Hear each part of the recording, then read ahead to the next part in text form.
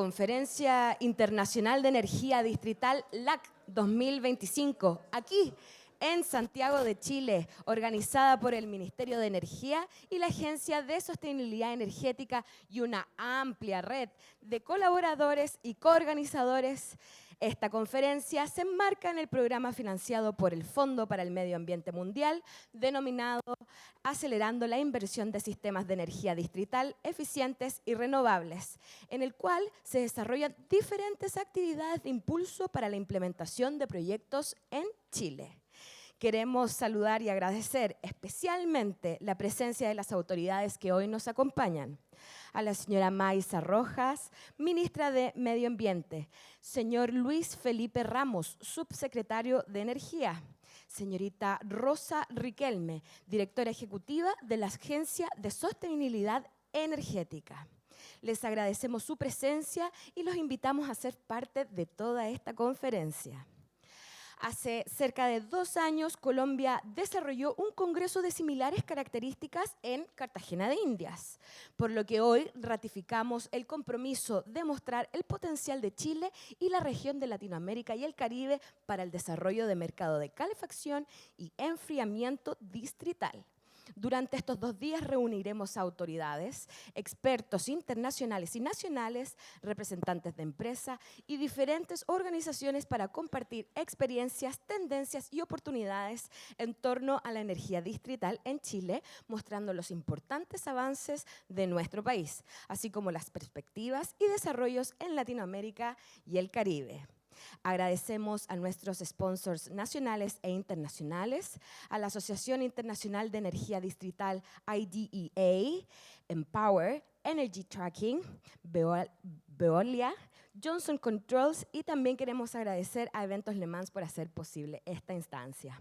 Les recordamos que el evento cuenta con una traducción simultánea de inglés-español y español-inglés y para esto pueden solicitar el dispositivo al ingreso del salón. También les comentamos que este evento será transmitido por streaming a través del canal de YouTube de la Agencia de Sostenibilidad Energética. Para comenzar, invitamos a entregar unas palabras de bienvenida al señor Luis Felipe Ramos, subsecretario de Energía. Los invitamos al escenario.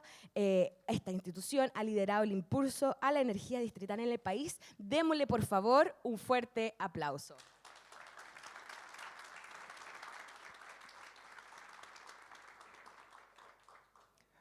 Hola, buenos días, ¿cómo están? Me sumo, por supuesto, a los vocativos. Ministra Maysa Rojas, ministra de Medio Ambiente, también la directora ejecutiva de la Agencia de Sostenibilidad Energética y, por supuesto, a todos quienes nos acompañan el día de hoy. Para nosotros, como Ministerio de Energía, nos complace y nos entusiasma poder estar aquí el día de hoy en esta conferencia sobre energía distrital. Y esto es especialmente relevante porque nos encontramos en un momento de inflexión para el desarrollo de esta industria en nuestro país y para tomarle el peso de cuál es la importancia y el rol que va a jugar la energía distrital en nuestras políticas públicas, es importante poder dimensionar hacia dónde estamos yendo y efectivamente cuál es la función y el aporte que puede hacer la energía distrital para nuestras políticas públicas.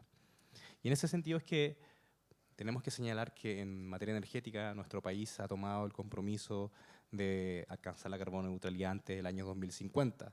Este es un objetivo muy desafiante para el sector energía, especialmente porque es responsable del 76% de las emisiones de gases de efecto invernadero. Y para poder cumplir con esa meta y con ese objetivo es que hemos desarrollado una estrategia con distintos pilares. Uno de ellos es el aumento de la energía renovable en nuestra matriz energética, en donde hemos avanzado de forma importante. De hecho, el año pasado tuvimos ciertas horas durante el día donde el aporte de la energía renovable alcanzó el 96%. Otro tanto tiene que ver con el desarrollo de la industria del hidrógeno verde, la cual nos permitirá electrificar aquellos sectores descarbonizar aquellos sectores difíciles de electrificar. Otro tanto también tiene que ver con el desarrollo de la electromovilidad. Para todos quienes nos visitan, probablemente verán el aporte que hace los buses eléctricos en nuestra ciudad, que es una de las ciudades con mayores buses de transporte público eléctrico después de las ciudades chinas. Y aquí me quiero detener con el aporte de la eficiencia energética, que es uno de los pilares históricos de nuestras políticas públicas existe antes incluso de la existencia del Ministerio de Energía, y con el cual hemos logrado objetivos tales como que en el 2022 logramos un ahorro equivalente a cerca de la mitad de la energía generada ese año por nuestro sistema eléctrico nacional.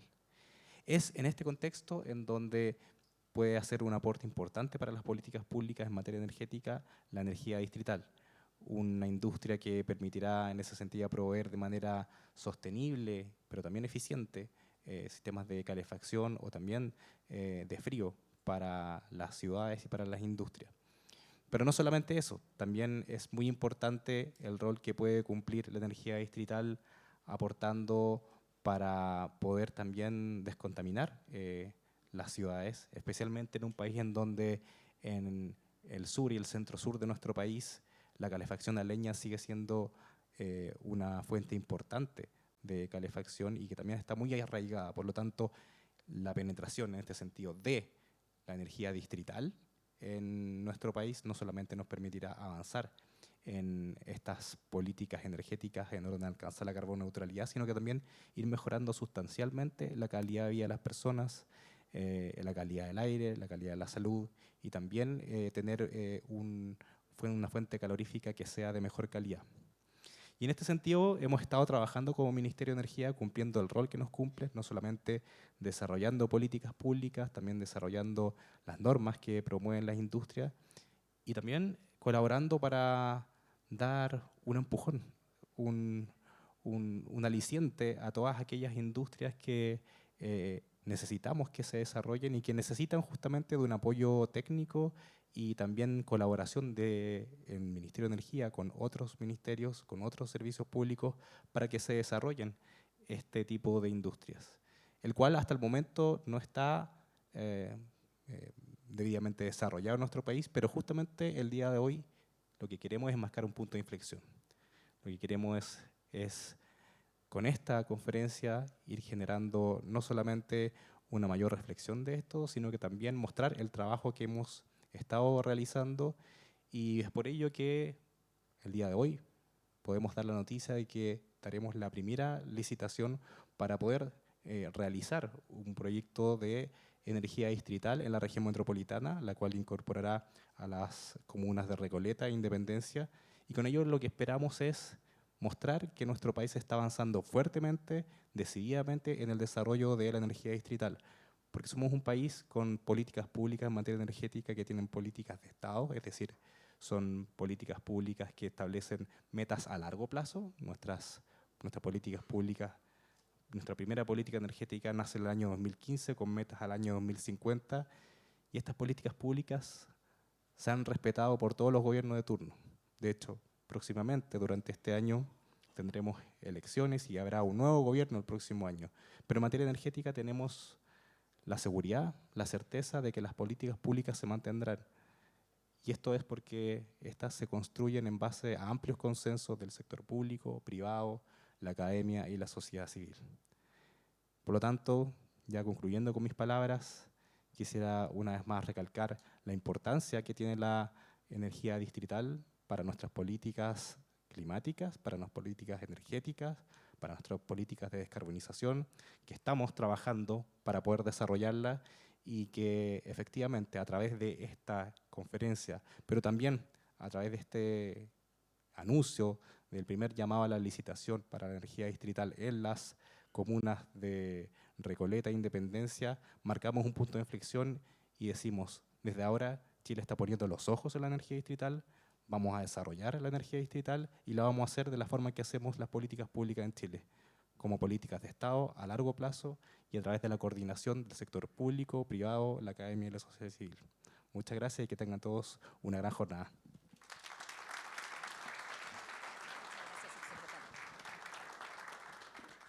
Agradecemos al subsecretario por sus palabras. Considerando los desafíos de Chile en materia de cambio climático y contaminación del aire de sus ciudades, invito al escenario a la ministra del Medio Ambiente, señora Maysa Rojas. Por favor, ministra, adelante, recibámosla con un gran aplauso.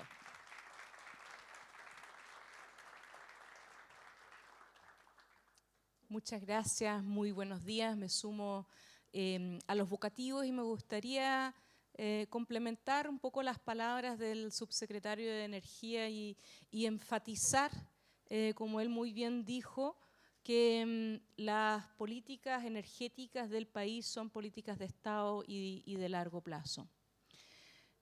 Como se mencionó, Chile tiene una ley marco de cambio climático que nos compromete a ser carbono neutrales a más tardar al año 2050, y la transición energética que ese compromiso requiere es liderada por el Ministerio de Energía. Por otro lado, Chile tiene un problema medioambiental, tiene varios problemas medioambientales, pero probablemente el más agudo es la contaminación del aire que respiran los chilenos y chilenas en una buena parte del territorio, desde Santiago hasta Coyhaique. Para los que no son de acá, eso representa no sé qué porcentaje del territorio, pero es como, debe ser como el 80% de la población de Chile. Tiene durante los meses de invierno una mala calidad del aire. Se respira aire que no es saludable. Y por lo tanto, esto no es solamente un problema de contaminación ambiental, sino también un problema de salud pública. Y en el caso de Santiago, esa contaminación como un 30% es leña, pero de la ciudad que ya nos sigue hacia el sur, el porcentaje de las fuentes de emisiones empiezan a ser 80, 90, 95% la leña. La leña que utilizan cada uno de los hogares de manera individual. Para resolver y abordar el problema de la contaminación del aire, Chile cuenta con una cantidad importante de planes de descontaminación. Tenemos poco más de 20 planes. Y se siguen expandiendo porque este es un problema muy extendido. Y los planes de descontaminación tienen el propósito que a lo largo de sus años de implementación, que normalmente son 10 años, se incluyen medidas para lograr de que esos lugares vuelvan a tener concentraciones de contaminantes que cumplan con la norma que existe en el país. Y para eso, evidentemente, en las ciudades donde más de un 90% las fuentes son de leña, tienen que ir abordando la leña a través de un programa que tenemos hace muchos años, que es el recambio de calefactores. El recambio de los calefactores tiene que ir de la mano, en algunos casos con electrificación. Lo hacemos también con un programa que tenemos en conjunto de casa solar. Y también tiene que ir de la mano con un aislamiento térmico adecuado para las viviendas, para que otras fuentes de calefacción permitan el estándar térmico adecuado. Y eso es un trabajo que se hace en conjunto con el Ministerio de Vivienda y Urbanismo. Ahora, como ustedes se podrán imaginar, ir casa por casa es un trabajo arduo y un tanto lento. Y aunque se ha avanzado de manera muy significativa y vemos cómo estos planes funcionan, los santiaguinos en particular, este año que ya terminó el periodo de invierno, aquí estamos en primavera, ha habido en 10 años una reducción del poco más del 60% de las horas que estamos expuestas a niveles altos de contaminación y números de ese orden un poco menores se ven en todas las ciudades donde tenemos planes de contaminación. Pero tenemos que ir más rápido y por esa razón es que dentro de nuestros planes de descontaminación, en varios de esos planes se propicia avanzar hacia energía distrital como una manera efectiva de ayudar a que esta descontaminación llegue más rápido a esas ciudades. Y por otro lado, en nuestra ley marco de cambio climático y en algunos de esos instrumentos también tenemos metas sobre energía distrital. Nuestra estrategia climática a largo plazo dice que al año 2050 deberían haber 500.000 hogares con energía distrital. Así es que, tal como mencionaba el subsecretario de Energía, el impulso a la energía distrital está anclado en varios instrumentos de política pública y en varias leyes también que tiene el país. Y esperamos que con este congreso ese impulso se pueda materializar para concretar una industria que nos parece muy interesante, nos parece que puede aportar a varios beneficios ambientales, sociales y también económicos del país, y por lo tanto les deseo mucho éxito y esperamos ver pronto esa licitación y esa materialización de proyectos. Muchas gracias.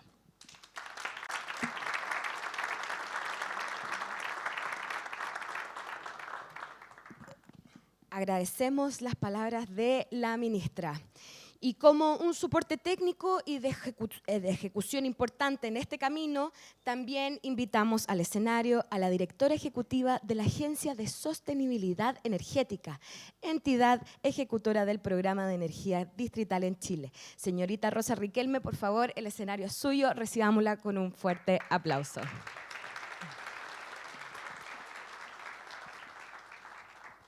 Gracias.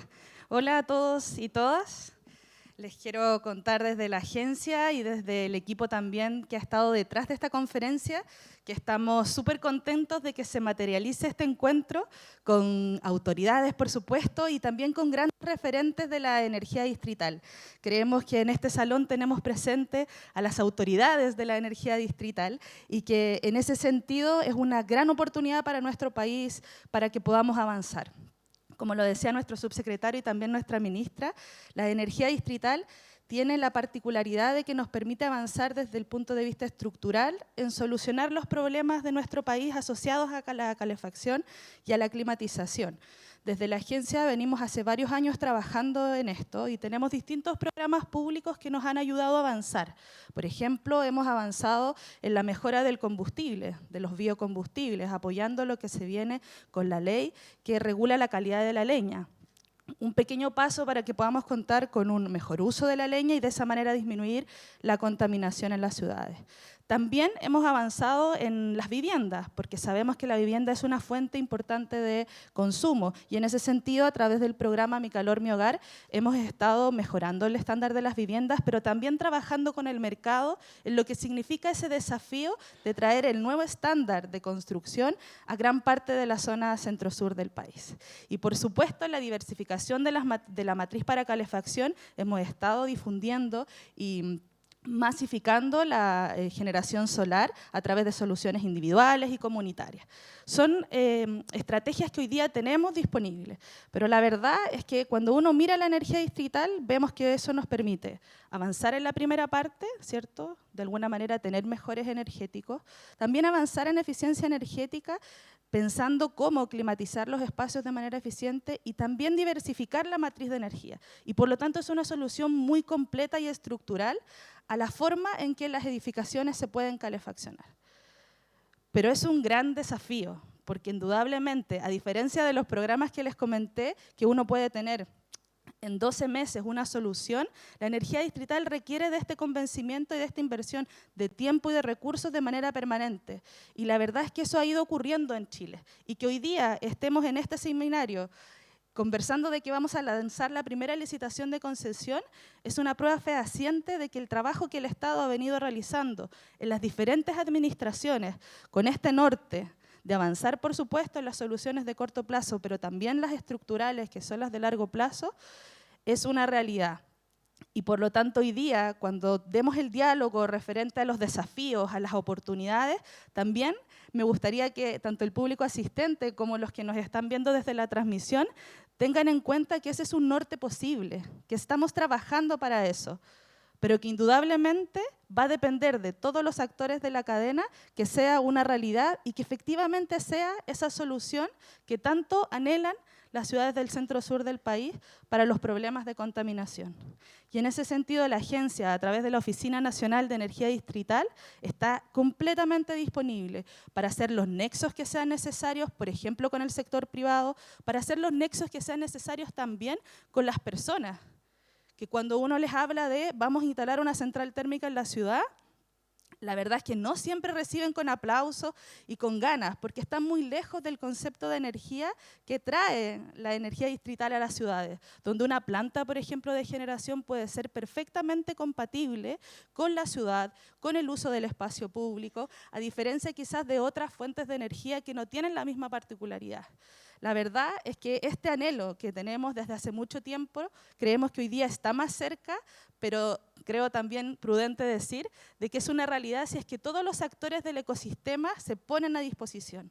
Por eso hoy día, por ejemplo, tenemos empresas, las vamos a necesitar, este sistema se va a concesionar y por lo tanto necesitamos que el sector privado apueste con nosotros a mostrar que esta es una tecnología posible, real y una solución a nuestros problemas.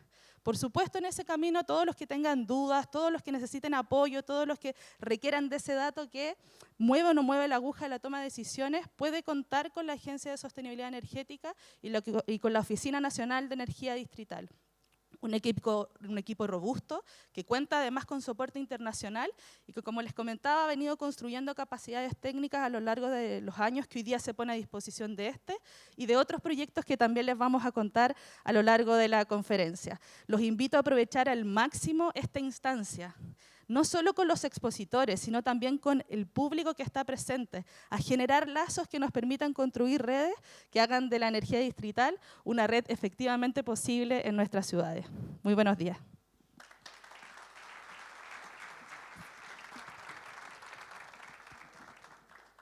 Muchas gracias, Rosa, y a la Agencia de Sostenibilidad Energética.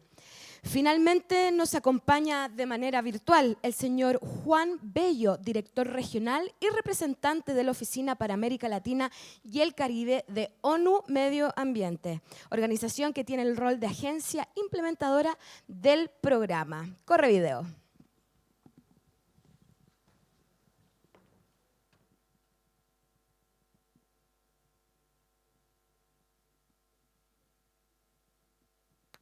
Muy buenos días.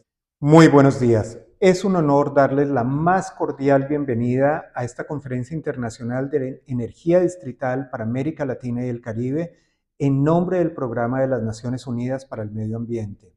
Quiero expresar un sincero agradecimiento al Gobierno de Chile, en particular al Ministerio de Energía, al Ministerio de Medio Ambiente y a la Agencia de Sostenibilidad Energética por su liderazgo, así como a los representantes de gobiernos, del sector privado, banca, academia y socios internacionales aquí presentes.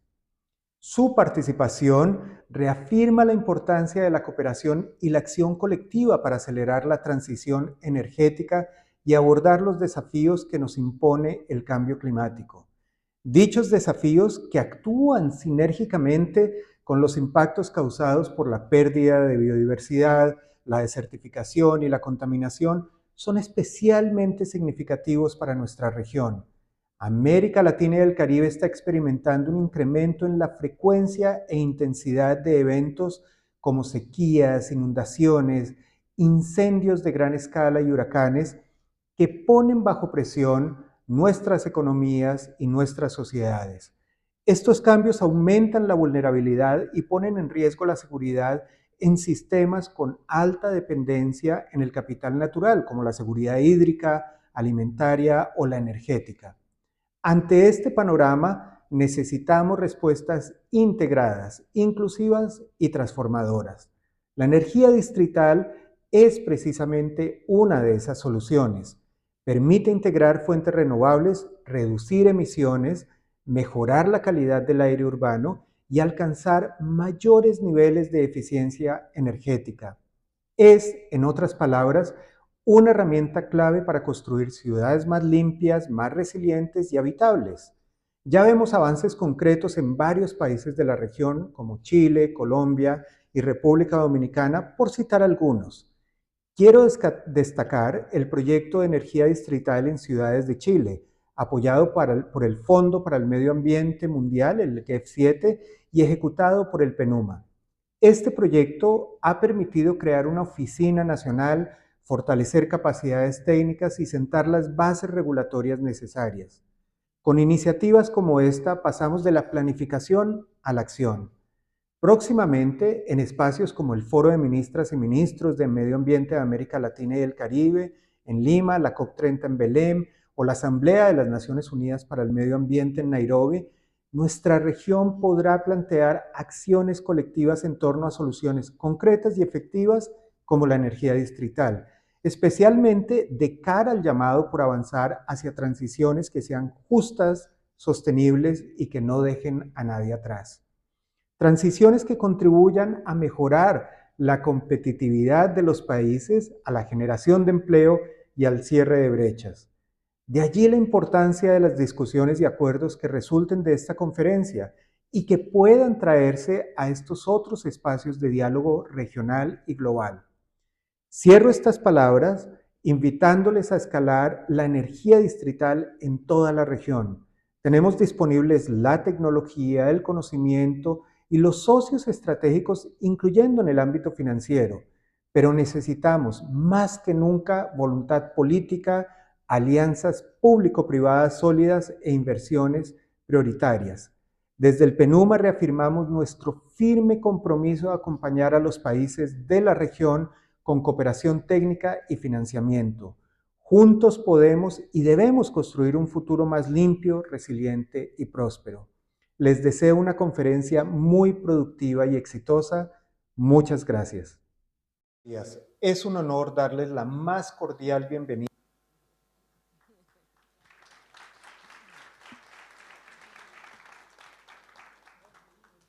Ahí está, muy bien. Entonces, muchas gracias a nuestras autoridades por sus palabras y por inaugurar esta conferencia internacional. Les pedimos nuevamente un fuerte aplauso.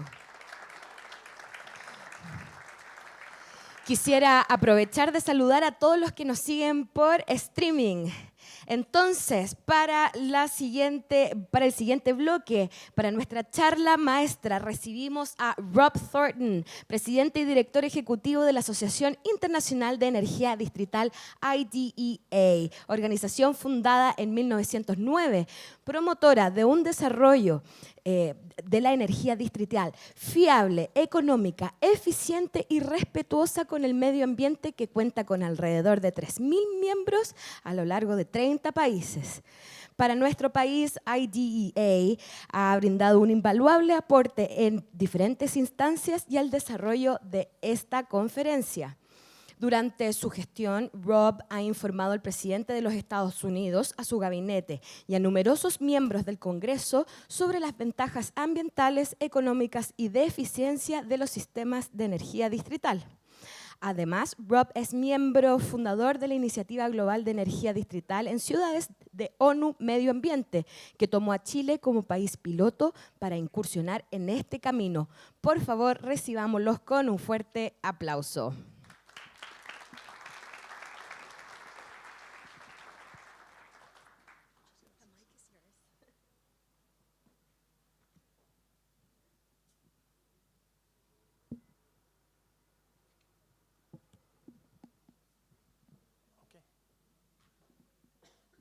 Buenos días, todas y todos. Buenos días. Eso es limitada de mi lengua español, pero muy feliz aquí hoy en Santiago hoy. ¿Y sí? English now. Thank you very much for your hospitality. It's wonderful to be here with all of you. A bit about my organization. It was founded in 1909, and we're based near Boston, Massachusetts. We have about 3,000 members in 28 countries, including many friends here in Latin America, Chile, and Colombia. Why are we here? The world is changing. We know it, we see it. In 1900, there were just over 1 billion people on the planet. 12 cities had 1 million people. Today, we have 8.2 billion people on the planet. And there are nearly 550 cities with over 1 million people.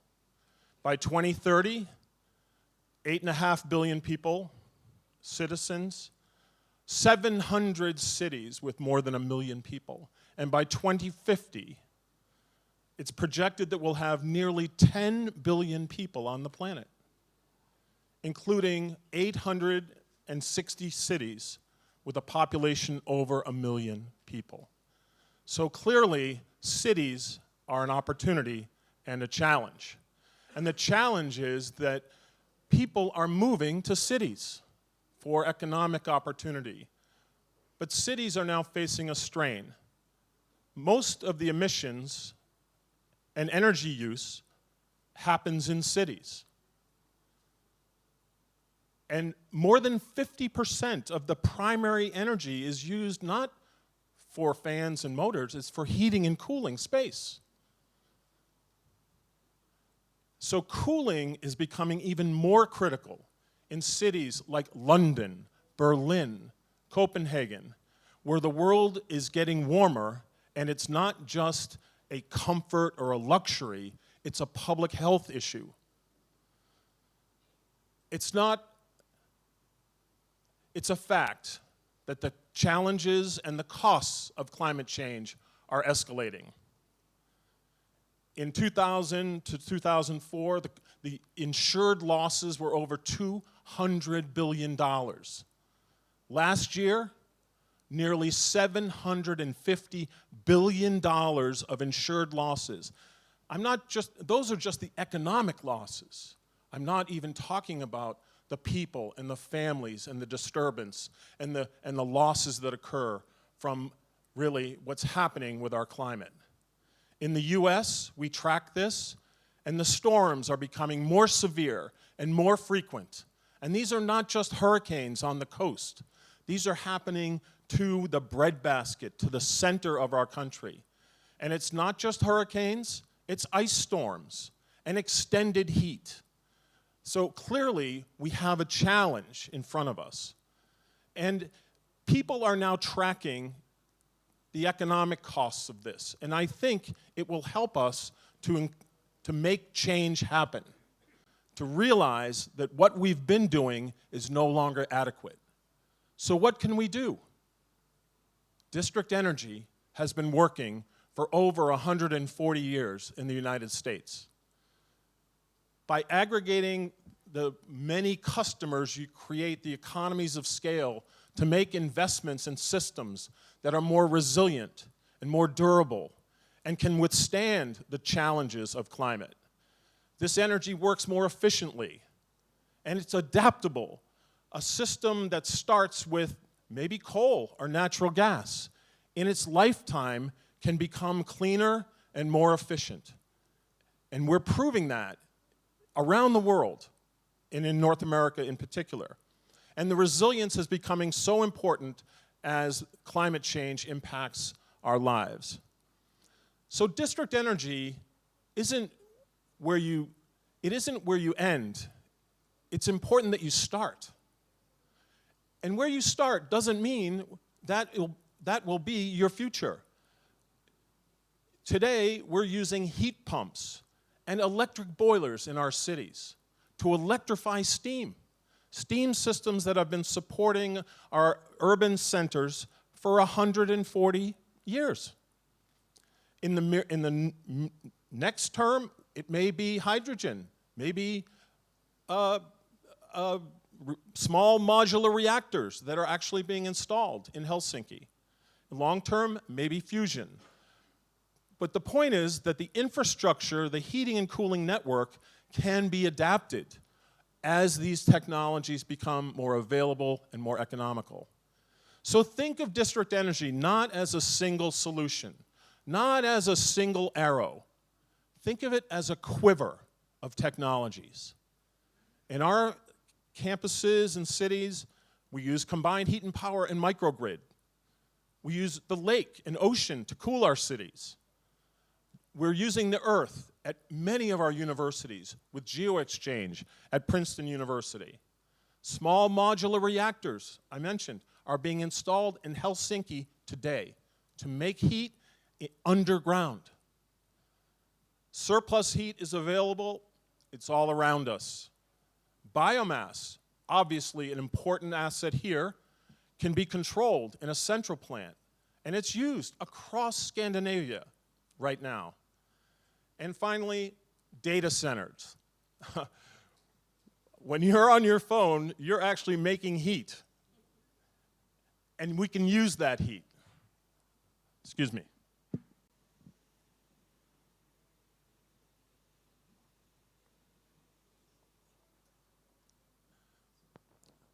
Dry mouth, dry mouth. So simply think of district energy not as a single solution, but in one part of the city, maybe you have geoexchange. In another part of the city, maybe you have an industrial facility. In another part of the city, maybe you have data centers or industry. Think over a 50 or 100-year life. You don't have to be perfect on day one. And over time, you can integrate these assets and become a more economical and efficient and resilient economy. And I'm here to tell you that in Manhattan, district energy was an urban air quality strategy. In 1878, there were hundreds of coal boilers, and they put in district energy to improve the air quality. And today, it is still a key solution in the dense city of Manhattan. But it was about making life better for people.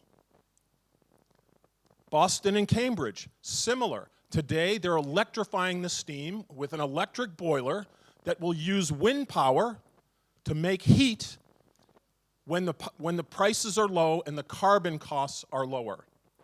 And next phase is to put in a heat pump to use the Charles River to heat and cool Boston and Cambridge. In Vancouver, if you've ever been to raise your hand if you've been to Vancouver in British Columbia. Arguably the most beautiful city in North America.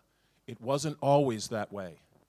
In 1968, private investors built the district heating system for the same reason. Vancouver, like Santiago, is ringed by mountains, and there's an inversion, and they realized that they had to improve the air quality.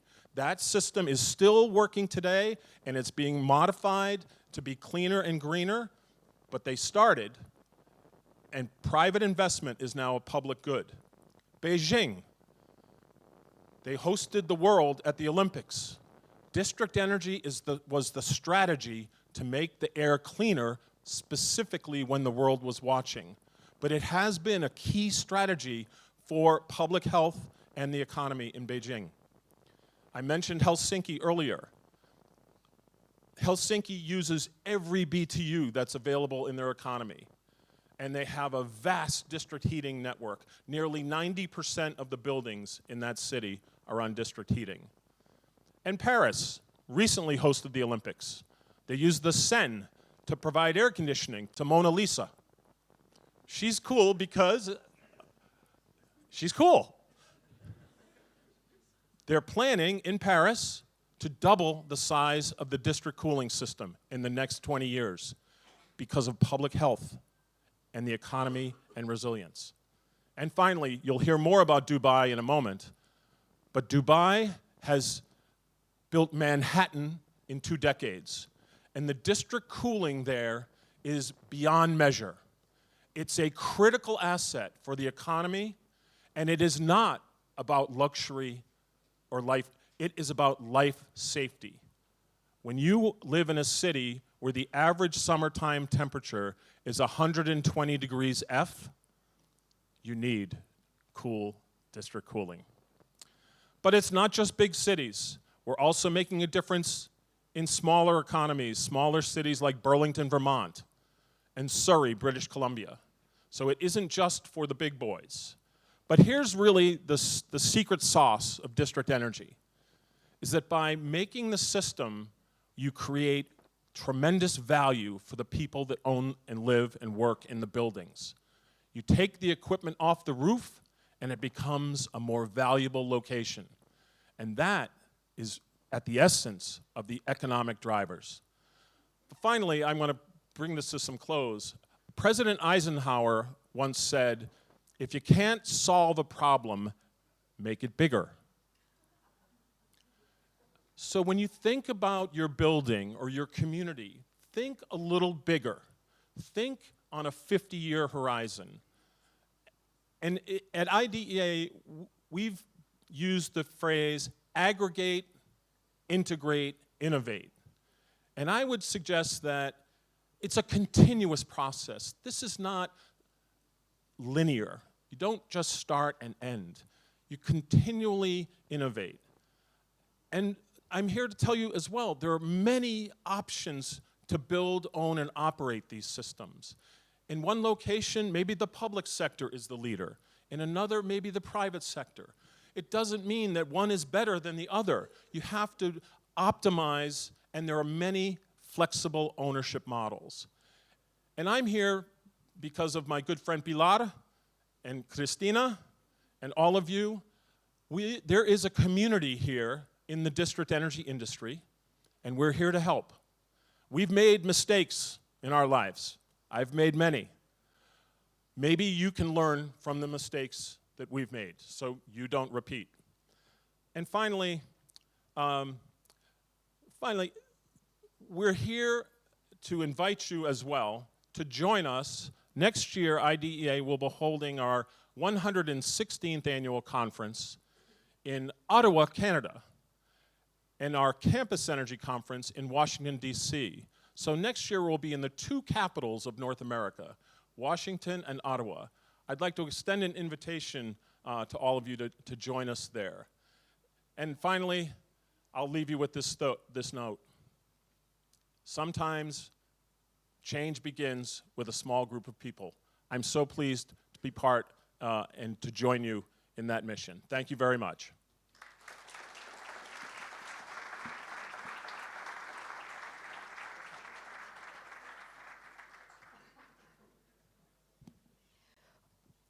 Muchas gracias, Rob, por esa inspiradora y alentadora charla, pero antes de que te bajes del escenario, Chile quisiera entregarte un reconocimiento por todo el apoyo brindado, en especial para el desarrollo de esta conferencia. Invitamos a Rosa Riquelme, directora ejecutiva de la Agencia de Sostenibilidad Energética, quien hará entrega del reconocimiento, además del subsecretario. Por favor, acompáñenos para hacer la entrega de este bonito reconocimiento. Al escenario, sí, por favor.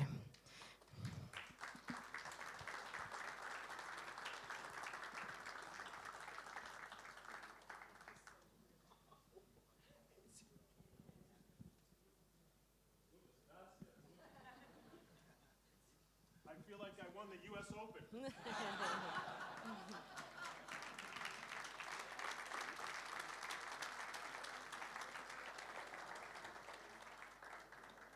Thank you very much, Rob. But wait, where's the check?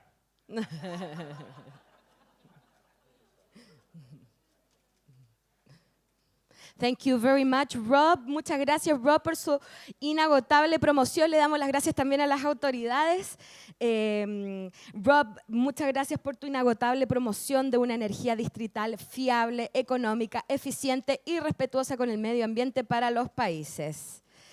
Siguiendo entonces, a continuación, el señor Julio Maturana, jefe de División de Energías Sostenibles del Ministerio de Energía de Chile, nos presentará sobre el desarrollo de la energía distrital en Chile.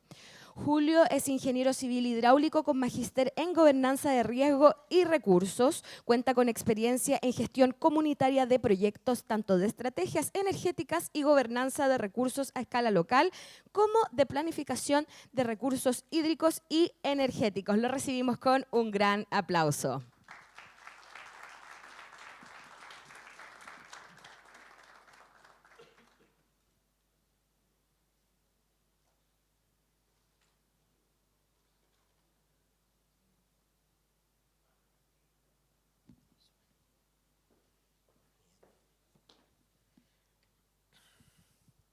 Buenos días a todos y todas.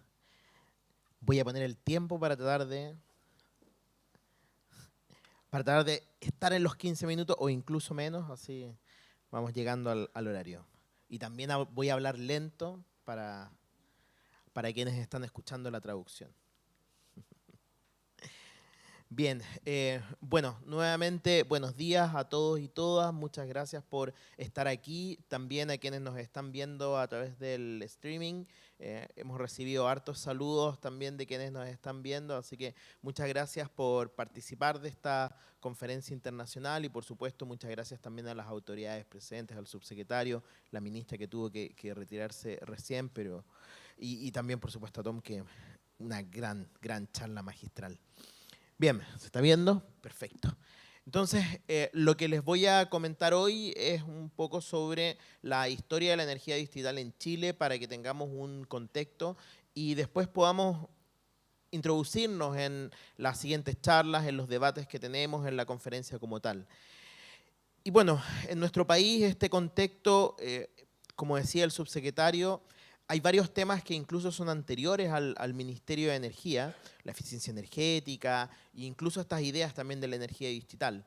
El Ministerio de Energía nació el año 2010 y de ahí en adelante se han hecho varias cosas, como por ejemplo comenzamos con un estudio en precisamente estas ciudades que comentaba la ministra, que son las que tienen una alta carga de leña, como por ejemplo en Temuco, el año 2010 comenzamos con eso. Después, el 2012, ya comenzamos con un primer condominio que tenía o tiene, digamos, energía distrital también en esa misma ciudad. Y así fuimos avanzando en diferentes estudios también en varias ciudades del país. Se creó también en estos años precisamente la oficina de calefacción distrital, la ONET, y comenzamos también un trabajo con otros ministerios, con el MOB, por ejemplo, incluso con el MIMBU, y comenzamos también con la planificación de 3 proyectos piloto para dar el puntapié inicial, ¿cierto?, a la energía distrital como una alternativa energética de calor en el caso de nuestro país, en otros lugares de frío como escuchamos recién. No es algo desconocido para nuestro país en el sentido de que hace varios años atrás, en los años 70, se hicieron proyectos que tenían que ver con el calor. En la Universidad de Concepción, por ejemplo, tiene un sistema, o las Torres de San Borja, que también tienen un sistema, que están ubicadas aquí en Santiago. Hoy lo que buscamos, ¿cierto?, es dar esta alternativa con tecnología, por supuesto, de punta, con alternativas que sean viables económicamente, pero además, como comentaba la ministra de Medio Ambiente, que sean sostenibles también para el medio ambiente. Eso es un poco como el resumen de la historia de nuestro país en términos de la energía distrital.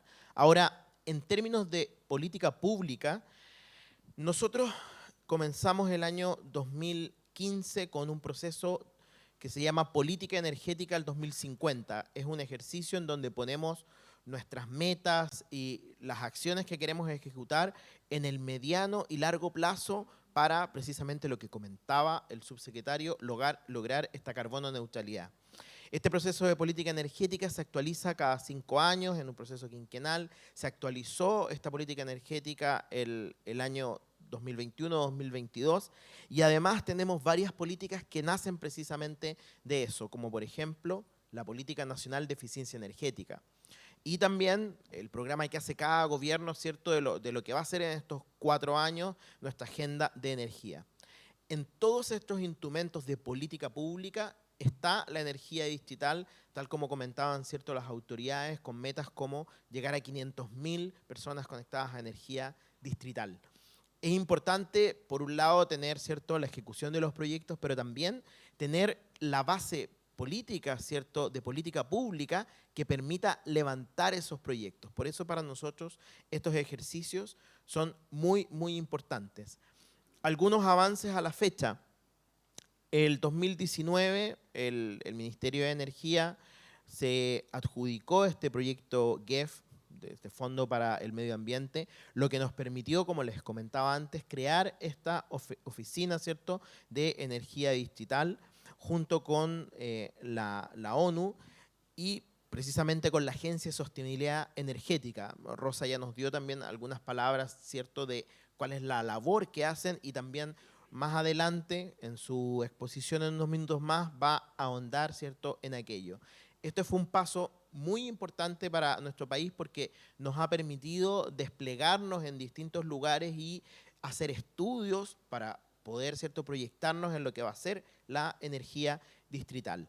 Asimismo también, gracias por supuesto a precisamente estos avances, entre el 2021 y el 2023 hemos hecho algunas modificaciones, ¿cierto?, aclaraciones en nuestras normativas, no del Ministerio de Energía, sino que de otros ministerios, como por ejemplo el Ministerio de la Vivienda, que nos han permitido, ¿cierto?, introducir estos temas en la normativa que rige en los edificios, en las residencias, etcétera. Como por ejemplo la modificación de la norma de urbanismo y construcción, o por ejemplo la circular 459.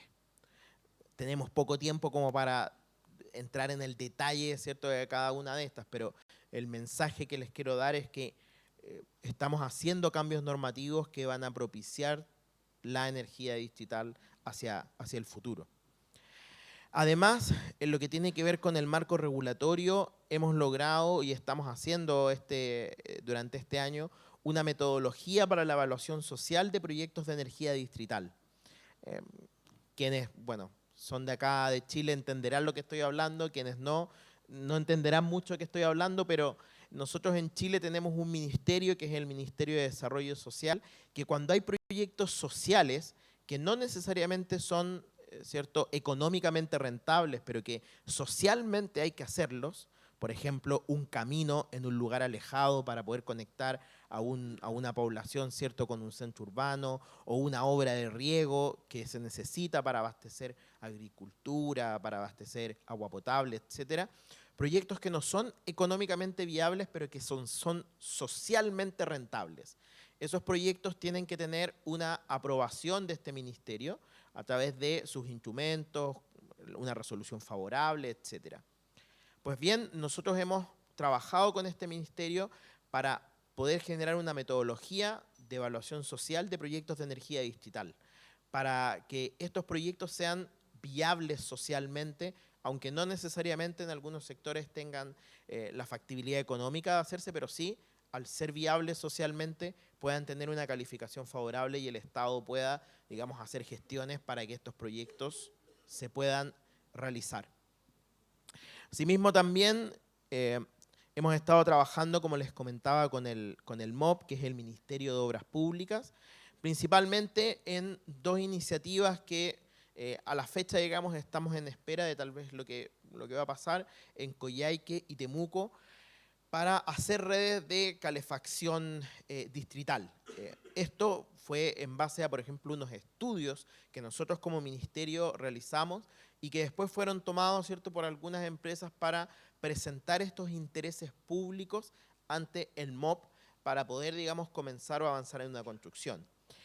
Lamentablemente, conocido para todo el mundo, comenzó, digamos, la pandemia el año 2021, hubo otras prioridades, obviamente en términos económicos las cosas también cambiaron un poco y estos proyectos quedaron, digamos, en stand-by o en pausa y esperamos que tal vez en la medida que, por supuesto, se vaya recuperando el dinamismo económico, podamos tener nuevamente estas alternativas sobre la mesa. Aún así estamos trabajando con el MOP en otras alternativas normativas que nos permitan avanzar en la energía distrital en conjunto con ellos. Y en lo que tiene que ver con precisamente proyectos más concretos, digamos, hemos avanzado, como comentaban por ahí, en 16 proyectos o asesorando 16 proyectos. Algunos en papel, otros en factibilidad y otros ya, como les voy a comentar ahora, en una etapa muy cercana a la licitación. Tenemos ahí varias ciudades de Chile en donde hemos avanzado en estos estudios, en donde hemos evaluado los proyectos, hemos hecho ingeniería básica y que nos ha permitido, digamos, avanzar en estos primeros pasos de la energía distrital. Sin duda que los proyectos más avanzados son, precisamente los proyectos de Recoleta e Independencia, que hemos tenido, por supuesto, reuniones con los equipos técnicos, con los alcaldes. Hay bastante, digamos, entusiasmo por este proyecto.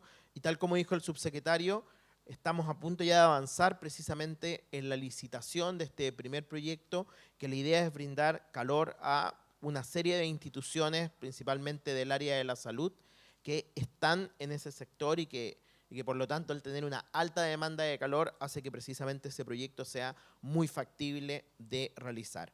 Asimismo, también hemos trabajado con el MIMBU, que es el Ministerio de Vivienda y Urbanismo, en un proyecto social, que en este proyecto social, que está en etapa de licitación, se incluye precisamente la calefacción distrital como una de las alternativas de calefacción de este proyecto. Y en los desafíos futuros que tenemos, como les comentaba, Recoleta e Independencia y Talca están a punto, están dando soporte para poder licitarse y esperamos realizar una consulta precisamente al mercado, atraer inversión extranjera. Este seminario tiene el sentido también de conversar y precisamente ver la factibilidad de hacer proyectos en nuestro país. Y vamos a después simplemente con una segunda ronda de proyectos piloto, de análisis técnicos, prefactibilidad y la búsqueda de financiamientos para estas alternativas. Primero con estos 2 proyectos y después vamos a seguir avanzando con los 16 proyectos que ya tenemos ciertos diseños y ya tenemos algunas partes avanzadas. Y en lo que tiene que ver con el trabajo interinstitucional, nosotros continuamos con una mesa de trabajo con el MOP, el Ministerio de Medio Ambiente, y por eso también estuvo acá, ¿cierto?, la ministra. No voy a entrar mucho en ese detalle porque después va a estar Cristian Tolvet seguramente hablando de esto, pero los planes de descontaminación de las ciudades incluyen como parte de las alternativas de solución precisamente la energía distrital como un aporte significativo, ¿cierto?, para esos objetivos. Con el Ministerio de Desarrollo Social ya les expliqué que estamos trabajando en estas metodologías. También estamos trabajando con Invest Chile precisamente para atraer la inversión a nuestro país de este tipo de tecnología, con la Agencia de Sostenibilidad Energética en nuestra oficina, la ONED de calefacción distrital, y también con precisamente la Danish Energy Agency para renovar la cooperación técnica en el marco regulatorio de los modelos de gestión de energía en estos ámbitos. Llevo 12 minutos y medio y voy a terminar en 30 segundos. Excelente. Solo como mensaje final, comentarles que durante esta jornada y mañana van a conocer varias experiencias nacionales, internacionales. Vamos a poder conversar precisamente sobre la energía distrital. Nuestro interés como país es atraer inversión y comenzar a hacer los proyectos. Siempre el primer proyecto es el más difícil, porque requiere confianza tanto de quienes invierten, de las empresas, del aparato público, pero también de los usuarios. Pero una vez que se concreta el primer proyecto y es exitoso, de ahí en adelante la cantidad de proyectos que van a empezar a surgir en distintos lugares del país va a ser muy rápido. Esa es nuestra, por supuesto, esperanza y nuestras proyecciones respecto a este tema de la energía distrital. Y para eso, como Estado, por supuesto, estamos haciendo todo lo que podemos hacer en torno a la coordinación dentro del propio Estado, pero también a la coordinación con los inversionistas, la coordinación precisamente con la ONU, con otros aparatos también extranjeros para poder concretar este tipo de tecnología que, bueno, Tom ya nos mostró que en el mundo existe. Es una tecnología que está probada, funciona y que requiere, por supuesto, de credibilidad, de también un empuje político, pero precisamente en eso estamos y ese es uno de los objetivos de esta conferencia. Bueno, 14 minutos, muchas gracias y disfruten la conferencia. Agradecemos, por supuesto, las palabras de Julio Maturana. Invito ahora al señor Cristian Tolvet, jefe de la División de Calidad del Aire del Ministerio del Medio Ambiente de Chile. Su presentación será acerca del rol de la energía distrital en la mitigación de la contaminación local y global. Cristian es un ingeniero mecánico y máster en ciencias sobre medio ambiente y desarrollo sostenible. Ingresó a la institucionalidad ambiental en 2013, donde encabezó el área de calidad del aire y cambio climático. Posteriormente fue encargado nacional del proyecto Moving Chile de GIS, antes de regresar al Estado. Un aplauso, por favor.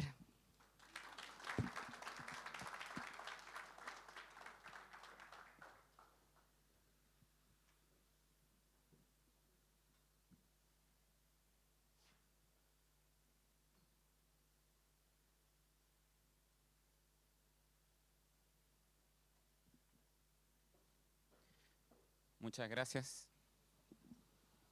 Muchas gracias, ¿se escucha? Muchas gracias por la invitación.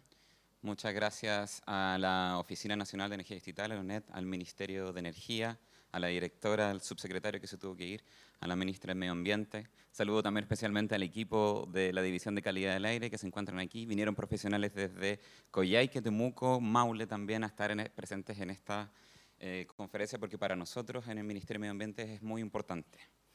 ¿Y por qué es tan importante también la energía distrital y cómo nosotros sentimos que nos puede ayudar con objetivos del Ministerio de Medio Ambiente? Y es primero porque la contaminación atmosférica es uno, sino el principal problema y desafío ambiental que tiene la autoridad hoy en día en el país.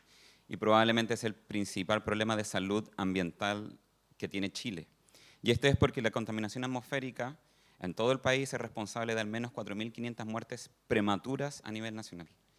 Y como pueden ver aquí en esta imagen, tenemos una calle en la ciudad de Temuco, si no me equivoco, ¿no es cierto?, en un día de preemergencia o emergencia versus un día en que estaba la contaminación en estado bueno. La imagen no es neblina ni es una nube, eso es contaminación y material particulado. Y además es muy importante para nosotros porque hoy en día más de 12 millones de personas en el país, en Chile, un país de 19 millones de personas, está expuesto a concentraciones de material particulado fino superiores a la norma nacional.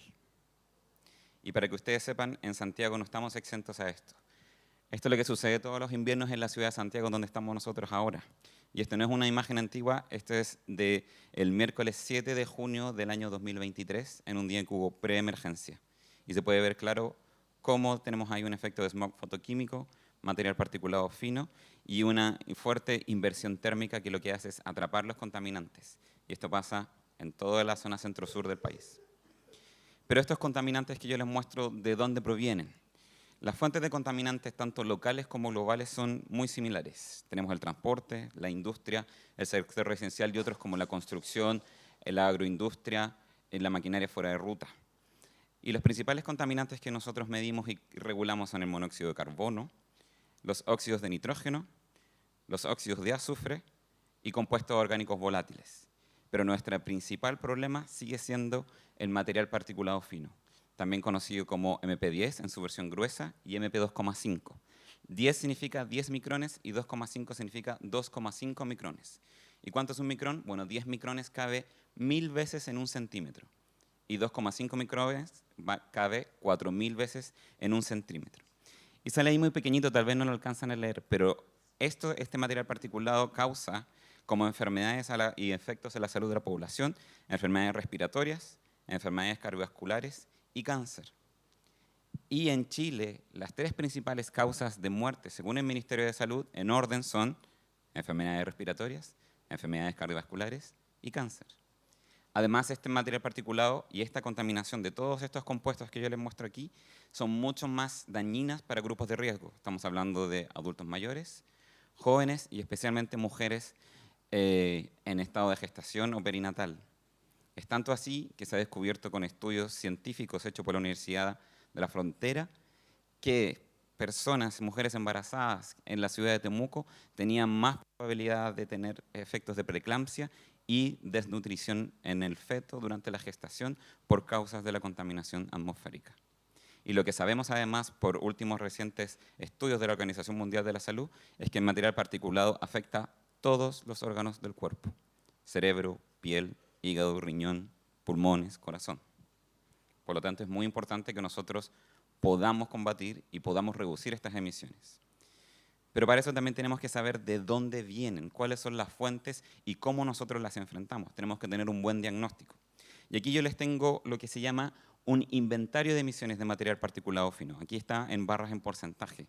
Y además lo he ordenado desde norte a sur, desde la ciudad de Tocopilla, más al norte, en la región de Antofagasta, hasta la ciudad de Puerto Aysén, si vamos de derecha a izquierda. Y lo que vemos es que hay distintas fuentes de contaminación dependiendo del país. Van a ver que hay un patrón muy marcado, donde en la zona norte las principales fuentes son barras azules, que son industrias y o calderas, y aquí podemos destacar, por ejemplo, la industria de la minería, principalmente industrias de energía también. Después, en la región metropolitana, en Santiago, muy importante también en el naranjo están las fuentes móviles, que son las fuentes vehiculares principalmente, vehículos particulares, camiones, buses, que se ha mejorado mucho con el transporte público electrificado en la ciudad. Pero también en amarillo desde la ciudad de Santiago o incluso desde Concón, Quintero, Puchuncaví, empezamos a ver que es cada vez más prevalente la calefacción residencial o el uso de leña como la principal fuente de material particulado fino, incluso llegando a niveles de prácticamente 100% de las emisiones de material particulado fino en las ciudades de Coyhaique y Puerto Aysén, en los planes del sur, que son los más australes. Y dije plan. ¿A qué me refiero cuando yo digo plan? ¿Cómo se logra descontaminar? La principal herramienta que nosotros tenemos son los planes de descontaminación, los PDAs. Así muchos de ustedes lo deben haber escuchado porque además aquí en Santiago hay un PDA.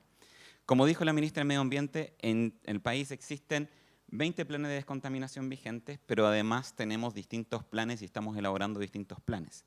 Yo le pongo aquí un mapa de la zona centro-sur de Chile, desde la quinta región de Valparaíso hasta la región de Aysén. Y pueden ver en naranjo cuáles son los planes de descontaminación vigentes y en amarillo planes de descontaminación que se están trabajando en este momento. Lo que podemos decir es que en la zona norte tenemos 9 planes que nosotros llamamos de zonas mineras e industriales. Y en la zona centro-sur tenemos 11 PDAs vigentes por altas emisiones residenciales, incluyendo el plan de la región metropolitana. Y además tenemos 8 nuevos planes de descontaminación en proceso. En el norte tenemos 3 nuevos y por leña tenemos 2 nuevos, además de 3 macrozonas. ¿A qué me refiero con macrozonas? Es que estamos usando todo el valle central de la región para hacer regulación ambiental. Y hemos avanzado, se ha avanzado, pero todavía falta. Aquí yo le muestro un gráfico que muestra en azul cómo era el promedio de todas las estaciones de un lugar en concentración de material particulado fino. Cuando hablamos de concentración es qué tanto material particulado fino hay en el aire, qué tanto material particulado estamos respirando en esa ciudad. Y en naranjo están los datos del año 2024. Estos son promedios de varias estaciones, no significa que es el peor de los casos. Y el Ministerio de Medio Ambiente regula para el peor de los casos. Pero lo que hemos visto es que nosotros hemos mejorado en casi todas las zonas, sino en todas las zonas donde tenemos plan de descontaminación. Tanto es así que la norma vigente ya estamos en promedio, vuelvo a repetirlo, bastante bien. Pero además, tengo que decirles que nosotros estamos además revisando el estándar nacional de material particulado fino, por lo tanto la meta se va a volver a aumentar, va a volver a subir. Y esto es así porque la Organización Mundial de la Salud del 2021 volvió a bajar sus recomendaciones para cuál debería ser el estándar que los países debiesen seguir. De hecho, el estándar recomendado a nivel mundial es 5 y nosotros estamos apuntando a 15 microgramos por metro cúbico como la concentración que debería respirar una persona. Entonces, ¿cómo nosotros podemos usar la energía distrital para que nos ayude en nuestra estrategia de descontaminación? Primero, un poco de zoom al problema de la calefacción residencial, que es donde está la principal oportunidad de la energía distrital. Y lo que vemos es que la leña es el principal combustible utilizado para la calefacción. Este es el caso de Chile y en otros países de la América Latina también se ocupa mucho la leña para la cocción, para la cocina. Y por lo tanto el material particulado de este tipo de contaminante es muy prevalente no solamente en Chile, sino que en América Latina. Pero además este contaminante genera contaminantes globales como es el black carbon, que también es conocido como un supercontaminante porque afecta tanto la salud de la población como también tiene un efecto en cambio climático. Pero ¿qué es lo que pasa? En Chile, un 22, casi un 23% de los hogares tiene un gasto excesivo de energía. ¿Qué significa esto? Que gastan más del promedio de su sueldo en energía comparado con el resto del país, más de un 10%. Esto significa que un 20% de la población se encuentra en situación de pobreza energética. Y lo que podemos decir que el problema de la calidad del aire, de la mala calidad del aire en la zona centro-sur, también es un problema de pobreza energética. y como pobreza energética, tiene muchas dimensiones distintas que tienen que ser atacadas. Y ese es el gran desafío que nosotros tenemos. Primero, el alto consumo de la leña, casi 12 millones de metros cúbicos estéreo. Los artefactos a leña son muchos en el país. Tenemos 1,7 millones de unidades que se utilizan en el país, 1,8 millones de viviendas que ocupan la leña. Tenemos leña de mala calidad, que es difícil de fiscalizar, aunque por supuesto la nueva ley de biocombustibles, muy bienvenida para nosotros, nos va a ayudar a tener más y mejores herramientas para fiscalizar y promover el uso de leña seca, que es un beneficio gigantesco. Tenemos calefactores y cocinas, un parque de calefactores y cocinas ineficiente. Tenemos viviendas con estándares de aislamiento térmico muy antiguos. Las viviendas nuevas que se están construyendo están con estándares de eficiencia energética muy grandes. Pero hay viviendas, un parque existente que todavía tiene brechas muy importantes. Además, sabemos de que muchos calefactores no se ocupan en las condiciones óptimas, ocupando combustibles de mala calidad, pero también con manipulación que no requiere, que no es la más óptima. Y por lo tanto, todo esto son causas varias de problemas que se encuentran aquí y que pueden ser todos enfrentados con la tecnología de la calefacción distrital. Y como muy bien mencionaba Julio, nosotros en nuestros planes de contaminación tenemos medidas de calefacción distrital. Aquí lo voy a pasar un poco más rápido porque estoy un poco atrasado, pero tenemos varias medidas en los planes de contaminación que incluyen muchas fiscalizaciones, prohibiciones y restricciones y programas de fomento también como un programa de recambio de calefactores y mejoramiento térmico de viviendas. Pero una de las medidas que para nosotros creemos que tiene mayor potencial y que hasta ahora todavía no la hemos podido hacer lanzar o que no hemos podido hacer que despierte son los pilotos y los programas y estudios en calefacción distrital, que la gran mayoría de los planes de descontaminación que yo les he mencionado tienen medidas de calefacción distrital. ¿Y cómo nos aportaría entonces la calefacción distrital? Bueno, todos ustedes lo saben, pero no resta mencionarlo de nuevo. La energía distrital es la distribución de energía térmica a través de una red de tuberías que puede ser utilizada para calefaccionar, pero también para enfriar. Todo un distrito, toda una zona de la ciudad que podría inmediatamente mejorar su calidad del aire y su confort térmico. Con eso nosotros podríamos tener un impacto directo tanto en los contaminantes locales como en los contaminantes globales. Y lo que nos permite también la energía distrital es utilizar distintos tipos de energéticos. Podríamos hacer waste to energy, que es un problema muy importante en el sur, la gestión de residuos. Podríamos ocupar biomasa, que también podría encadenarse con procesos productivos de las regiones que tienen voluntades o vocaciones madereras y de producción de biomasa. Podríamos tener bombas de calor, podríamos ocupar gas natural en aquellas zonas donde se puedan ser más propicios. Es decir, como muy bien mencionaba Robert, esta es una tecnología que es flexible, es por así decirlo agnóstica con respecto a la tecnología y a la energética que utiliza, pero que aún así puede tener impacto. Y quiero darles un ejemplo práctico de cómo nosotros podríamos ver un importante efecto de la energía distrital en una zona que está altamente contaminada. Pongamos un problema a resolver en que tenemos 10.000 viviendas que ocupan calefactores a leña y cada vivienda genera 37 kilos al año de material particulado fino, con lo cual se generan 370 toneladas de material particulado fino al año solo por este distrito.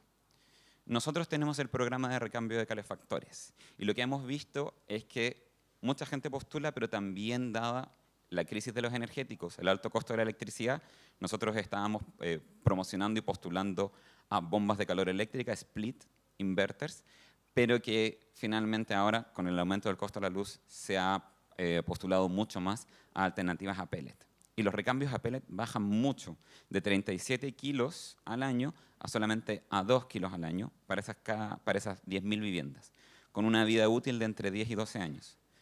Si nosotros pudiéramos recambiar a todas estas viviendas, alcanzaríamos un 95% de reducción de ese material particulado fino. Ahora veamos una alternativa 2, que no compiten, sino que son complementarias, en que en un distrito también de 10.000 viviendas o incluso más, ponemos una calefacción distrital. Aquí la emisión ya no viene de los calefactores a pellet, sino que viene solamente de la central térmica de energía y que podría ser simplemente 2 toneladas al año, con lo cual nosotros podríamos tener una reducción del 99,5% en las emisiones de material particulado fino. Con lo cual nosotros vemos una reducción importantísima.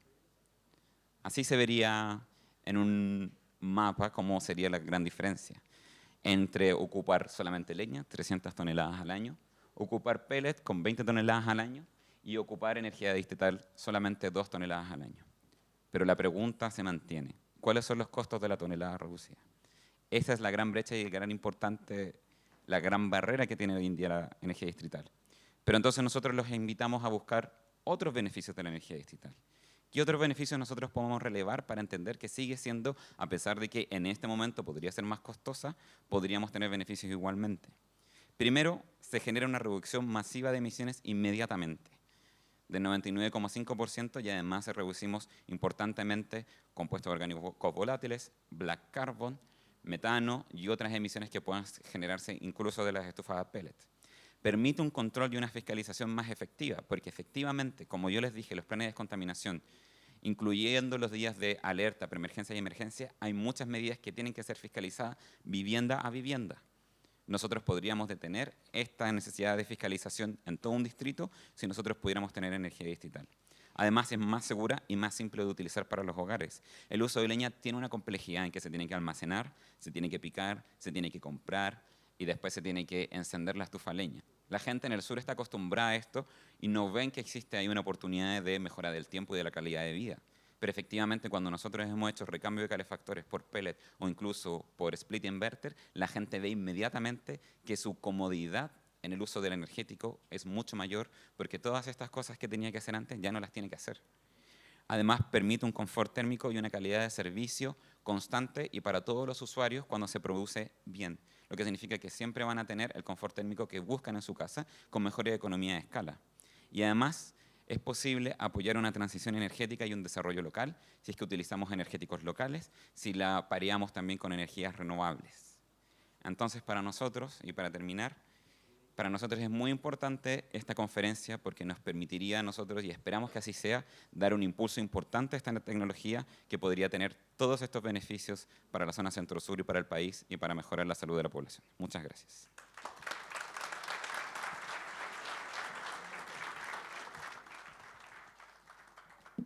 Muchas gracias, Cristian, por esta interesante presentación.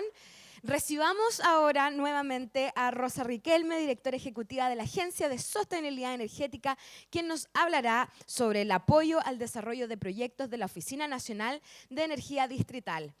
En su trayectoria profesional, Rosa ha aportado al desarrollo de temas energéticos para el país desde el diseño en la implementación y evaluación de políticas públicas en el área. Es parte del programa Women in Energy del World Energy Council, red de mujeres representantes de distintos sectores de la industria energética. La recibimos, por favor, con un fuerte aplauso.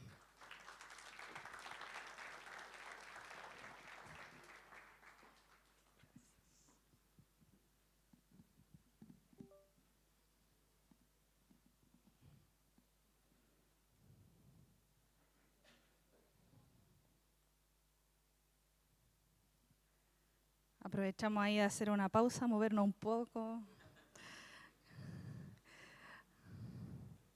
Hay algunos internacionales que les puede afectar también el cambio de horario, así que aprovechar ahí la pausa para despertar el cuerpo. Gracias, Cara. Súper, bueno, les voy a contar primero desde la agencia, porque en nuestro país tenemos distribuidas las funciones, digamos, desde el punto de vista de la implementación de la política, en la regulación, en la fiscalización y en la implementación en materia de eficiencia energética y energías renovables. Tenemos la agencia que yo dirijo y de la cual soy parte hace ya varios años. Es la Agencia de Sostenibilidad Energética. La Agencia de Sostenibilidad Energética es una institución sin fines de lucro, que se creó cuando en Chile se estructuró la institucionalidad energética a través de la ley 20.402, que se relaciona directamente con el Ministerio de Energía, pero que también se relaciona con el sector privado a través de su directorio, que está conformado por instituciones públicas y también por instituciones privadas y la academia, y que de alguna manera también ha podido canalizar inversión privada a través del sistema de donaciones. De esa manera, entonces, esta es una institucionalidad que se ha puesto a disposición del país. Tiene su origen por ahí por los años 2005 en el programa País de Eficiencia Energética.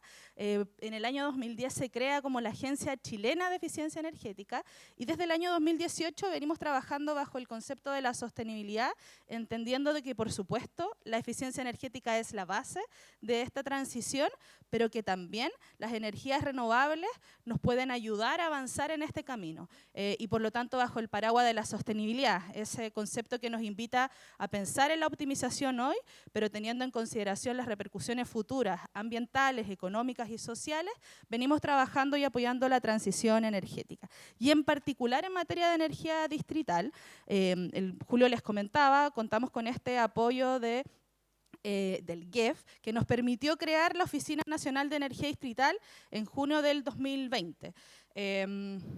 La creación de esta oficina a través de este apoyo nace como una respuesta a la necesidad de institucionalizar las capacidades técnicas del país. No sé si recuerdan, en la primera lámina que les mostraba Julio con la historia, se venían desarrollando distintos estudios, avances, análisis. Y una de las conclusiones que en ese momento se tuvo fue que estos estudios y análisis de manera desarticulada, sin una estrategia, no iban a lograr generar las condiciones necesarias para avanzar en la temática. Y de ahí que la oficina nace y que de alguna manera ha administrado las distintas iniciativas que las administraciones públicas han posicionado, pero con este norte de que avanzamos hacia la energía distrital en nuestras ciudades. En ese sentido, partió este trabajo en el año 2021, luego de su conformación, con una convocatoria abierta para presentar proyectos que podían estar a nivel de idea tipo servilleta, muchas ganas de tener este sistema y también proyectos más avanzados. Y trabajamos con 16 instituciones y también empresas, porque la convocatoria permitía esta unión entre el consumidor interesado y la empresa, digamos, propulsora. Y empezamos con estudios de prefactibilidad. En ese camino aprendimos mucho. Y parte de los avances hoy día, por ejemplo, normativos que tenemos, vienen de este aprendizaje de analizar distintas situaciones, de evaluar el uso del suelo y cómo este era compatible con la energía distrital o a veces no, de trabajar también directamente con los municipios, porque una cosa es lo que dice el papel, ¿cierto? Y otro es lo que te dice el director de obras municipal que está ahí en el municipio tomando decisiones. Y por lo tanto, de ese proceso de análisis de proyectos aprendimos mucho sobre no solo la tecnología, sino también las barreras propias de nuestro territorio para poder masificar esto. Después de esa fase de prefactibilidad, empezamos a trabajar en ingenierías básicas. Y la ingeniería básica pensando en qué tipo de generación, por ejemplo, podría ser compatible en función de los energéticos, también qué tipo de trazado, si es solo calor o frío, que es una pregunta bastante lógica, pensando que estos sistemas no solo son para el hoy, sino también son para el futuro. Y como nos decían antes, la crisis climática nos demanda cada vez más enfriamiento, por lo tanto también ahí en la ingeniería básica, ¿qué significa ser un sistema flexible, pensar en el corto plazo, en el largo plazo, etcétera? Otro elemento también que trabajamos fuertemente son los planes maestros. Y los planes maestros para nosotros son fundamentales porque nos permiten ver cuáles son aquellos proyectos que van a poder quizás desencadenar con estas demandas ancla, pero mirar el resto de la ciudad y cómo se está desarrollando, entendiendo que no son decisiones que se toman de corto plazo, ¿no? Que requieren de una planificación, y en ese sentido hoy día contamos con planes maestros y hojas de ruta de inversión que esperamos no solo orienten las decisiones del sector público, sino también incentiven al sector privado para avanzar. También les mostraban en presentaciones anteriores que a propósito de este trabajo existió una empresa que le manifestó al Ministerio de Obras Públicas poder hacer efectivos estos planes de acción. Lamentablemente, no sé si ahí ya hicieron el clic, pero en esta época, crisis COVID, además crisis económica, entonces, bueno, han pasado ciertos elementos externos a lo que es propiamente nuestra economía que han afectado que esos, digamos, negocios hayan podido avanzar, pero que creo que, como bien nos decían, no es una carrera lineal, es una carrera circular y a lo mejor, bueno, a veces la pendiente se nos va subiendo un poco, pero confiamos en que vamos a volver a la ruta. ruta. Así que como esa empresa tomó estos proyectos, tenemos el resto de planes maestros que cualquier otra empresa pudiese hoy día manifestar al Ministerio de Obras Públicas interés y poder empezar a trabajar en su implementación. También, y muy importante, contamos con un apoyo legal para la documentación del proceso de adquisición de concesión. A veces creemos que el desafío de la energía distrital es de ingenieros. Y por supuesto que lo es, pero la verdad es que ese camino está relativamente resuelto, porque es una tecnología bien avanzada. El desafío es multidisciplinario y aquí los abogados pueden ser un elemento que o te da el pase o te cierra la puerta. Y por lo tanto el trabajo con ellos, traducir nuestras especificaciones, lograr mostrar que en el marco normativo es posible, también es un desafío que tomamos como oficina y contamos con ese apoyo legal estratégico al cual hoy día ya saben mucho de energía distrital y por lo tanto nos permite traducir esto en un lenguaje que cumple la normativa. Y por supuesto apoyo también comercial para la construcción y operación de la concesión, ahí tenemos un monto todavía disponible para los proyectos para efectos de que efectivamente se realice la concesión. No les voy a contar mucho sobre los proyectos propiamente tal, porque más adelante en la conferencia van a tener espacios particulares para revisarlo, pero en esta primera revisión que hicimos, que como les comento tiene que ver con qué interés había, qué demanda había desde el punto de vista de mercado, sí tenemos un potencial detectado, que no es el que representa el potencial del país, sino es más bien es el que en esos años, que fue en el año 2021-2022, manifestó interés y ya ahí pudimos detectar ese nivel de potencia, de demanda y de edificios y viviendas que podrían hoy día contar con energía distrital. En particular, tenemos este proyecto de Recoleta e Independencia, que es uno de los que avanzó hacia la segunda parte. Les voy a dejar para la tarde esto, porque a la tarde les van a contar con detalle lo que significa, porque también aprendimos algo en esto. Nosotros asesoramos los proyectos, los apoyamos, pero los proyectos no son nuestros. Son de esos líderes, de los equipos municipales sobre todo, los que necesitamos se empoderen y vengan acá a decir: este es el proyecto de mi administración, esta es la solución que yo llevo a mis personas y por lo tanto les vamos a dejar ese espacio a ellos para que efectivamente lo hagan y les puedan contar en detalle de qué se trata este proyecto, que en particular tiene la característica de que se encuentra en un sector de hospitales, es un sector muy concurrido por la sociedad y que también tenemos expectativas que nos va a permitir difundir la tecnología de una muy buena manera en los distintos segmentos. Así que le tenemos harta fe a este proyecto y esperemos que cuando se lance la concesión tengamos ofertas que permitan hacerlo realidad. También estamos trabajando en el proyecto de Talca. Este es un proyecto que tiene otro concepto, porque el de hospitales se trata de una infraestructura que ya está en uso, ya está construida, el desafío tecnológico es otro. El proyecto de Talca es un proyecto nuevo, es un nuevo concepto además de desarrollo urbano que está promoviendo el Ministerio de Vivienda y Urbanismo y que va a considerar dentro de ese nuevo proyecto la energía distrital. Y por lo tanto también es otra estrategia, digamos, para poder masificar estos proyectos, no solo en lo que ya está construido, que es un gran desafío, sino que en lo que están construyendo de manera tal de que ya las nuevas ciudades vengan con este concepto incorporado. De ahí la relevancia de este proyecto en la comuna de Talca. También les cuento que estamos en la región del Maule con un proyecto de bioenergía en Molina. Acá también hicimos una colaboración con el BID Invest y Genera 4 para efectos de empezar a bajar esta idea de proyecto con una asesoría técnica especializada y tiene lo que nos mencionaba Cristian antes, la flexibilidad de poder incorporar una planta de biogás de la empresa Bioenergía Molina y que de esa manera también aprovechemos los energéticos que tenemos disponibles.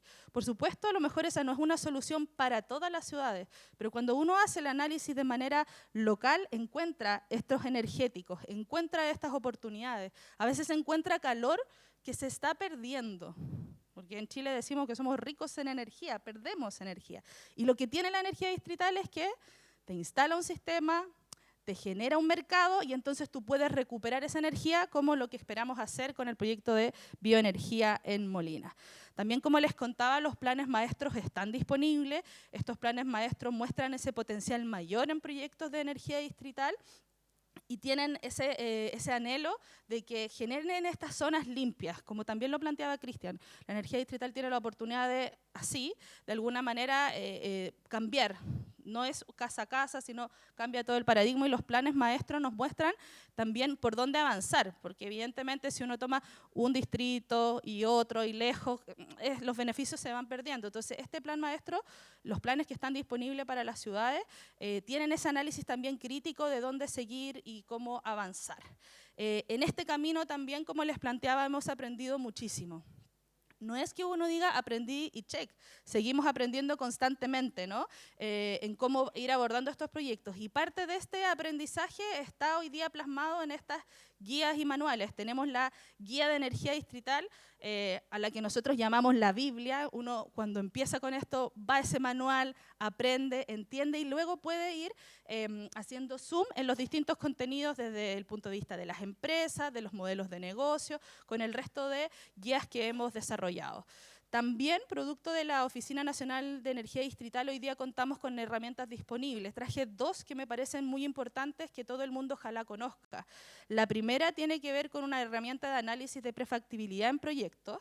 Esta herramienta toma como base el trabajo que ya ha hecho UNEP, específicamente el Centro de Copenhague, que ha estado constantemente apoyando, ¿no?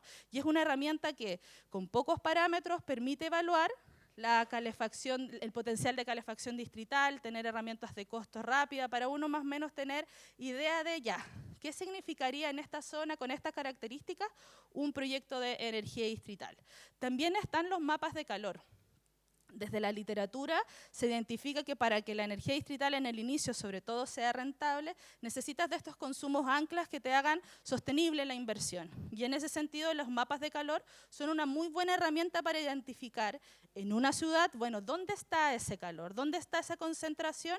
Que por supuesto nos va a hacer más viables los proyectos de inversión. En términos de número, como ya les hemos comentado, hemos asesorado más de 16 proyectos, contamos hoy día con 2 proyectos pilotos, tenemos 3 comunas con planes maestros, hemos realizado una cantidad enorme, ahí dice 20, pero yo sé que son muchos más, de webinar y capacitaciones en donde han participado muchas personas. La gracia, además de la pandemia, es que nos heredó que todo esto queda en YouTube, por lo tanto, si no estuvieron, no lo vieron, ahí está disponible para lo que lo puedan revivir, y de alguna manera esas capacitaciones siguen disponibles, ¿no? Lo que les comentaba de las guías, la herramienta de modelación. También hemos desencadenado a nivel regional distintas mesas regionales, ¿no? Que son importantes herramientas de coordinación y también de difusión de este tipo de proyectos, y tienen una bajada regional para que las personas, los líderes de las regiones, también de alguna manera la ciudadanía participe, se involucre en estos proyectos, y también nos ayuda a generar ese sentimiento de pertinencia de este tipo de proyectos. Por último, hemos también desde la ONET realizado giras internacionales e intercambio en distintas delegaciones. Acá es importantísimo no partir de cero. El mundo lleva un camino, el mundo tiene aprendizaje, y es importante que los distintos profesionales y tomadores de decisiones estén en conocimiento, tengan esas redes de manera tal de que ese conocimiento que tenemos a nivel mundial se ponga a disposición de países como los nuestros, que nos cuesta más, que tenemos dificultad de inversión y que por lo tanto muchas veces no podemos darnos el lujo de cometer errores si es que ya sabemos que hay otro camino posible. Por último, y como próximos pasos necesarios, necesitamos continuar, por supuesto, con el apoyo a los pilotos actuales. No vamos a hacer el check con que sí, tenemos los pilotos, queremos ver funcionando esos pilotos, por supuesto. Cuando empiece el periodo de concesión y de funcionamiento, vamos a tener también muchos aprendizajes ahí que rescatar. Queremos ver también la implementación de los planes maestros, y eso, más allá de lo que la agencia hace directamente, tiene que ver con que el sector privado tome estos insumos, evalúe y vea el potencial que ahí existe. Queremos contar también con más proyectos demostrativos, porque creemos que esa es la forma en que la ciudadanía y en general los tomadores de decisiones se van a comprometer realmente con la tecnología, cuando vean efectivamente lo que pasa cuando la energía distrital llega a las ciudades. También, y es un desafío que hoy día estamos abordando en la oficina, requiere de ciertas competencias técnicas distintas, pero la refrigeración es un desafío que como país debemos tomar, ¿no? Hemos hablado de calefacción, y de hecho mucho tiempo este concepto fue calefacción refrigeración distrital, porque evidentemente es una necesidad de primer orden. En nuestro país tenemos grandes necesidades de calefacción, pero la refrigeración está a un paso. Y el crecimiento de los sistemas individuales, por ejemplo, en la zona norte, es una realidad. Y que si no la controlamos, si no tenemos herramientas, bueno, nos va a pasar probablemente lo mismo que con la calefacción, que va a hacer que las personas individualmente solucionen su demanda de energía y no utilicen la energía sistémica que está disponible si es que no existen las redes necesarias para distribuirla. Y por último, creemos que hay un nicho importante de explotar que es relativamente más fácil que aquellos de vivienda o infraestructura que cruzan bienes de uso público, que son los condominios y los campos universitarios. Ahí, cuando en general además la demanda de energía ya está centralizada o tienen el concepto de gastos comunes o de compartir gastos, hay una factibilidad mayor que en aquellas zonas en donde no, y por lo tanto ahí también tenemos esa línea de trabajo de fortalecer este sistema en esos públicos objetivos para que ojalá más universidades y más condominios puedan incorporarlo desde su diseño y que de esa manera además sea más económicamente rentable. Por último, contarles que seguimos trabajando en la oficina, que está alojada en la agencia y trabaja muy de cerca con los distintos ministerios, instituciones y embajadas, y por lo tanto les invitamos a contactarnos, a revisar nuestra página web, a generar, como yo les decía en mis palabras iniciales, esas redes que nos permitan impulsar esta tecnología y por supuesto a seguir creyendo que la energía distrital es posible, pero que para que sea posible hay que seguir trabajando. Muy buenos días. Muchas gracias. Agradecemos a Rosa nuevamente por esta presentación y a continuación queremos invitar, es momento de recibir a Ahmad bin Jafar, gerente general de Empower de los Emiratos Árabes Unidos, empresa proveedora de servicios de enfriamiento distrital con la mayor cuota de mercado en Dubái, según su capacidad conectada. Agradecemos a la empresa Empower, quien ha brindado un generoso aporte para el desarrollo de esta conferencia.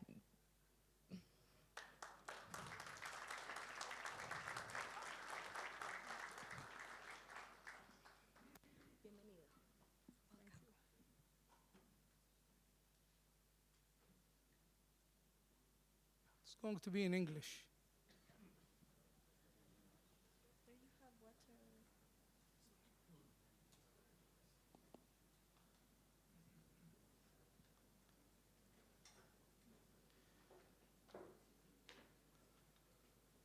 Good morning, ladies and gentlemen. It's a great pleasure to be here with you in Chile. I'm really very glad and proud to be here. Actually, you surprised me. You have a beautiful city. I did not expect it. This is the third city that I came on, that I visited on the South America, and I was actually expecting Chile. It's very far, so I will not see what I saw. So we take chapeau for you guys. You have a beautiful country. What we will talk about today is very simple. I'm going to come up with a product which maybe you don't need it, but we live with it. Today, the air conditioning system, it's a necessity. It's something we need it, whether we like it or we don't. And we have to look at it. There is increase on air conditioning system globally, that's due to the heat, increase in population, also due to the urbanization. A lot of countries has changed and they have moved. And we have another challenge, which is the climate changes. So we are actually between hard rock and the floor. Which one is better? We come up with a concept in Dubai using a district cooling, using the air conditioning with a different way. In Dubai, maybe you can live without car. You will go on public transportation, you'll go by metro. So there is alternative. But in Dubai, you cannot live without air conditioning. It's impossible. Not only in Dubai, in the UAE and the region, on the Middle East, especially on the Arabian Peninsula. So basically, that was real challenge. Government of Dubai conduct study to find out how much we spend money in electricity for all of us, end user. We found out that our consumption in electricity is 70% of our electrical bill.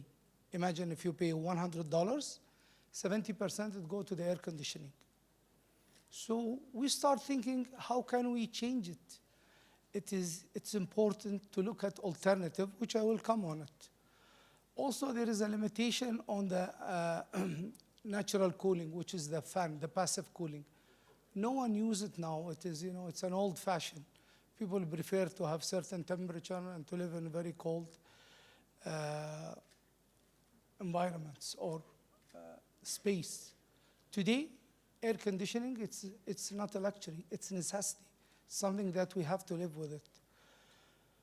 On the Middle East, we have found that the requirement for a very high efficient air conditioning system, it's important for us. So we went ahead with the concept of district cooling and we invest on it heavily. That's why you will see that the system that we have, it's very clean, and also it's supporting the climate changes, which I would love to start it here in Chile. We will look at one thing. There is an achievement when we have done it. There is something that you have to know. It's not only to put a district cooling for sake of district cooling. Saving is very important. You can save on that 70% up to 50% in your electricity bill by using a different system. Today, even if we look at the automobile cars, when we go buy a cars, we look at one thing: how many gallon per kilometers, how much we spend. This is our decision based on that factor. Also, it's reducing the carbon emission, which is very important for the whole universe, and this is one of the goals that we have. Dubai and the UAE, it's considered the largest district cooling hub. We have more than 2 million tons installed and operated, and this is considered the largest in the global. The simple concept of district cooling, it shows you that instead of having air conditioning system at the top of each building or hanging on this, I was just looking at this building here, they are hanging the side charge AC. It's not what we want. We need beautiful city. So by looking at the presentation, district cooling, it's to put up the plant room, central plant room. It has 10,000, 15,000, 20,000 tons, which can serve 20, 30, 40 houses, buildings, and in each building like 100 houses, or offices, or hospital, or university. Via pipe underground can be connected to all of them. First of all, there is no more toxic, there is no gas, there is no depletion to the ozone layer. It's a closed system, it's a chilled water, supply and return. So basically there is no extract air going to the air, and it will create a pollution. Again, Dubai is a leader on the district cooling. I remember I came to the IDA in 2004. The company started in particular in 2003. When I visited them and I told them, gentlemen, we are building 1 million ton of district cooling. My friend is Rob. On a very psychiatrist way, he was laughing. He said, good luck. It was it's a real big number. People who work in the industry, and all of you knows, 1 million ton, it's a huge number. In 2003, government of Dubai, because of a lot of developments, UAE and Dubai has been developed very rapidly for the last 20 years. Before 20 years, if you go and Google it, you look at the picture of the city 20 years ago, you won't find what you see today. The challenges come from there, and we start working on it. By doing that, the government have seen there is a requirement to start an organization specialized only in district cooling. End-to-end solution. My bread and butter is not to go and generate energy. My job is only to do producing air conditioning service and focus on it. Focusing into and keep it our core business. In order to do so, you have to do the full system. We have to do it end-to-end from design, build, and operate. I don't want to give it to the contractor. Contractor will come, he needs to make up a markup and certain profit. We deal with the suppliers, we deal with everyone. We design the plant room. We challenge people in design in order to do something very efficient. And we build it for our country, for ourselves, for our kids. We don't build it for others. That's why we succeed on this concept, and we believe on it. There is a huge growth in Dubai. Trust me, like, I'm growing by 5 to 6% every year, but I have 1.6 million ton. So you can imagine, like 100,000 ton, it's like this every year. So this is real big number. After we have done that, and the company, it's become one of the largest, sorry. Empower is, we are sitting on a huge turnover, a big organization. So the government have seen that we IPO the company, we offer it for public. So it's share benefits at the end of the day. And we manage to make it as the first concept, convert the district cooling from B2B, business to business, to B2C. We are dealing with a customer, and we made it as a utility. We have more than 1,200 employees. Empower has a market share in Dubai, 80% of Dubai market. We are connected more than 1,600 buildings. We have also total connected load more than 1.6 million ton. And this is really a huge number in the industry. I'm serving more than almost 150,000 customers. I'm sending them a bill monthly. All the services come from 90 plant room, 90. Because it's a public company, I cannot disclose. I can't tell you what's the number, but I have to announce it end of the year. And we have an underground pipe of 418 kilometers. The people in the industry, they will understand what's for 400 kilometers length of pipe. Then who is our customer? When we are building this, who is our customer?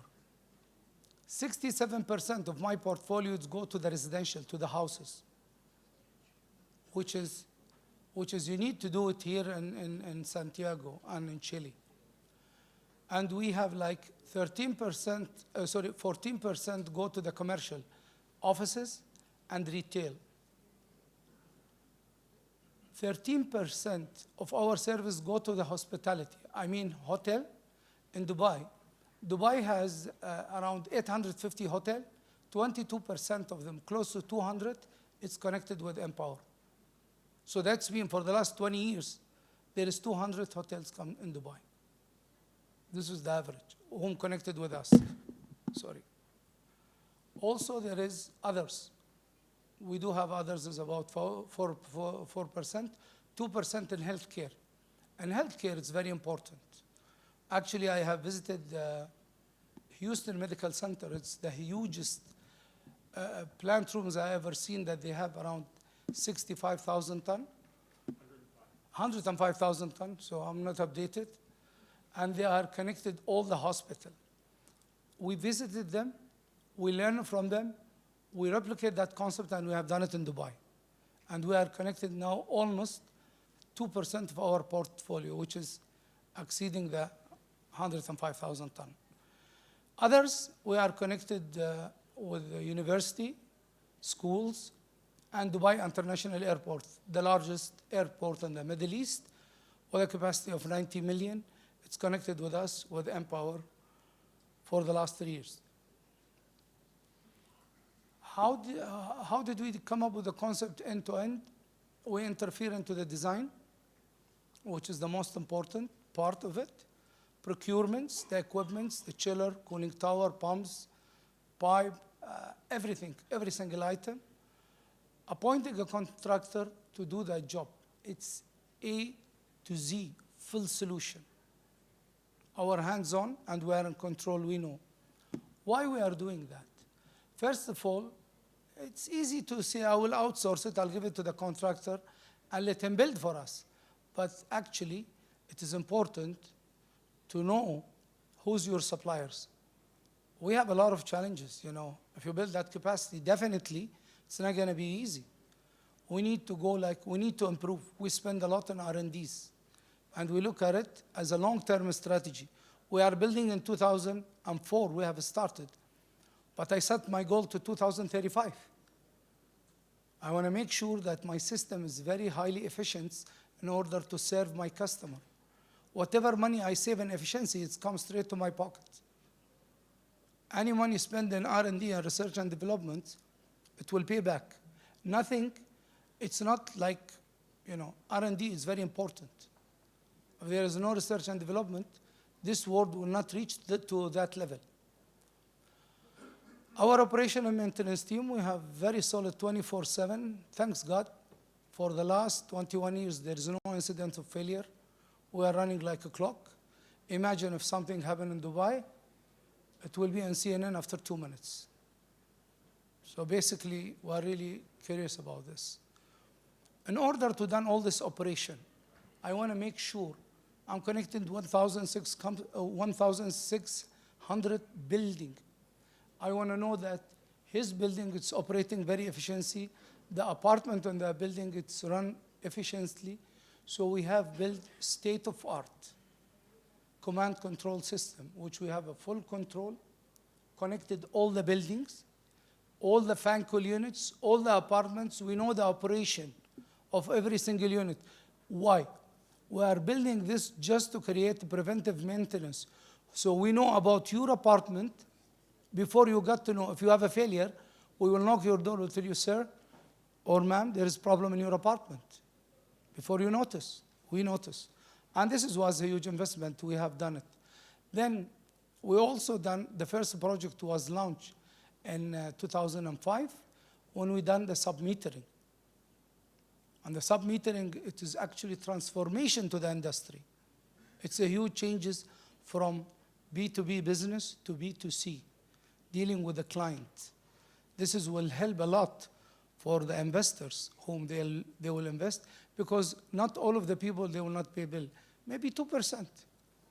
But if you deal with a corporate, they might come say, we are in Chapter 11. We are bankrupt, we will not pay you. So we start with the sub-metering, and we have a big number of apartments, more than 150,000 customers connected with us. Customer care is also one of the milestones that we have. We put our customer as the centrix of our focus. By the way, what we need here in this country, awareness. Awareness. People has to understand the benefits of the district cooling. Yesterday, I had a meeting with the mayor of Santiago, Regoleta. And we were talking about this. I told them, guys, you need awareness. You have to educate your people. Tell them about it. Don't tell them about cost. Tell them about benefits. And this, it's your country. Whatever you do it here, it will stay here. So this is very important, and they were very welcoming what we said. I went back? No, okay. Sorry. Having saying that we have done all this work, we have won a lot of awards. Recently, excuse me, we won 2 Guinness records, world records, in one of our plant rooms in Business Bay. It's one-piece plant, which has 450,000 tons of load of air conditioning in the central of Dubai, where we will supposed to have 280 buildings.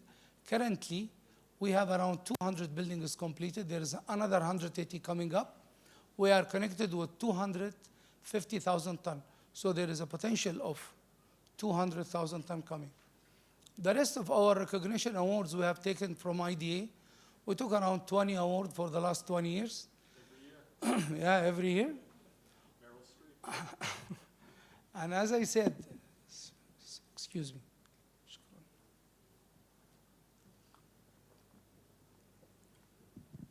As I said, we have invested a lot in R&Ds, and there is award about the innovation. We won a few of them in the US, And trust me, it's not as easy. It's very challenging. There is a lot of companies in the US, they are specialized in this field. We got 5 awards. Hopefully this year we'll get 1 more. We got it in Delta T technology, which is the difference in temperature. We have also got it for the treated sewage effluent. One of the things that I need to talk about, our country, or the Middle Eastern, the cost of water, if I take 1 liter of water and 1 liter of oil, the water is more expensive than the oil. And this is a fact. Google it, ask ChatGPT, the cost of water, how much? And how much is the oil? Oil is, the barrel is about 400 liter or 400 gallon. So you divide $60 over that number, it will give you how much is the liter. All of you are engineers and you will understand this. And you will find how much it costs us to have a liter of water. Because our culture, we don't have lake, we don't have rivers, we don't have rains, maybe 4 or 5 days a year, and contrary of what you have. You have rain, you have water, so basically district cooling can be a beautiful solution here. Again, back to the district cooling. What's important at the end of the day of all of what we are talking? District cooling is a very efficient solution. What we do is we look at the benefits. It is 0.85 the consumption of electricity. So each ton of cooling multiplied by 0.85 multiplied by the cost of electricity and water in your country will give you how much you will pay. In the district cooling, according to the ASHRAE standard, you have to spend 2 gallons per each refrigeration ton. We managed to do it at 1.6 with district cooling. It's not us, it's everybody globally. We're actually trying to reduce that number. Also, I'm a person who loves the environments, and I strongly believe that we have to work and to be more dedicated to preserve our natural resources like the water, rivers, rains, whatever is it. So basically, we are pushing to use the recycling water. Why? Because the air conditioning system, it's industrial application. It's not something that we need to make sure it has to be a mineral water. So we use our sewage water, we treated it through the reverse osmosis, and we inject it into the system. By using the ROs, we can use it more than 2-3 cycles. We can take it to 15 cycles.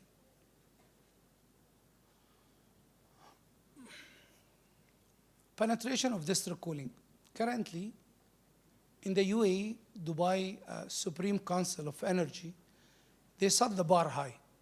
They said by 2030, we need the district cooling to reach 40% of Dubai, which is very difficult. Trust me, that was 20 years ago. Today, we reach 23%. And I commit to the government, yes, we will be there. We still have 5 years to go. 20 years gone, and we will see how we will reach to 40%. We are at 23 now. God great if we can get another 10-12%, we'll be there. We are saving on electricity. By doing that, using the district cooling, you are reducing the utilization of the electricity.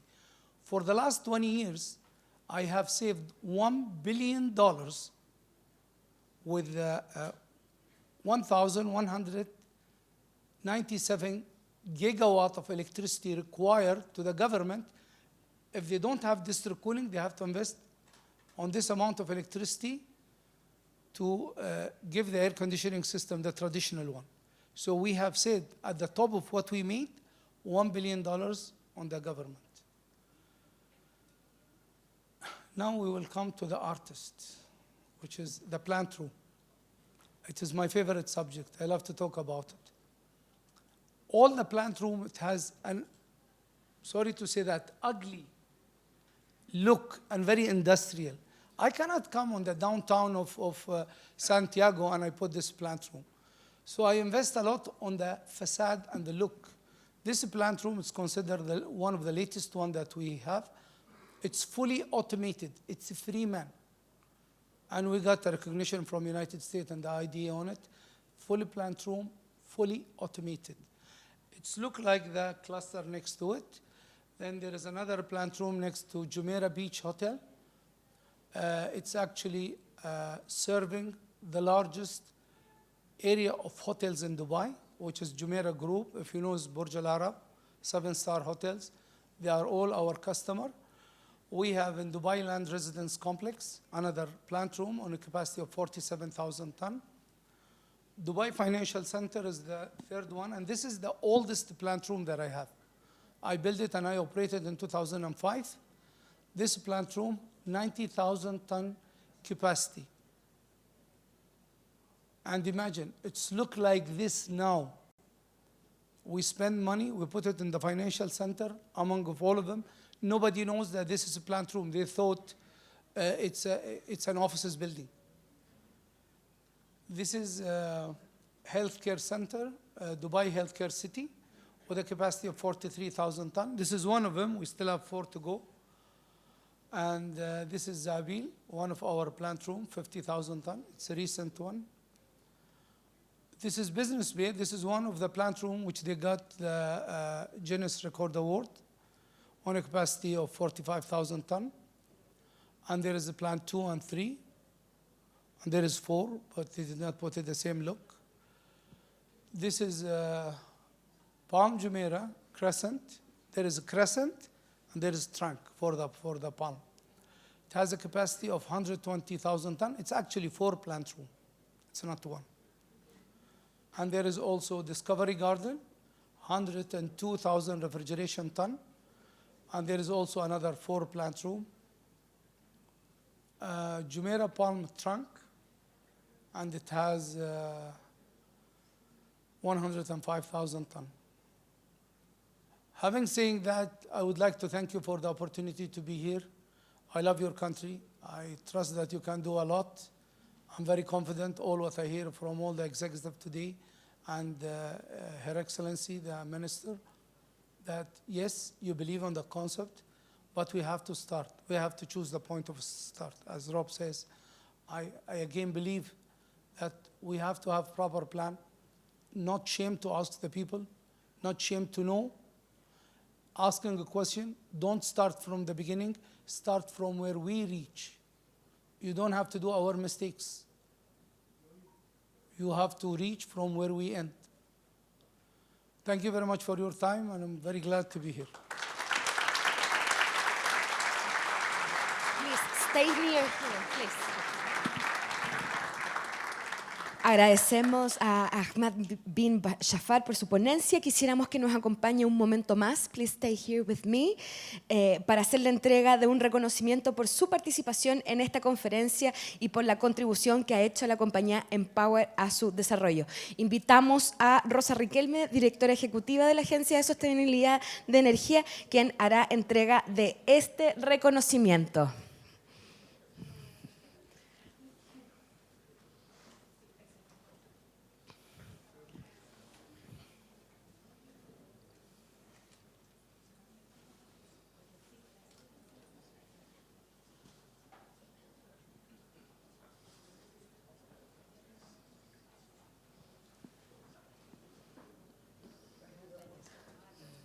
Démosle, por favor, un fuerte aplauso.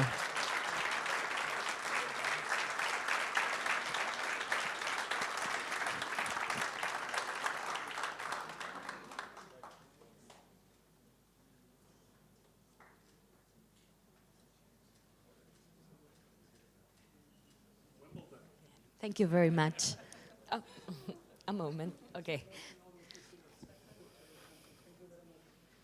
Thank you very much. Démosle nuevamente un aplauso a la compañía Empower. Y bueno, luego de este inspirador e interesante primer bloque, le damos un espacio a un cafecito y volvemos a eso de bueno, ya son las 11:30, volvemos en unos 10-15 minutitos más. De nuevo nos encontramos aquí a las 11:40, 11:45. Muchas gracias.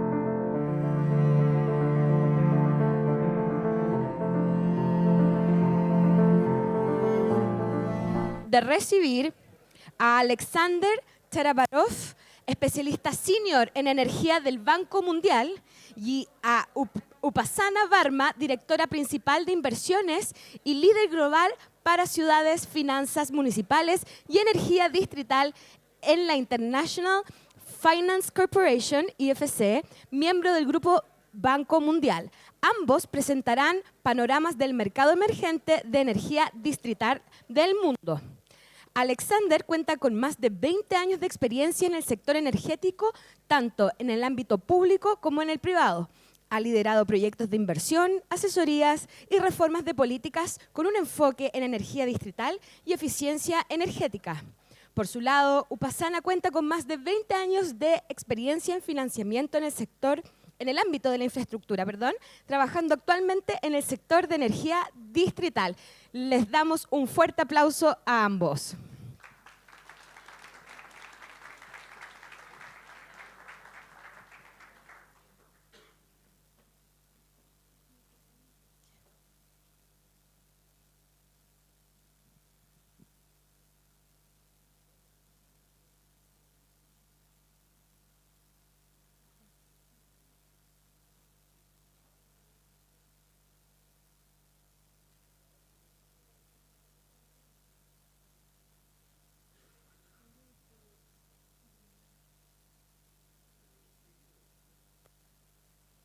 And how do I see it here?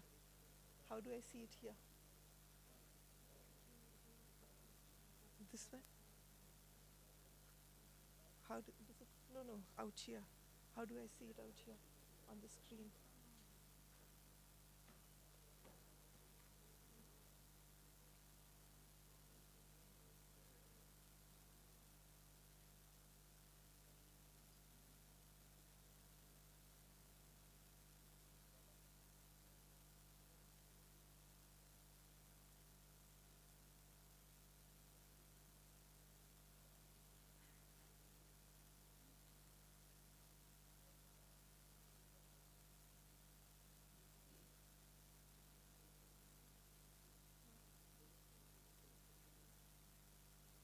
Okay. Yeah. Good morning, everyone. It's a great pleasure to be here in this very vibrant audience. Alexander and I, we will be doing an overview of district energy in emerging markets. We represent the World Bank Group. Alexander is with IBRD, or the World Bank, and I am with the International Finance Corporation. The World Bank Group, we are present in more than 100 countries, so we really do understand emerging markets. These are World Bank Group financing products. These are the investment products. These are the ways that we work with governments and cities. These are the advisory products. And this is IFC's offering for cities and also for private sector investments. This presentation that we have, it's split between district heating and district cooling. Alexander will cover district heating. So over to you, and then I will come back on for district cooling.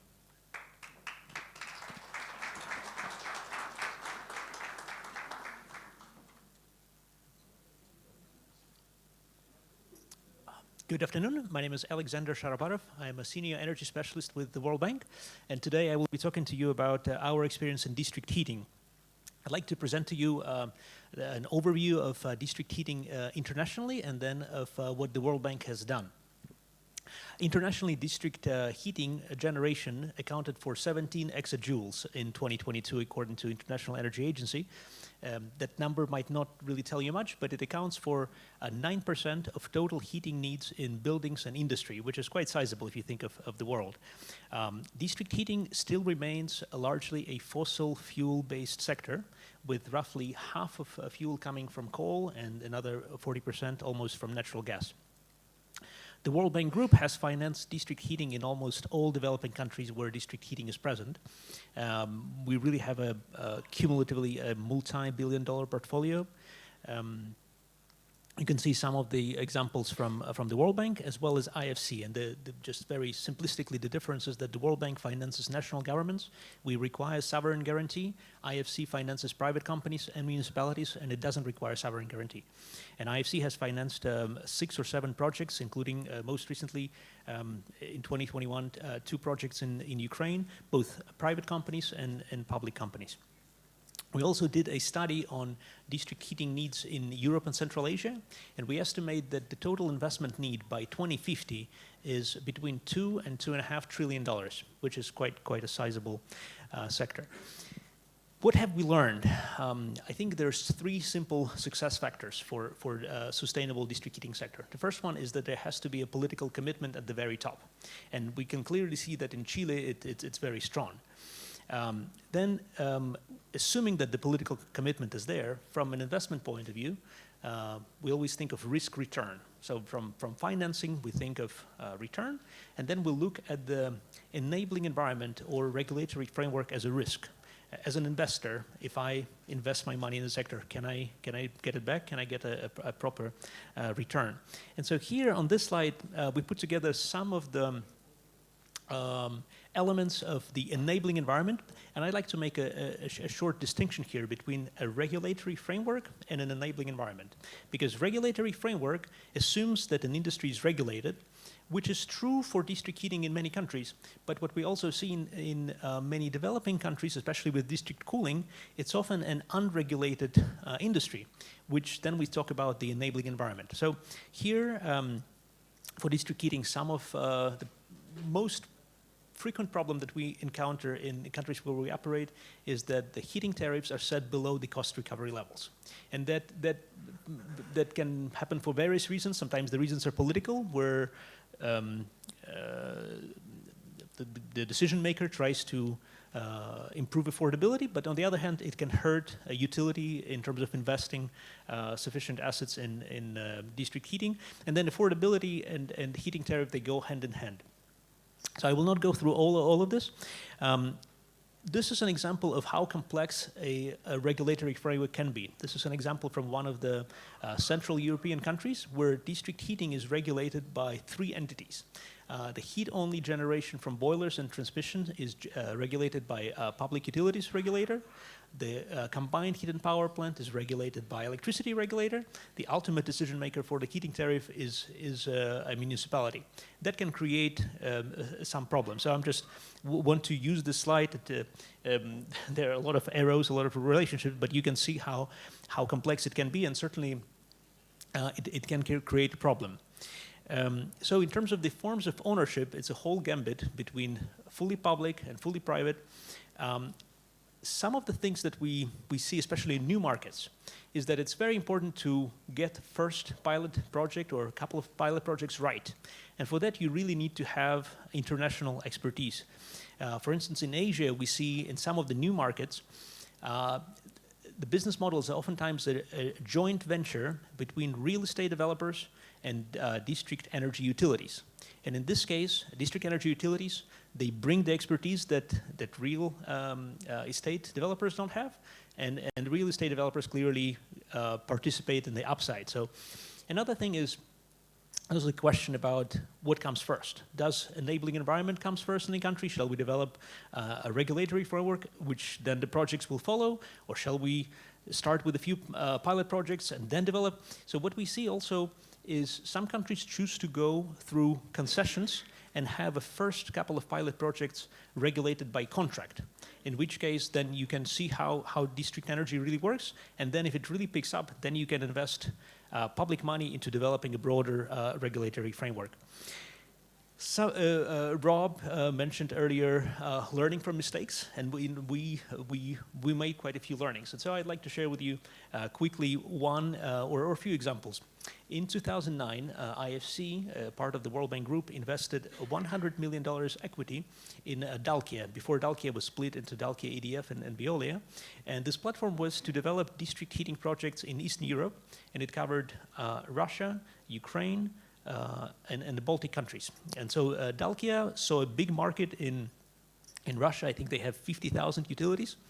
And they decided to go with the pilot project. It was $5 million, which is very, very small, just to see how they can perform there. In a 40,000 town next to St. Petersburg, they upgraded the heat-only boiler, the transmission, the distribution network, switched from group heat substations to individual heat substations. And the agreement was that the regulator would keep the existing tariff, district heating tariff, for some time, which is enough for Dalkia to recover its investment. So what happened, Dalkia did this pilot project. The next year, the tariff was up for renewal. They came to the regulator, and the regulator said, well, fantastic results. You've improved the efficiency so much. Your boiler efficiency went up, fuel consumption went down, your losses went down. As a result, you consume much less fuel. So I'm going to cut this fuel component of your tariff. And obviously, Dalkia was not happy. So Dalkia decided to stop this project, and so they pursued instead investments in Baltic countries and never really came back. So it just illustration how important, how sensitive the perception of risk is. So here are some of the results from our projects. We have 0 non-performing loans in district heating. So for us, it has been a very, very safe sector to invest, both for the World Bank and IFC. Just to close, we did a study on district heating in Europe and Central Asia. As I mentioned, some of the barriers we found that they are applicable to multiple emerging markets. So for instance, oftentimes, and here in Chile, I understand it's also an issue, informal firewood and biomass sector with its underpriced pricing, if I can say that, or a pricing which doesn't fully account for externalities, distort the level playing field for district heating, and it's important to address it. Oftentimes, there's also this murky situation, who regulates the sector, and it's important to have this cross-ministerial coordination. So we came up with a simple framework. It's a recommendation for Europe and Central Asia, but it's applicable to all the countries in. The first one is, before renovating district heating or before investing in new systems, you have to get energy consumption under control. So you have to reduce energy consumption in buildings. Then you can start thinking of renovating existing systems or creating new ones. And then for peri-urban systems or areas where there's not enough demand, then you can start thinking of sustainable individual heating. And here I'd like to point out heat pumps, that we see it's really as a revolution. So in the interest of time, I'll skip a few slides. We will have tomorrow a discussion on financial mechanisms, so I'll touch more on those. And finally, I'd like to share with you it's an inspiration slide, but from my experience, district heating and system in Finland is just fantastic. It's a beautiful story. It's the district heating started there in 1902. I read, and it has been sustainable financially ever since, and it continues innovating. And there you can see sometimes there's this discussion: heat pumps, are they an alternative to district heating? And they really show that they go hand in hand. That now I believe I don't remember the exact number, but I believe in Helsinki, heat pumps account for up to 20% of total heating produced. So I'll stop here. I'm available for any questions during coffee, and so I'll give the floor back to Upasana. Thank you very much.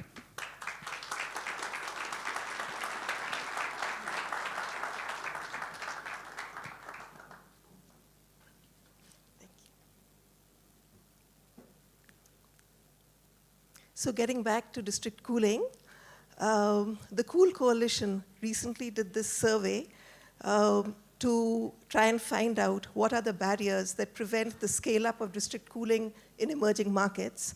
And the top reasons that emerged were insufficient awareness in the stakeholders, lack of enabling policy environment, the lack of integration of district cooling in urban planning, and also the lack of a viable business model when the government is not able to come in with enabling policy.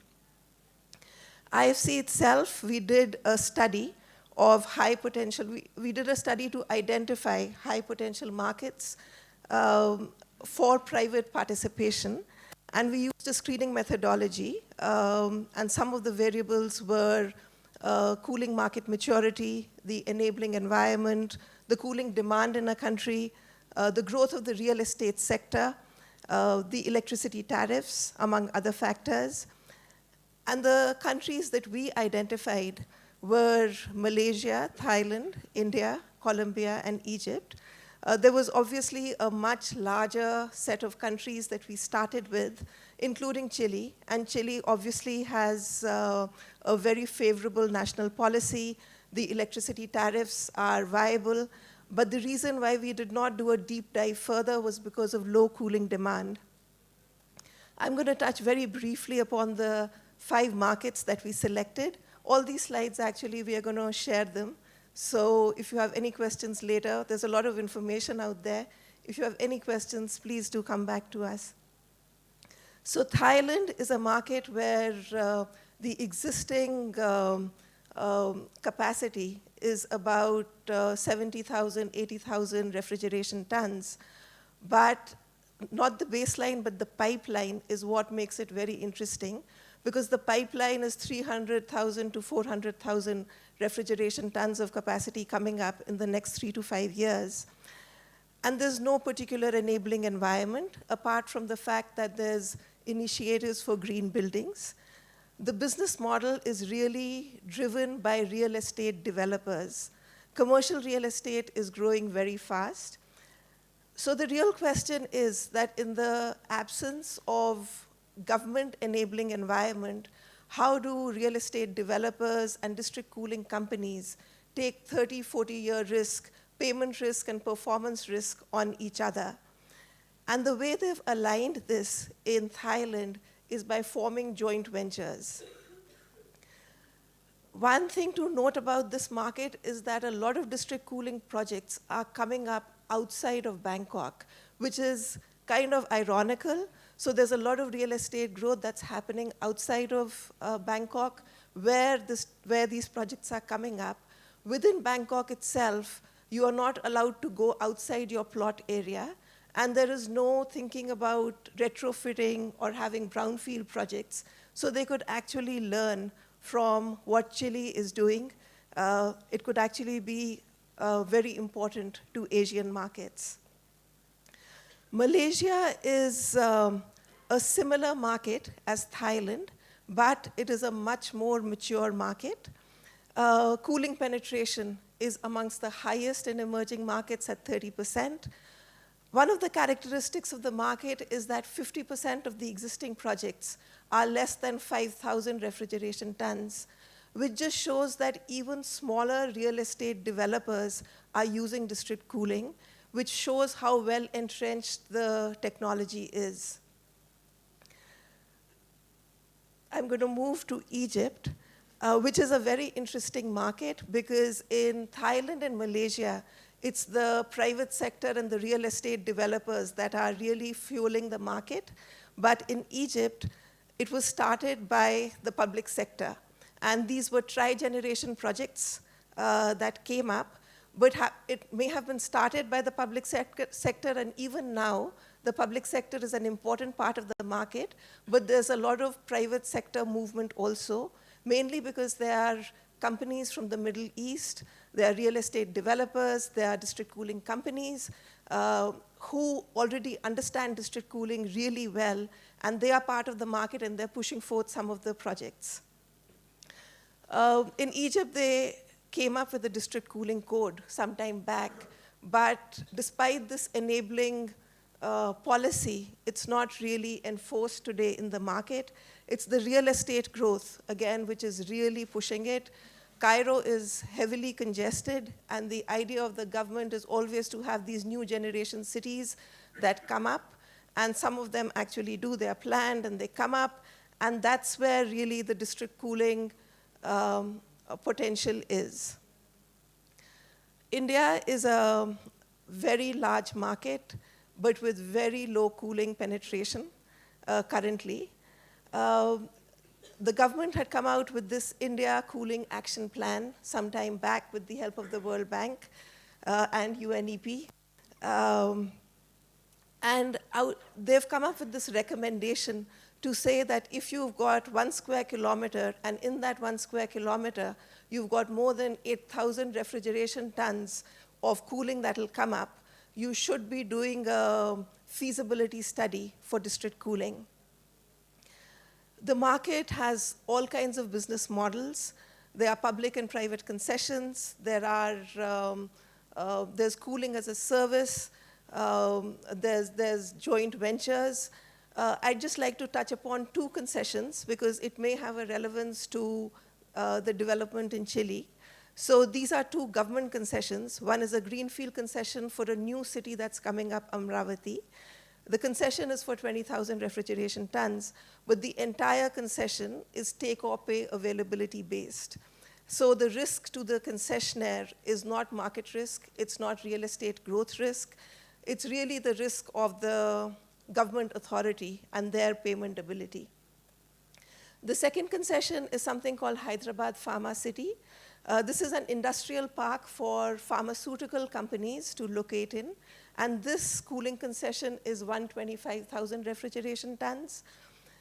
The take or pay portion in this concession is only 2%. So the first bit, 2,500 refrigeration tons, is the minimum offtake by the government authority, post which the concessionaire will take the risk of these companies actually locating in this park and requiring this service. Lastly, the last country I would like to touch upon is Colombia. I know there are several people from Colombia in this audience, despite which we would like to venture some of our findings of the market. So it's a relatively small market right now, but it has good long-term potential. The business model is really pushed forth by public and private utilities like EPM and Celsia. UNIDO has played an enabling role in the market. And while there's no enabling policy from the government, but there are all these studies that the Ministry of Environment through their ozone cell and UNIDO, they're doing of various cities to understand what the demand could be. And the last point that I would like to make is that the nature of real estate growth. When you look at Asia, all those markets have all these new cities and regional economic corridors and all sorts of stuff coming up. In Colombia, as in all of LAC, I think the nature of real estate growth is that it's regeneration of existing cities. So it's a lot of retrospectively fixing the buildings, it's brownfield projects, and which is really very positive, and this could create an example for other emerging markets to follow. So I'm going to stop there. Alexander and I are here for the rest of the conference, and we would really love it if you came up to us to discuss your projects. Thank you very much.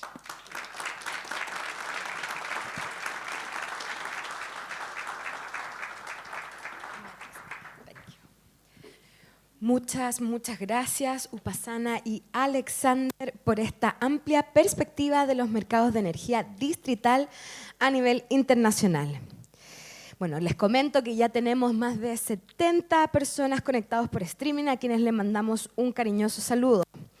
Así como hicimos el reconocimiento a la empresa Empower y a la Asociación Internacional de Energía Distrital, quisiéramos también reconocer a otras empresas que han estado participando como sponsors en esta conferencia, importantes compañías de diferentes mercados de la calefacción y enfriamiento distrital de Chile y el mundo, quienes se han querido sumar a esta conferencia por su alto interés en el desarrollo del mercado en nuestro país.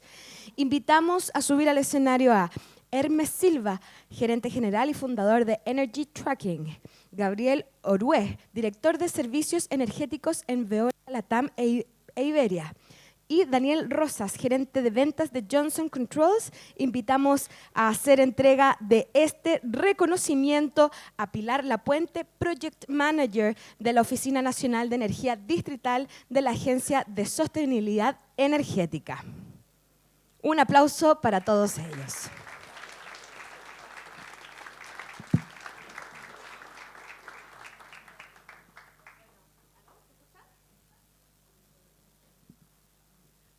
Bueno, muchas gracias. Estamos muy contentos de tenerlos a toda esta audiencia llena hoy día, más nuestros seguidores por streaming. Y ahora es el momento de dar un reconocimiento a nuestros orgullosos sponsors, quienes han estado ahí en el desarrollo local de la energía distrital en Chile, pero también en otras partes del mundo. Quisiera hacer un reconocimiento, en primera parte, a Daniel Rosas, quien está aquí en representación de Johnson Controls International.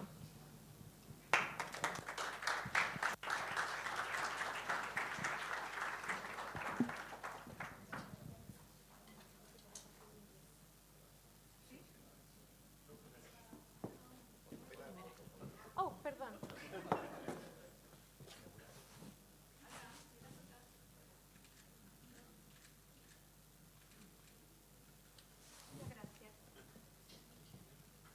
Invitamos a Daniela a tomar asiento y vamos a hacer ahora, es el turno de Veolia, ya lo han nombrado también en otras presentaciones.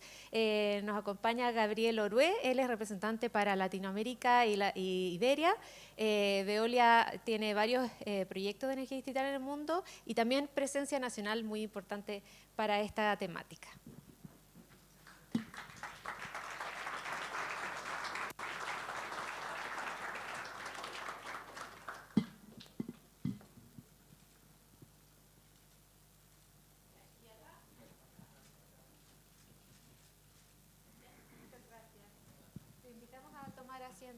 Daniel. Y también nuestro orgulloso auspiciador, Hermes Silva, de la empresa Energy Tracking. Energy Tracking es una empresa chilena, así que con orgullo también invitamos a desarrolladores nacionales que están liderando esta temática en el país. Muchas gracias, Hermes. Y después invítalo a la foto oficial a los tres.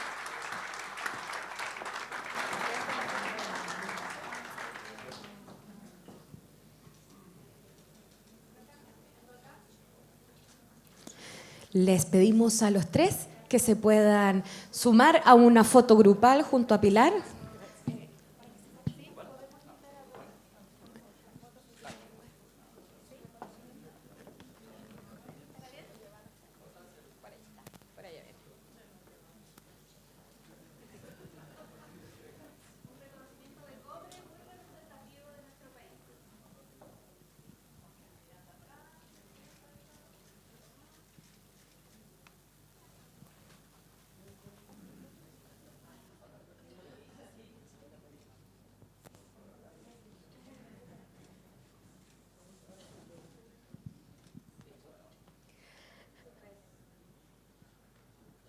Agradecemos a los tres, a los cuatro. Muchas gracias por este momento y ahora sí, damos pie al panel, por lo que les pido que se queden arriba del escenario y recibamos a Rob Thornton, quien moderará, Ahmad bin Jafar, gerente general de Empower, y Juan Carlos Gómez, subgerente de distribución gas en EPM, y Mauricio Riveros. Mauricio es líder sectorial de energía de Invest Chile. Él es ingeniero eléctrico de la Universidad de Chile, máster en ciencias sobre futuros energéticos sostenibles del Imperial College London. Posee 18 años de experiencia profesional, ocupando diversos cargos de gestión y consultoría en el sector energético, tanto a nivel nacional como internacional. Démosle, por favor, un fuerte aplauso.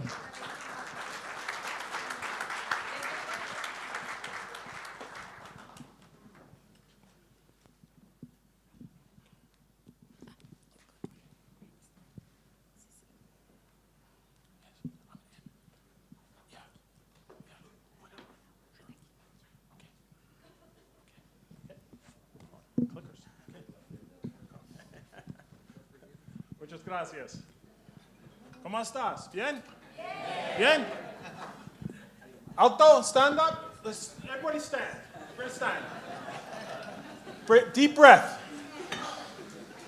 Yes. Yes. Bueno, bueno. Okay. All right.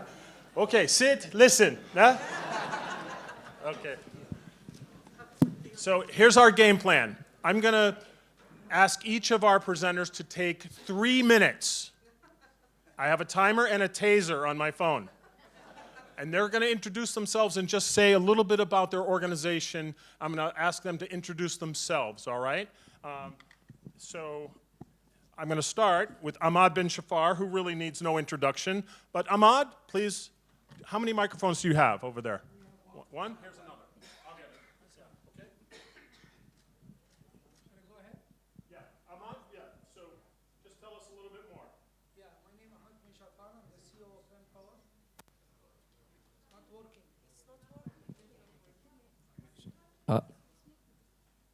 Hello? My name is Ahmed bin Shafar. I'm the CEO of Empower. I'm the CEO for the last 21 years of the company. I started in 2004.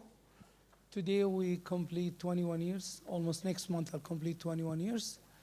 I'm very happy. The industry, it is very enriched.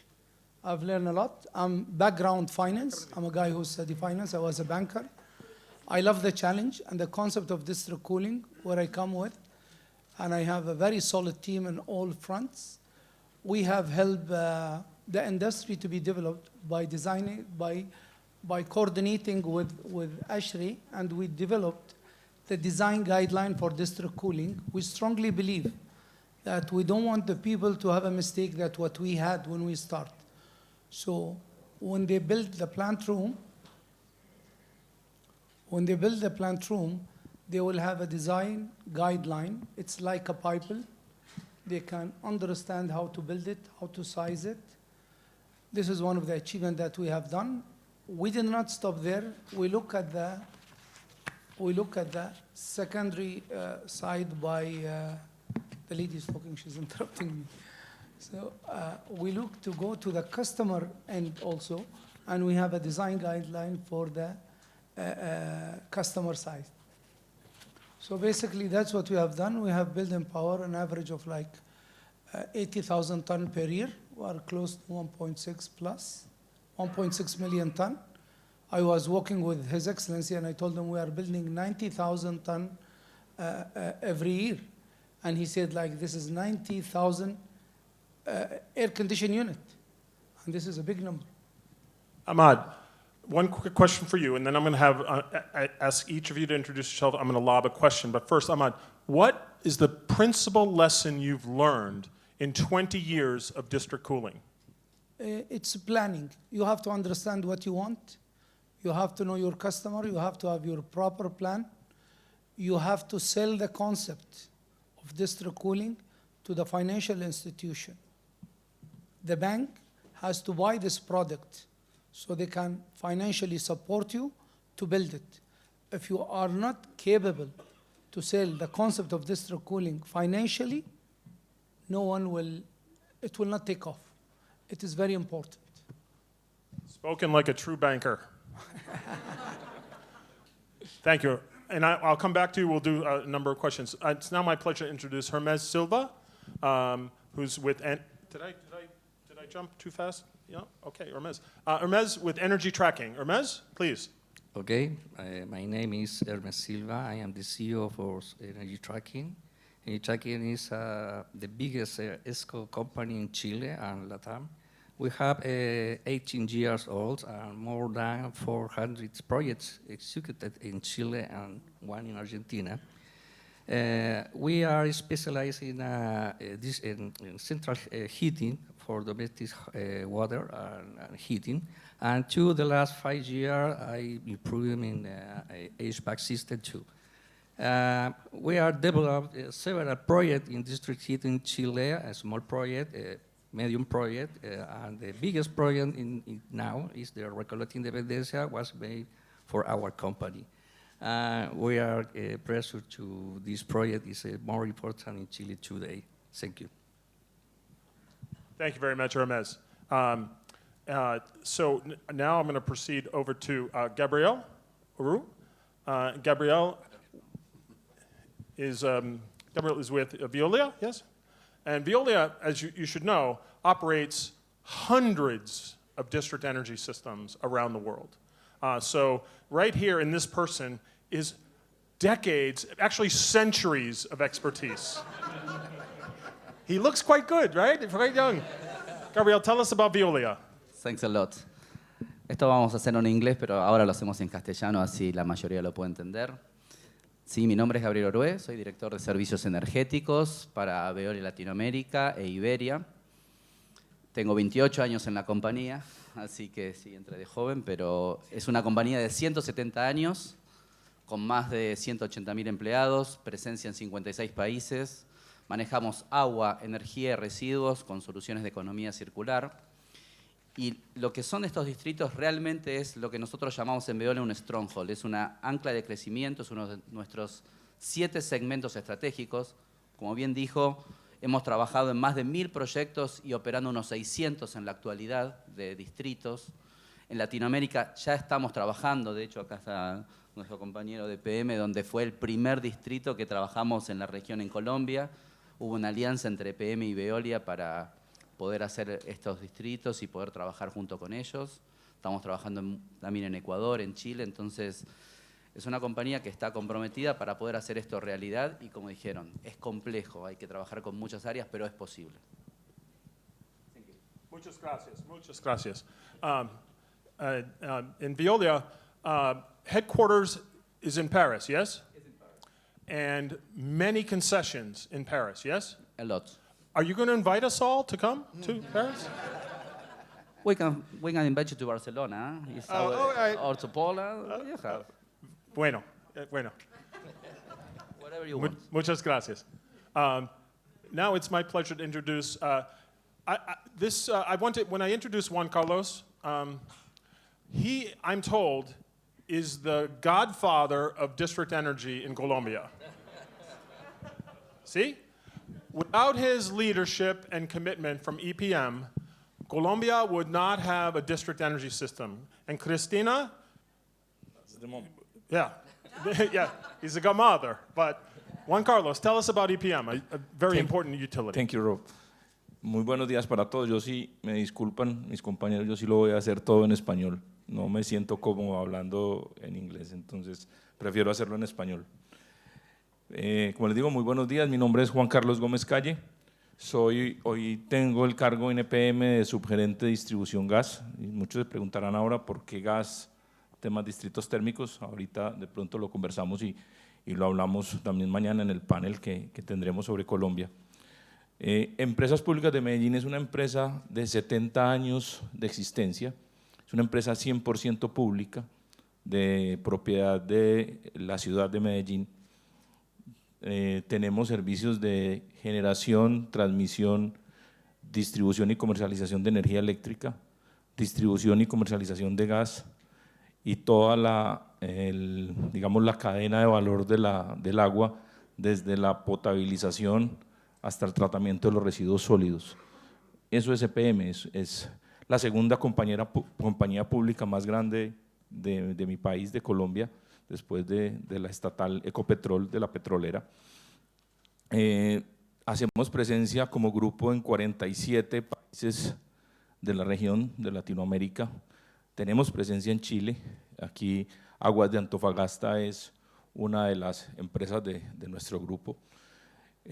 Antes también tuvimos aquí el parque eólico Curulos, no sé si se recuerdan, fue también proyectado por nuestra empresa.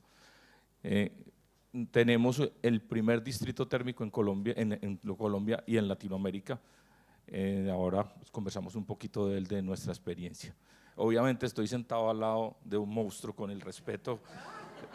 Él tiene casi 2 millones de toneladas instaladas, nosotros tenemos 3.600 toneladas, pues, pero miren el tamaño y con mucho respeto por él, pero obviamente nuestra experiencia es algo de desarrollar en Latinoamérica un distrito térmico de frío, no de calor. Medellín es una ciudad que tiene promedio entre 19 a 26 grados centígrados todo el año, entonces es más un tema de calefacción, de enfriamiento. Me extendí un poco y disculpas. Muchas gracias. Mighty oaks out of little acorns grow. You have to start small to get big, yes? Yes. So, I'll come back to you because the utility perspective is so important. And now I'd like to introduce Daniel Rosas Garcia with Johnson Controls. Many of the district cooling systems around the world have York chillers. And Johnson Controls has been in the DNA of district cooling. So Daniel here is also a world-class expert. The floor is yours. Hola, buenos días. Gracias, Rob, por la presentación de York.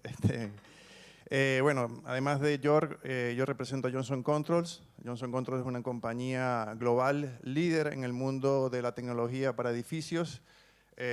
Tenemos líneas comerciales, obviamente toda la línea aplicado para la climatización, pero hay otras líneas verticales que también trabaja Johnson como fuego, extinción de incendios, seguridad, BMS, que es súper importante, los sistemas de control que se utilizan sobre todo en los distritos térmicos para que la planta pueda funcionar correctamente.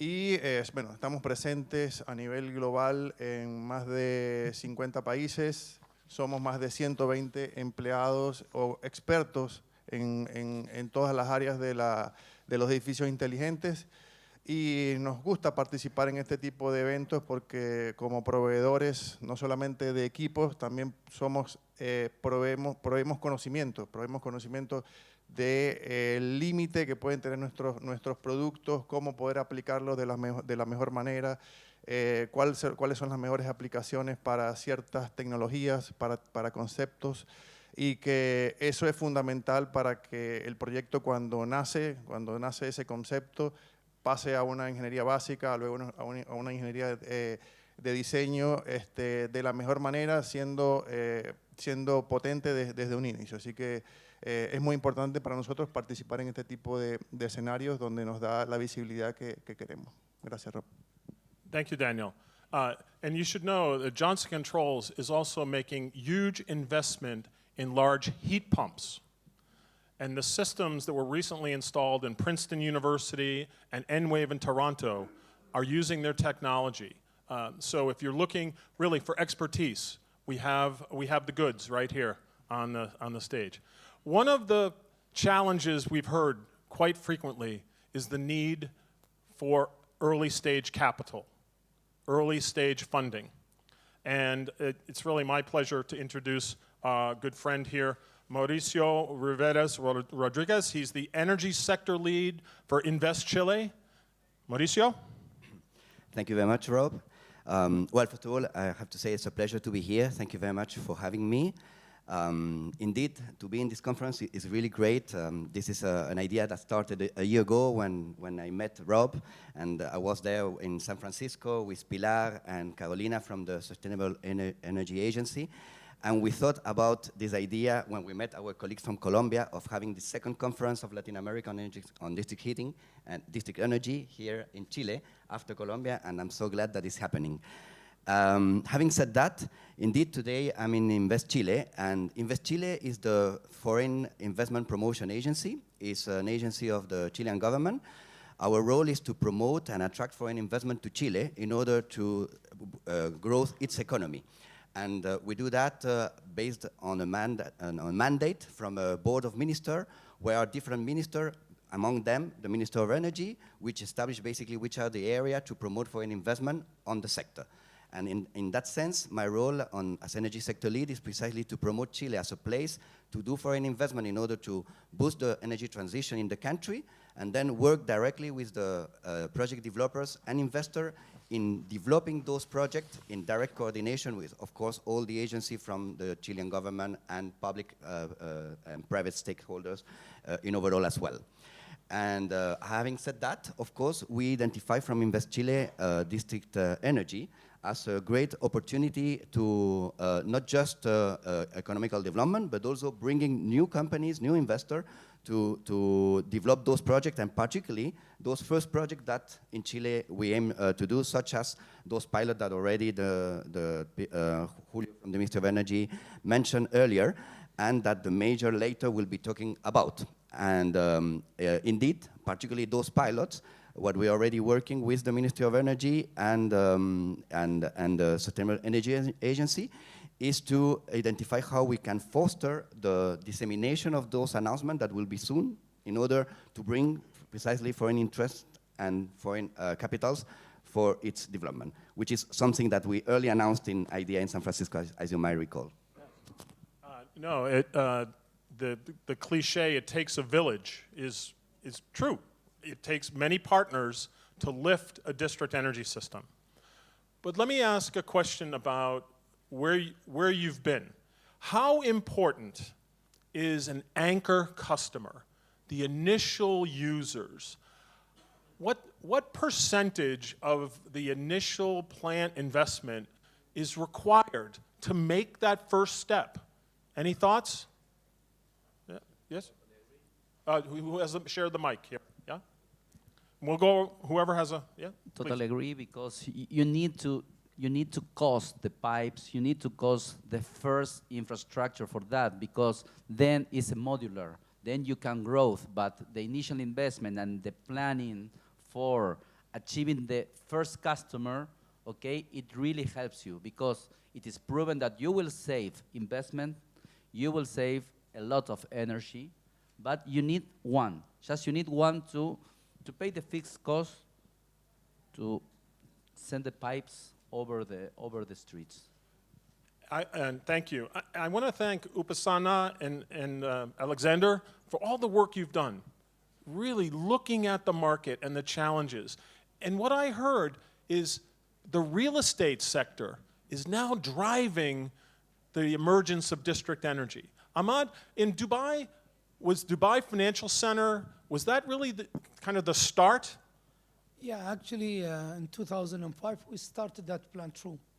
But I mean, back to the earlier question, Yeah. it's very important for any project, for district cooling, whether cooling or heating, to do proper feasibility plan, to understand the cost structures, whether for the network, for the plant room, the sub-metering, and the time will be ramping up. How long will it take? Is it 1 year, 2 years, 3 years, 10 years project? Do we need to build everything all in one go, 20,000 ton? Maybe we need 5,000 ton. Is it worth it to put up the full structure cost, or we do something, we call it semi-permanent? We build a plant room to service, for example, for the next 5 years with a very much minimum capital cost. Until we ramp up, we start making revenue. That's why I go back to my first point, the feasibility. If you do proper feasibility, the concept of district cooling will fly in this country. So the lead lag on capital, you're not over your skis. You haven't invested in 90,000 tons when there's only 9,000 tons of customer. Exactly. For example, But you build the garage for 90, you only put one car in it to start. Yes, exactly. And you know that it's happened in Dubai. I acquire 5 companies. I acquire 5 companies of district cooling. And I know how to buy them. It's my bread and butter. I can't do it blindly. I know where is the weaknesses, where is the strength, how I do it. So I'm telling you guys, it is very simple. Proper business planning, ask the expert. With all respect to all consultants, don't listen to the consultant, he will give you drama. It's endless story. But I think it is very important to know how to sell the concept financially.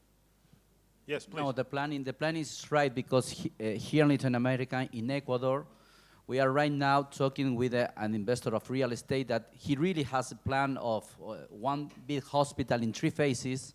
Okay, right now the hospital will be around 30,000 square meters, but it will be grows to 100,000 meters. Yeah. And then he will build 2 medical centers, 2 office centers, and then there will be a neighborhood. So we have the plan, we have the investment running, so when we present the possibility to change his mindset, to say, okay, why you are putting a central here, a central here, a central here, when you can, it's a greenfield project, you can easily put that. Aggregate, integrate, innovate. Exactly. Yes, yes. And he was crazy about that, because he said, okay, what is the savings? 40% in investment, because he has a backup for the hospital, a backup for the medical center, another backup. You can make a very strong network with half of the backup that they are putting over there. And then you take all the changes in loads, because you have a hospital with a certain load. We had an office with another load.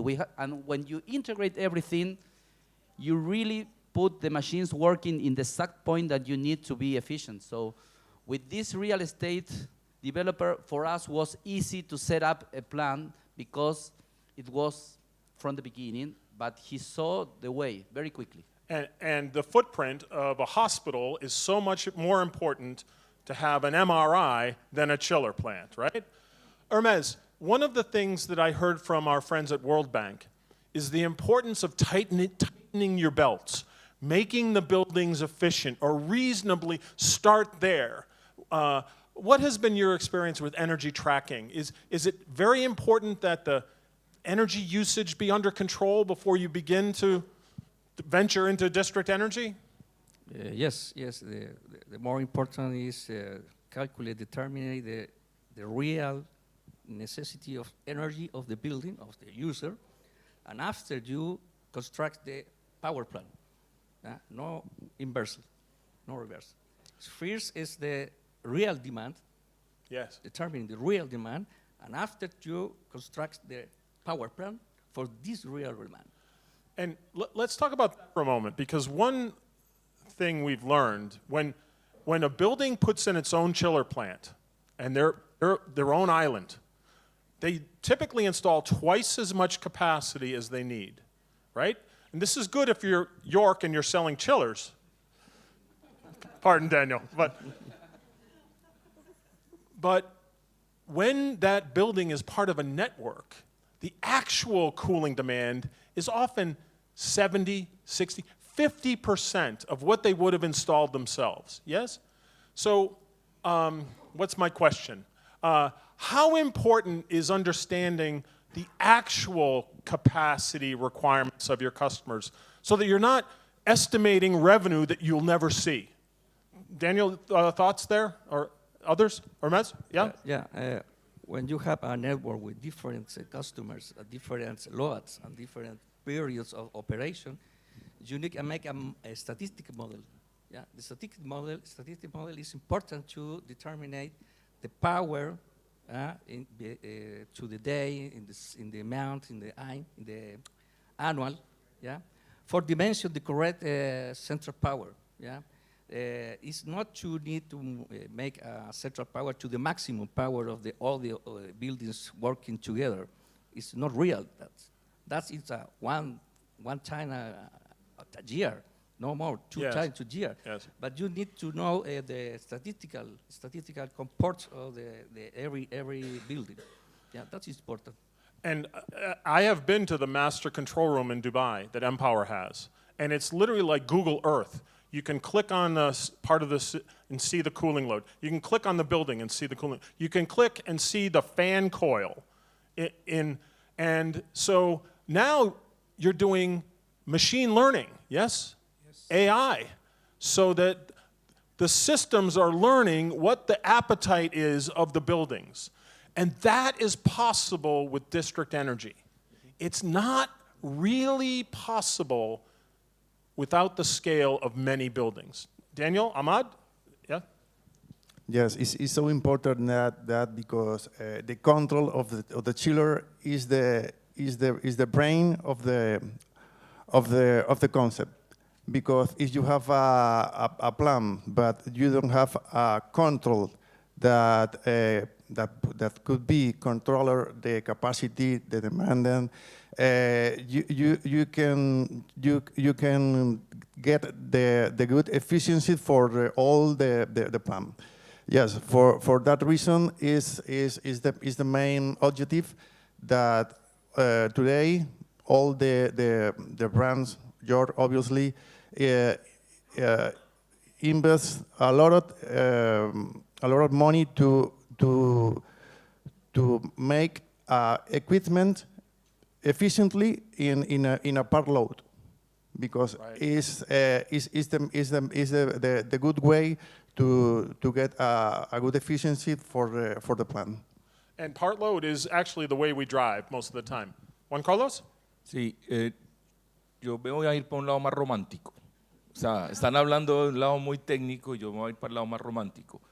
El haber integrado, por ejemplo, el distrito térmico La Alpujarra en un solo sitio permitió recuperar espacios en edificios de administrativos del municipio y de la gobernación de Antioquia que no eran usados anteriormente por tener esas máquinas en esa zona.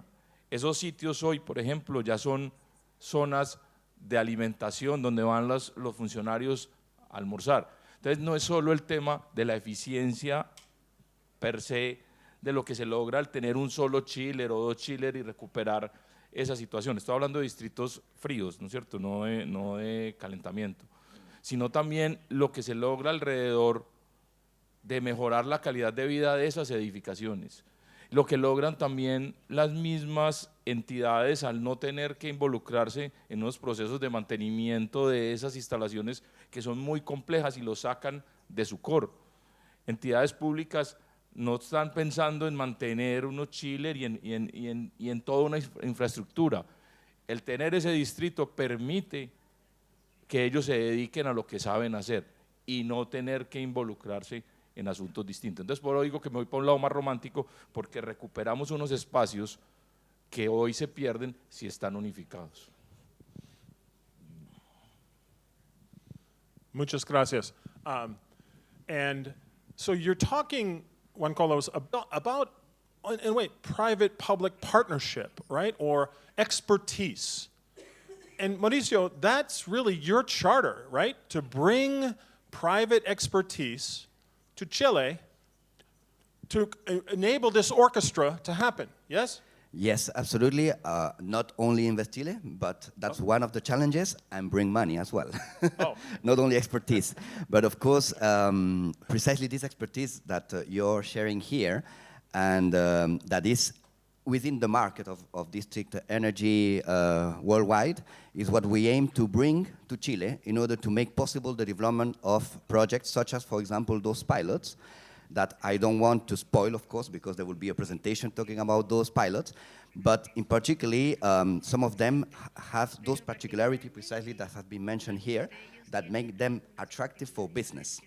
And therefore, how to work together with the Ministry of Energy and the Sustainable Energy Agency in order to identify much better what are the considerations to take into account before doing the public call for the development of those projects is what we aim to do in the first stage, in order to not just make possible, of course, a successful application for those companies, but then eventually what is more important, the final investment decision, and identify what will be the condition that will make possible this final investment decision in order to develop those projects. Because after we have one, of course, as many have said today, this will start developing more and more and more. And that's precisely one of the things, to bring this interest from private sector, understand what are their needs, and bring that into the policy development. And on the other hand, when this project is under development, also how to leverage eventually incentive or public funding, if that exists. That's not the case still, at least, on district heating, but it happens in other activities within the energy sector. And that's what we do basically at Invest Chile. Thank you, Mauricio. So one of the things I've heard today is the importance of having the customers appreciate the value of district cooling. So cost, efficiency, water, energy, space, right? So how do you communicate the value of being connected to district energy? So it's a little bit like, wow, I want to be able to walk to the subway.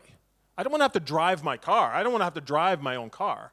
So how do we communicate the value of a network to a real estate, to a potential customer? Any thoughts there? Yeah. Generally, this is the easiest part for us to talk about the benefits, as they said, because when you're talking with your client, for example, a hospital is critical to have the cooling water, and say, forget about that. You will have always the water, no matter what happens. For them, it's something that, forget about the chillers, forget about the maintenance, so for them it's something that is critical. If you said, also, you won't have to invest in 10 years, you won't have to forget about the investment, also music to their ears. When you said about, okay, the space for a hospital is also important because they are huge about the investment of their own spaces. So if you say, okay, you have your rooftops, because you know that the hospital is a hotel where you don't want to be. So, but you will have a rooftop to take a coffee and have forget about a little minute. For them, it's very important to have this kind of spaces. And finally, operational costs. Operational costs will lower down. So you have a lot of things to tell them that it will sound very good, and everything close. But it really is a series of benefits, deliverables, advantages. Thank you. Ahmad, how important has the reliability of district cooling been to your success? I don't want to jinx you, but I heard you say, I'm going to knock wood, 21 years, no interruption. Thanks God. Praise God, yes? Yeah. Well, the thing is, it's always, what we do in Dubai, we focus on preventive maintenance. Preventive maintenance. Even we are, as a human being, every day we take a vitamin. We are not sick, right? We take vitamin D, we take omega-3, we take a lot of things which we don't need, but this is preventive when we are aging. The same way with the chiller. I have Johnson Control chiller, I have Carrier, Trane, Macway, I have Mitsubishi. All those chiller has plan. The lifespan of those chillers, it's actually, according to our business plan, is 30 years. But if you come look at my chiller, it's look like brand new because we are maintaining them. We spend a little bit on maintenance, and that amount of money, it's payback. We improve the efficiency. And this is also, it gives you the credibility to be more reliable. Very important, the customer, if they feel that, or they have witnessed or experienced a failure system, come on, it's not, they will go, public will go against you straight. And I want him to tell me what he will say. Thank you. Yes. Pero nosotros en Latinoamérica tenemos que, pienso yo, hacer un cambio también de mentalidad. La gente no entiende el concepto de distritos térmicos y piensa que va a obtener, entre comillas, los mismos beneficios sin hacer ningún tipo de modificaciones internas. Nosotros aprovechamos una oportunidad de un cambio de chiller en los edificios viejos que había en la ciudad, y a partir de eso pudimos desarrollar el distrito. O sea, era una oportunidad que si no se tenía era difícil hacerlo. O sea, entonces lo primero es que para poder desarrollar sistemas tendremos que tener de alguna manera a tomar esas oportunidades que nos da el mercado. Nosotros tomamos esa oportunidad, pero los dueños todavía piensan que los sistemas obsoletos que tienen adentro les siguen funcionando. Ahí hay que hacer también inversión. Entonces tenemos que evangelizar, es una palabra que usamos nosotros, tratar de llegarles, enseñarles a esas personas todos los beneficios que están obteniendo, las ventajas de no tener redundancias, de que la redundancia está en la planta, la redundancia no está en el edificio, las ventajas de olvidarse del mantenimiento. Obviamente, como lo decía Ahmed, con un mantenimiento, manteniendo sus equipos en perfecto estado para garantizarle el confort a esas personas. Entonces aquí hay un tema de evangelización, al menos nosotros en Latinoamérica tenemos que cambiarle el chip a todas las personas. Usted va a Europa, obviamente en Dubái, para ellos es completamente transparente un tema de un distrito térmico. Nosotros no tenemos ni idea en Latinoamérica qué es eso. Tenemos que convencer a la gente, tenemos que hablarles, tenemos que mostrarles todas las ventajas que esto genera. Me perdona, voy a dar un nombre, Cristina Mariaca es una persona que en Colombia se ha dedicado a promover el tema de distritos térmicos, y eso se mueve y no es fácil nombrarlo.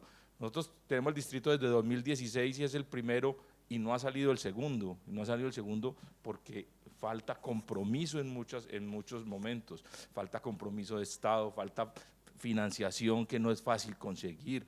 O sea, estos eventos tienen que convertirse más en ese proceso de, vuelvo y repito la palabra, de evangelizar para llegarle a todo el mundo, que es que si no volteamos a distritos térmicos, esto nos va a cambiar.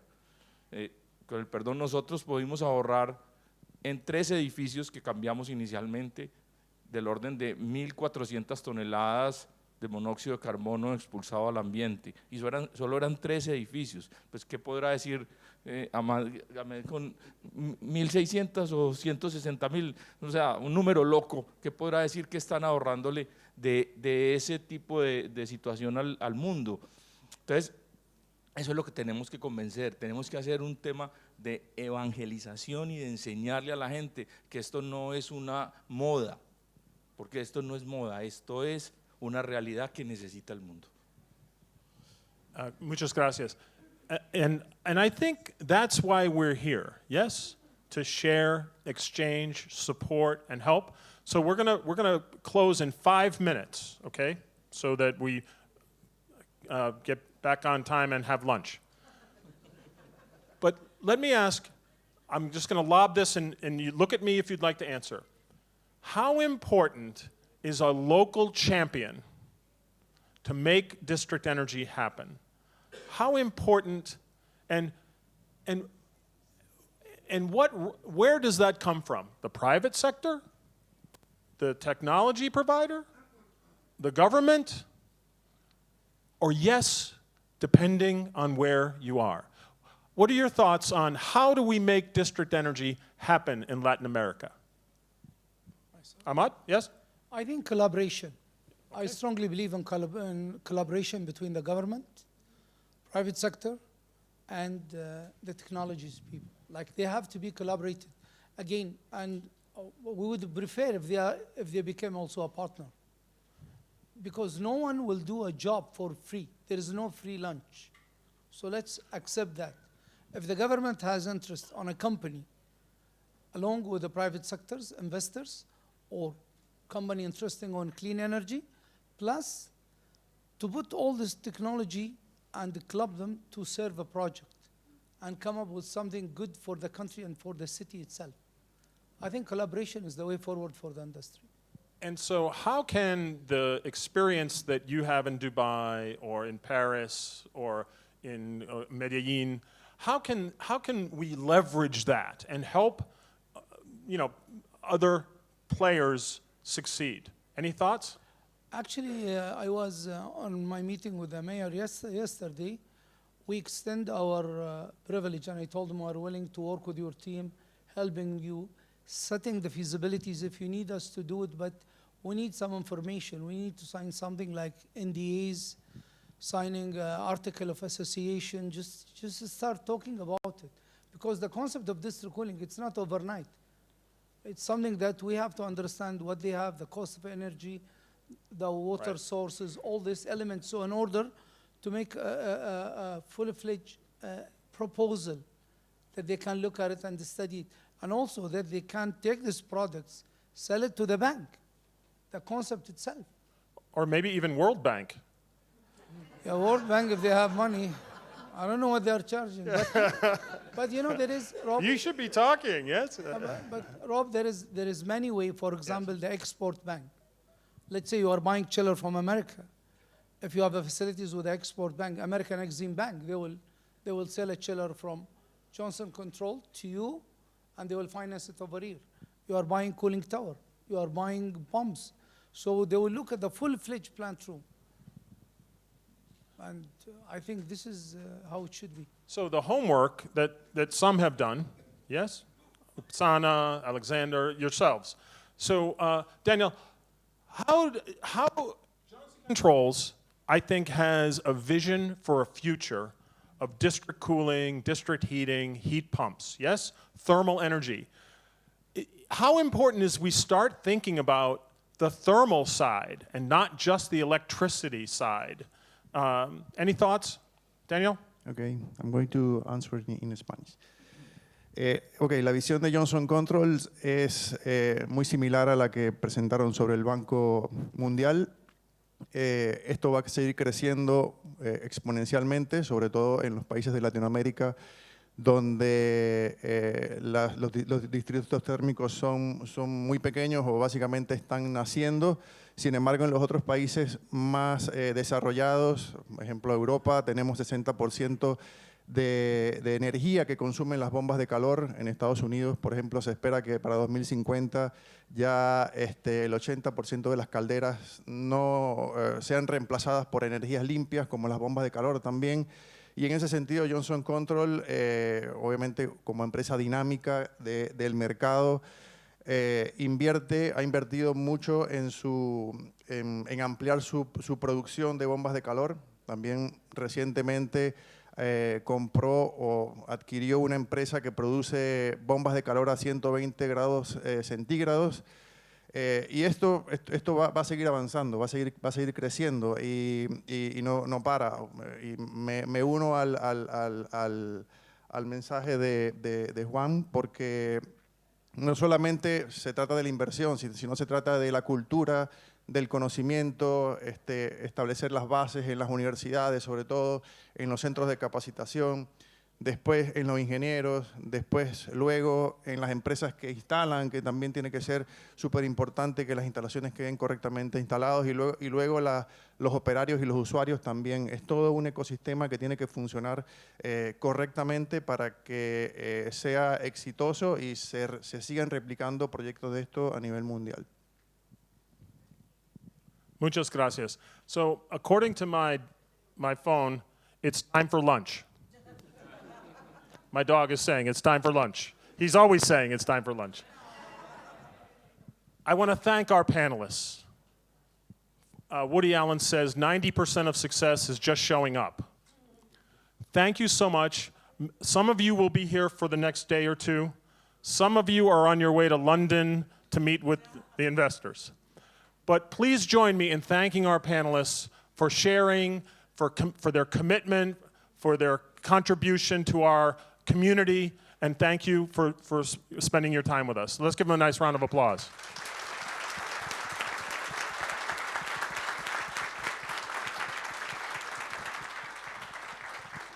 And we want to thank you, Rob, for everything. Thank you, everyone. Muchas gracias a todos. Vamos entonces, habiendo culminado esta mañana, vamos entonces al almuercito. Los invitamos a todos al restaurante del hotel, que está ubicado en el primer piso. Para quienes lo tienen incluidos, por favor, disfruten y a recargar energías. Volvemos aquí a las 14:30, 2:30. Muchas gracias.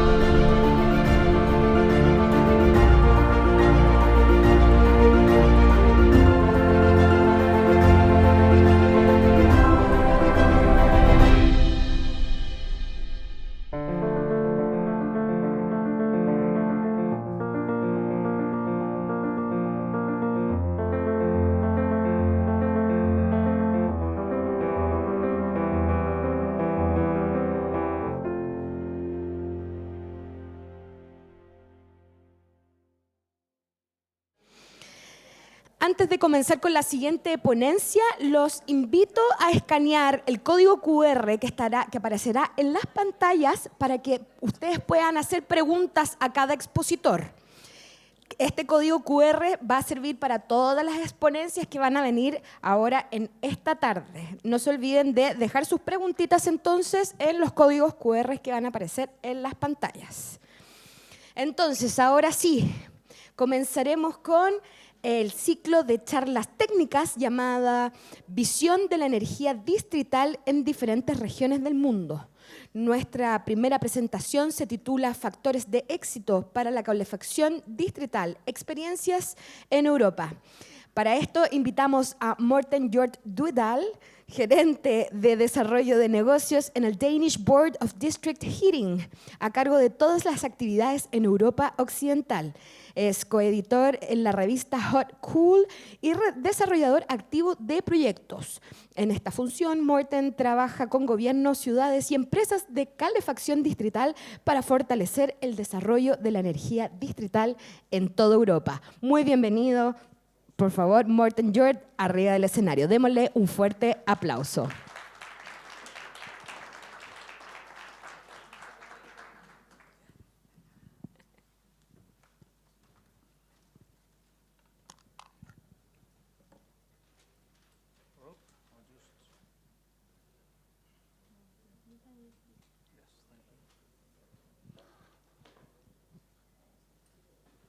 Thank you very much, and thank you to everybody for showing up after the launch. I will do my best to maybe provoke a little bit, maybe inspire a little bit, because I know you're all just sitting there digesting and feeling we should have had a little bit more time. But my name is Morten Hjort Dudal, and as said, I'm the Business Development Manager of the Danish Board of District Heating. We are a Danish organization. We are not the Danish District Heating Association. We could be called the international arm of the Danish District Heating Association. We are a membership organization. We publish what we sometimes think is one of the best international district heating magazines in the world. There is a little bit of competition. We live with that. That was not the important part. The important part is what makes district heating successful when we look at, especially Denmark, but I've traveled a lot in Europe, so I will cover that as well. We do have a lot of district heating in Denmark. 70% of all households are covered by district heating. That number is growing. We expect it to reach 75% within a few years. It's also fairly renewable. It has become fairly renewable. Nearly 80% of the heat we deliver through our district heating systems are renewable today. That number is definitely growing. And if you look at, for instance, Copenhagen, that's the map you have down in the corner. All buildings are connected to district heating systems. They are large. From north to south, there is maybe 50 kilometers. From east to west, there is 40 kilometers, and that is one large system. We have a lot of district heating companies, 350-ish. That number is going down a little bit because the smaller one merge. And they are all, or nearly all, consumer-owned in cooperatives or owned by local authorities. Many kilometers of pipes and a lot of water. And what is most important is that our prices are competitive. You will hear me say something about prices very often in this presentation. Here it is. Why do we have district heating in Denmark? And the answer is very simple. That is because that gives the end user the lowest price for the heating. And it has been so since '79, where we had our first district heating law in place. So, low prices. We are as cheap as everybody else. We like low prices. We also like it's renewable. So back in '79, it was low price. Now we have put in renewable. Early on, air pollution was important. Import independence. There's a lot of good things to say about district heating, but the determining factor in Denmark is lowest price. Does anyone here like to pay too much for the heat? No, neither do we. We are Scottish that way. If you look, started in 1903. I thought we were earlier than the Finnish guys, but they were from 1902. I know we couldn't compete with the US. That was waste incineration. Then things happened slowly. And in the 60s, we started looking very much at air pollution. And therefore, there was a lot of smaller cities that built district heating systems. We didn't get rid of the pollution. We just built a taller chimney. And then we had the wind pushing it away. But the local pollution was a driving factor in the 60s and low prices. 79, we had a lot of gas and coal, thereby lowest prices. And then step by step, we have introduced different energy sources. And if you look at this slide here, you can see back in the time, there was a lot of the black thing in the bottom of it. That's oil, coal, natural gas. Slowly, step by step, we have pushed these sources out we don't like, and we have introduced new sources. The big, I don't know, it's kind of green, the big one in the middle, that's biomass. Wood chips, straw, olive stones, anything that will burn that is biomass, also waste incineration, by the way. And you saw back in 2010, and it started way earlier than that, we started introducing new energy sources for a heating system. And today, when people ask what is the main source, yes, it's biomass, but it's also heat pumps. And we change them all the time. We never throw anything out because we already have it.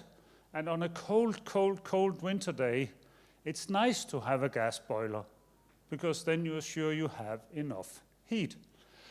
So heat sources is one, that is the bottom arrow I have in this slide. Oops, sorry.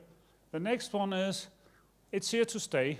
It has developed over more than 100 years, 120 some years. We expect district heating to continue to grow because people move to places where there is district heating and people move into bigger apartments. They also have higher demands for comfort. Many of you may have teenagers back home. They take long showers. That means they use more heat. I'll not use the same joke as yesterday, but if somebody has the solution for telling a teenager to shorten the shower, I would like to hear from them. So it will grow. And now geothermal is the new thing in Denmark after some bad experience. Rob, you said you have made a few mistakes. I think I like calling, we climbed a learning curve on geothermal. It's all the same, and now we introduce it again. So there is all the heat sources you can imagine. A lot of surplus heat also. It's a matter of being super efficient. That drives down one thing, price, and makes it more renewable. So, why do we have it? I covered most of it. One thing that is very important in this context, and this leans also in the direction of answering the question, what has made this successful? That is, when we plan district heating, we plan for everybody to take it. It's a bit different than all the cooling we have talked about, because in cooling, we look much more on the big end users, because we probably only in extreme cases will cool down an individual building with district cooling. It's for everyone. And that requires a lot of planning. We also include social and other benefits in our calculation, so we know what is good for society. So, some of the key factors, and this is very clearly from Denmark, but when I look at the projects I have worked on or supported in Germany, in England, in Scotland, in the Netherlands, in France, municipal leadership is the key. That is not the same as municipal ownership, but leadership. Anyway, all the people who live in your municipality is your people. It's their municipality. They are the ones who should make sure that everybody gets the right solution. And in urban areas, that's district heating. Outside urban areas, I agree 100% with the earlier speaker, that's individual heat pumps for many, many, many places anyway. There's also another thing we have discussed again and again, that do we have capital to fund these things? And yes, we do that in Denmark because we have a system with a project proposal. When that is all cleared, you have access to a municipal bank where you can borrow money up to 100% at a decent interest rate and up to 30-year payback time. 30-year low interest. Imagine being able to get that for your own buildings, your own house, your own mortgages. That's nice. And ownership, it has to be very clear who owns this. I'm still looking for finding the balance between private, cooperative, municipal. I'm not saying we have found the perfect solution, but we have low prices, we have 70%, and it's fairly renewable. The municipal leadership, there's a few more words than I will comment on here.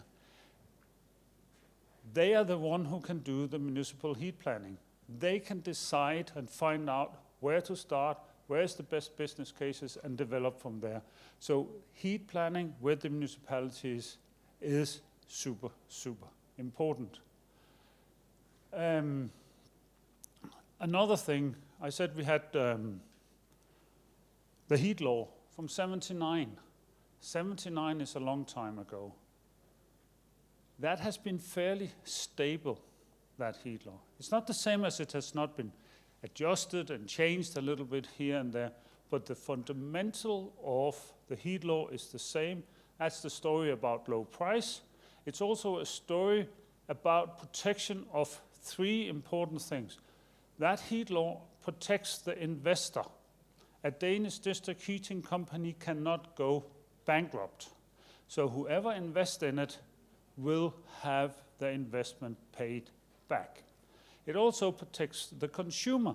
We have to remember, district heating, district cooling are natural monopolies. We will never ever put two sets of pipes into the same street with competition between them. So we need to protect the consumer. And that is very much, it's really, really important in Denmark. Some of the answers we have to that is a lot of calculations before we approve the projects. We do that very, very carefully. But it's also with a very efficient complaint system. And then transparency. We do not have NDAs. You can, if you're part of a district heating system in Denmark, you can get to know whatever you want. I can tell you a small district heating company south of Copenhagen, in 2023, they spent around 600 kroner of chocolate for the board meetings. This is how transparent it is. It is into that detail, it is transparent. That is consumer protection. And then the strange one, society. Why society? Well, we do socioeconomic calculations to see if this project is good for society. It's not a business economy, it's not a consumer economy, but here we include other benefits to society. Job creation could be one of them. Or other disadvantages, pollution, when we compare projects. So it's a proper socio-economic calculation. Today, around Europe, I would like to see better socio-economic calculations. For instance, what is the value of removing, now I take a Chile example, and haven't thought it through in all details, what is the benefit of removing air pollution? We heard some of the numbers about people die, the hospitals spend too much money, have bad lives, and so on and so forth. What is the benefit of that? That should go into a socio-economic calculation. We do these calculations because then we can let local authorities support the development of district heating. They can finance it, they can give subsidies to pre-feasibilities and to feasibilities and so on and so forth. They can also force planning and say, in this area over here, we only accept district heating because we know it's good for the company, it's good for the end user, and it's good for everybody. That's a big part of it. Oops, I'll go here. I started out saying we need to think big. And especially for heating, that is very important. We need to make sure that when we do these things with district heating, we will cover the entire town as much as we can. That is not the same as saying we should do it in one go. I strongly believe we should do it in phases and understand how these phases interact. I will share an article with everybody with that picture on the right-hand side that go much more into details with that. But if we think big, and big can be just a city with 40,000 people, that's big enough. 5,000 can also be big enough. But if you think big, we can also start using all the surplus heat sources that is around. We can activate local authorities, local communities, making cooperatives. I think it was you who said, nothing beats volunteer when they start. It was one of the last, I can't remember who said it, but somebody who comes together to do something, that is a powerful thing to have in a city. I would not be the mayor and oppose them. You will lose. Consumer protection. When I travel around Europe, I often hear people say, we feel insecure about going into a district heating system. It is the municipality, a French company, a whatever have you, they take all our money and run. I don't know if they do that. I'm not saying they don't, but you need to tell people who you're going to weld to a system, and they have to stay on it for the next 100 years, that they are well protected. So, stable heat law, clear price regulation, transparency, and a good complaint system. That's what we use in Denmark, and we see that implemented many places in Europe. I think I have time for 4 cases. These are 4 different places: the Netherlands, Germany, Amiens in France, and Hamburg. I'll start with Hamburg. They sold their district heating company to a private organization 15 years ago. A few years back, they bought it back because they felt they lost control of city development. And they didn't like that. Hamburg City Council think they are the one to decide what should go on in Hamburg. The Netherlands have just passed a law, first in Europe I know of, saying that at least 51% of the district heating company has to be in public hands. Not private, but public. That was an outcry. Germany, they're really, really good with heat planning. And the one, if you know a little bit about Germans, when they take step 1, they also take step 2. So after the heat planning, we will soon see a lot of projects being implemented. Amiens have found a fantastic way of balancing the private companies and the municipalities. With that, I want to say thank you, and I was told that I have to Okay. I was told I should show you a QR code. I'm pretty sure Frank will show it in a second. Yeah, but my last one is like 50 pages down. Thank you, everybody. Oh, there it is. There you go. Very good. Thank you very much. Muchas gracias. Ahí, como pueden ver, está el código QR para que puedan hacer sus preguntas. Tanto el código como la página web con ese código pueden ingresar y hacer las preguntas correspondientes. Recuerden que este código sirve para las próximas ponencias también. Muchas gracias, Morten. Thank you very much for your presentation. Continuamos ahora con la visión desde Asia. Escucharemos a, please forgive me for my pronunciation. Is it Dulong Chen? Okay, very good. Experto senior en UNEP Copenhagen Climate Center, quien nos compartirá su experiencia sobre energía distrital en Asia. Dr. Chen es un científico del clima y experto en sostenibilidad urbana con más de 25 años de experiencia internacional en mitigación y adaptación al cambio climático, resiliencia urbana, construcción sostenible, energía distrital y soluciones de refrigeración sostenible.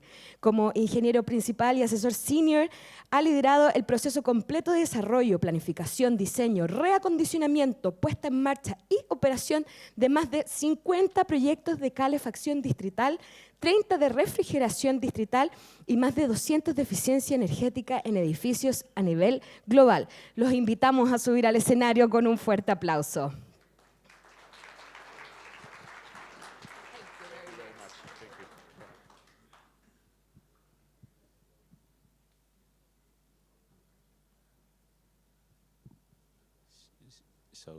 So good afternoon, everyone. Sorry, my Spanish is very bad, so I delivered it in English. Forgive me, but I promise that every time I go to Chile, I can learn 2 sentences. Then now the second time, so I only have 4. Yeah, yeah. So here today, actually, I'm going to share with you the. Some of the experience that the district energy development in major Asian countries. Actually, here actually it's the definition of different, district energy. So the key definition of district energy I would like to highlight here is that district energy is defined as a public service. So it should like heating and cooling should be like acting or defined as electricity, as fresh water, as gas, that you use it to have it as a part of this public service. So here actually we have a definition. It's like district energy is to use local energy sources. Why we do that is because we believe that whenever you use local energy sources, actually that means that you have normally low cost, and then normally it is higher efficiency, meaning primary energy efficiency. And then also another characteristic is that it needs to have a very competitive price, as Morten mentioned, lowest price. But I don't think that is always the lowest price in Asian countries for district heating and cooling. But we try to do that, right?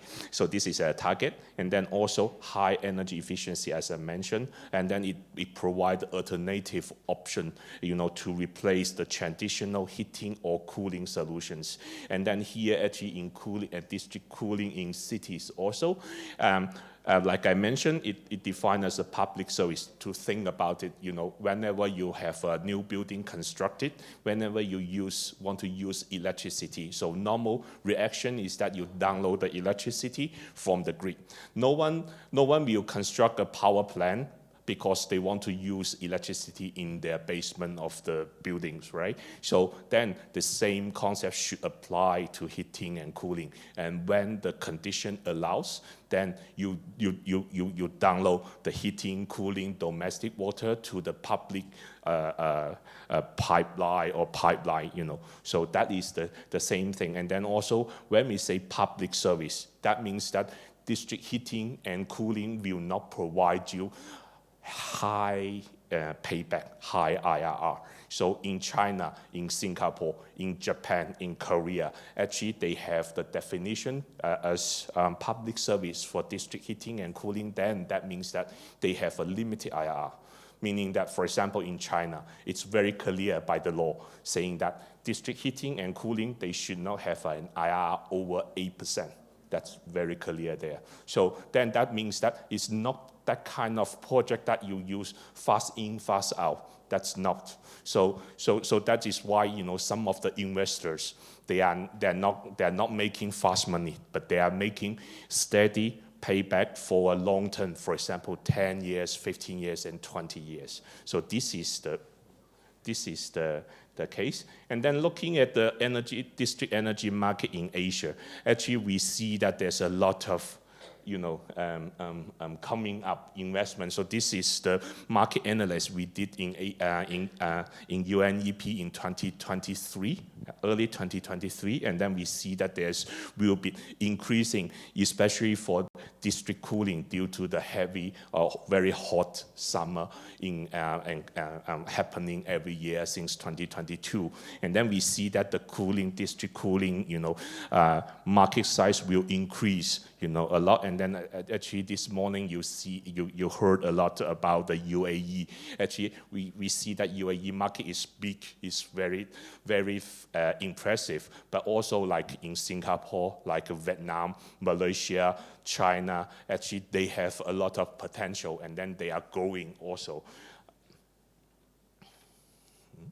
So here is mapping, but maybe, yes. So here actually I try to map out, different regions like Middle East or GCC, East Asia, Southeast Asia, and South Asia, different countries, and then how many projects they are already there in 2022, 2023, and then also the development stage, whether it is mature, for example, in the Middle East, actually they are very mature, and then they have new projects while they also expanding for the old projects, and then like in East Asia, like China, like including Hong Kong and Japan and South Korea, actually they are also kind of mature, but they also have new projects developing, and then Singapore, for example, actually they are very mature. Actually, we can see that they not only have a very mature technology applied to their very good, incentive policy, and then also very good,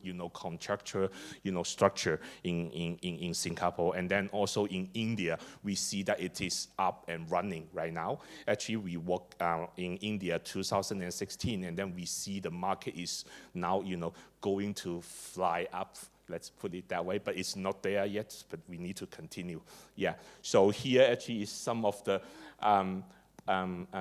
summary of the market assessment we did, and then we also outlined the key innovation. For example, what kind of technology has been applied for the existing, projects, and then also the new project, for example, geothermal, for example, multi-cooling resources, ice storage, etc., etc.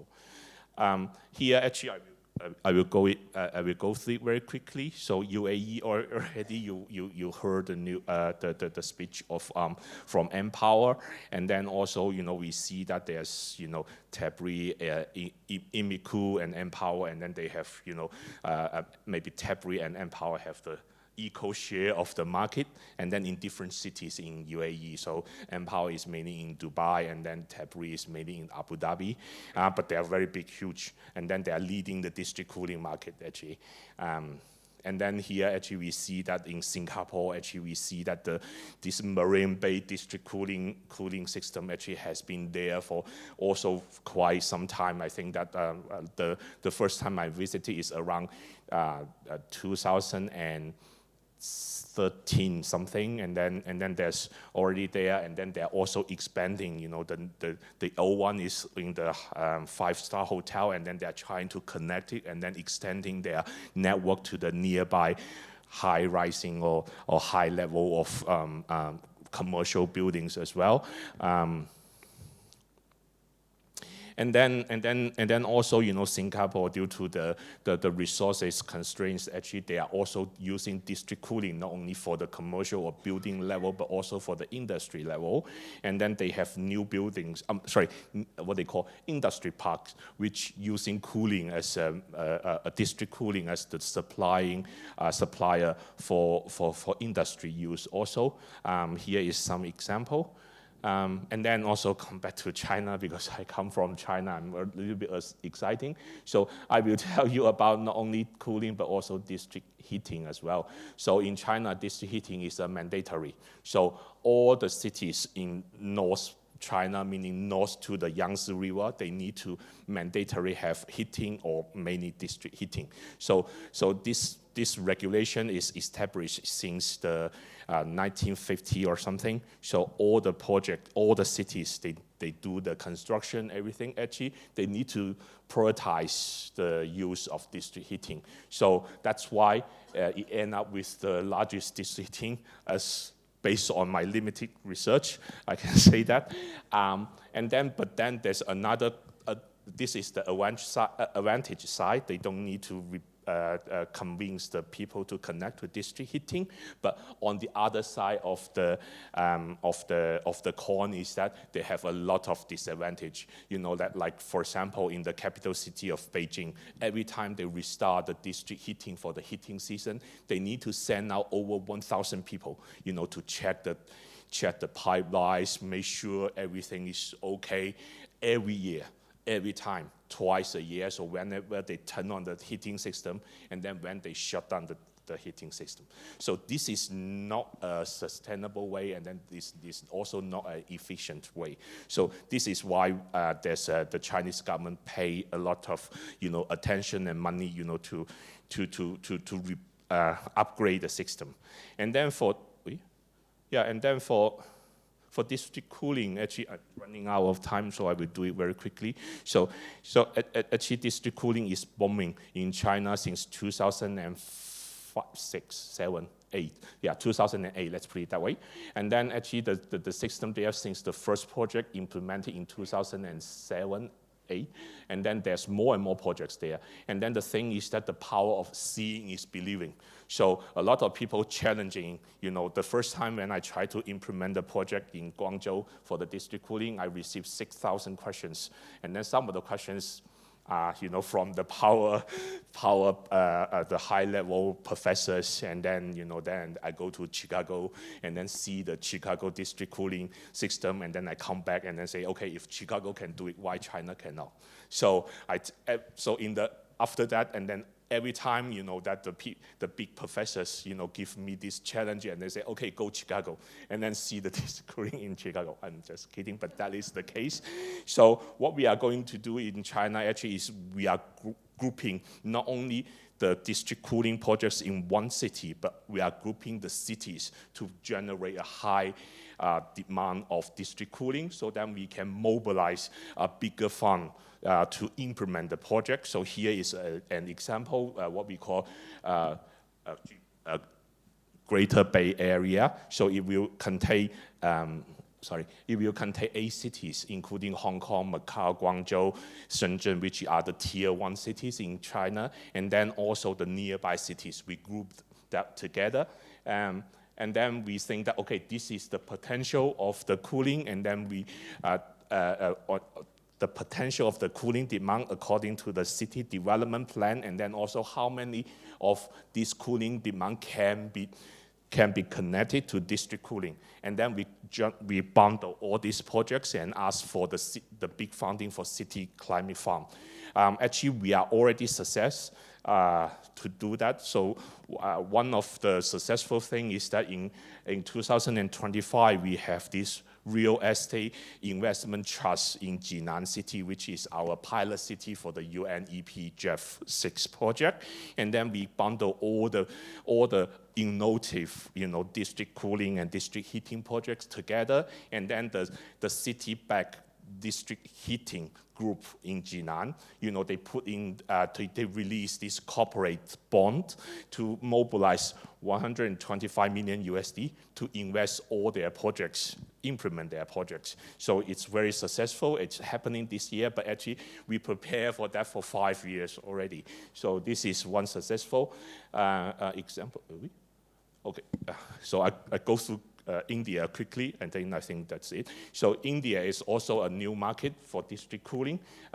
So we have been working in India since 2016. At that time, there's there's only one district cooling project there, but we try to support the technical, provide the technical assistance support to raise the awareness, and then to do the rapid assessment, pre-feasibility study, and then we holding the pen, to do some of the city master planning, and then actually we identify several projects in India. So Chennai, New Delhi, Mumbai, that is our pilot projects, and then we are continue to do the master plan for Chennai. Sorry, this Indian map disappeared, but that is the location of our pilot projects.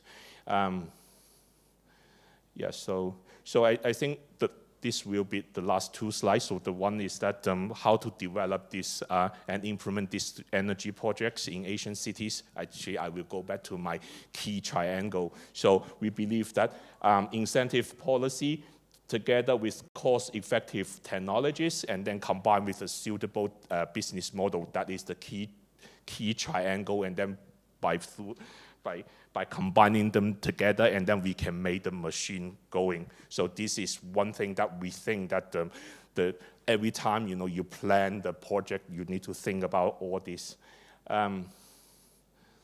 Yes, so actually with this, I would like to thank you, all of you, and then thank you for your attention. I will be here for the rest of the conference today and tomorrow, so I will be very welcome for any questions and discussions. Thank you very much. Yeah.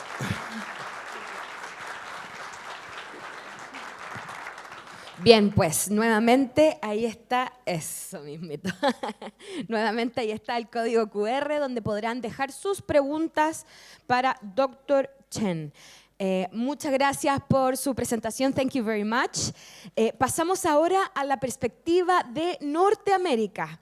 Damos entonces nuevamente el paso a Rob Thornton con la presentación sobre energía distrital en Norteamérica. Un aplauso para él, por favor.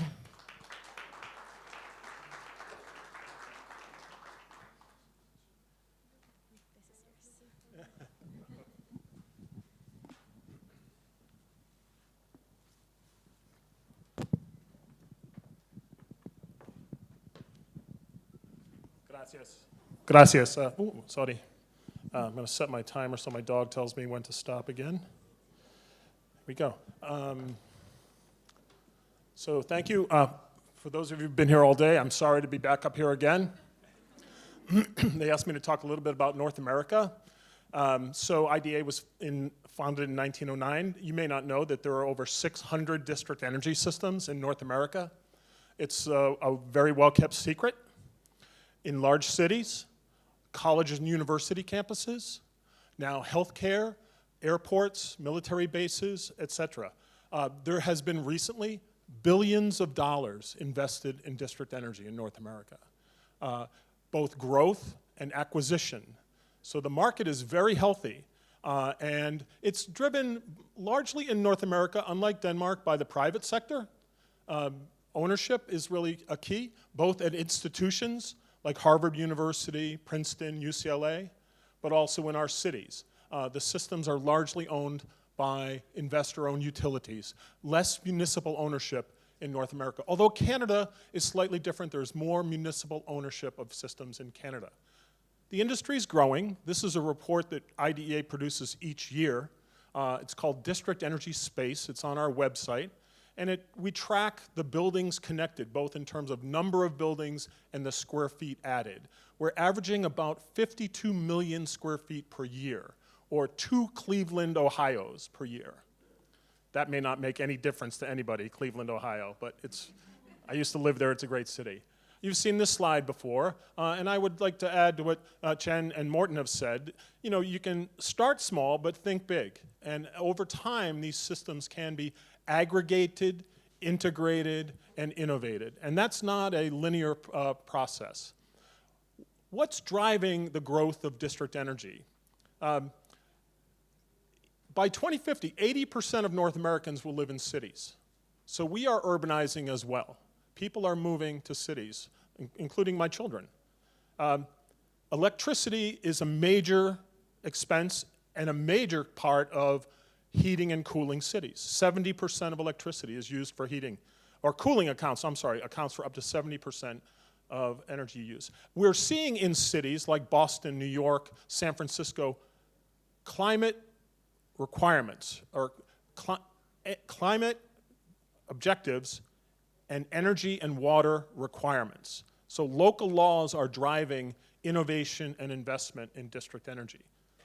And finally, extreme weather has been frequent, and we're all dealing with we're looking for more resilient infrastructure.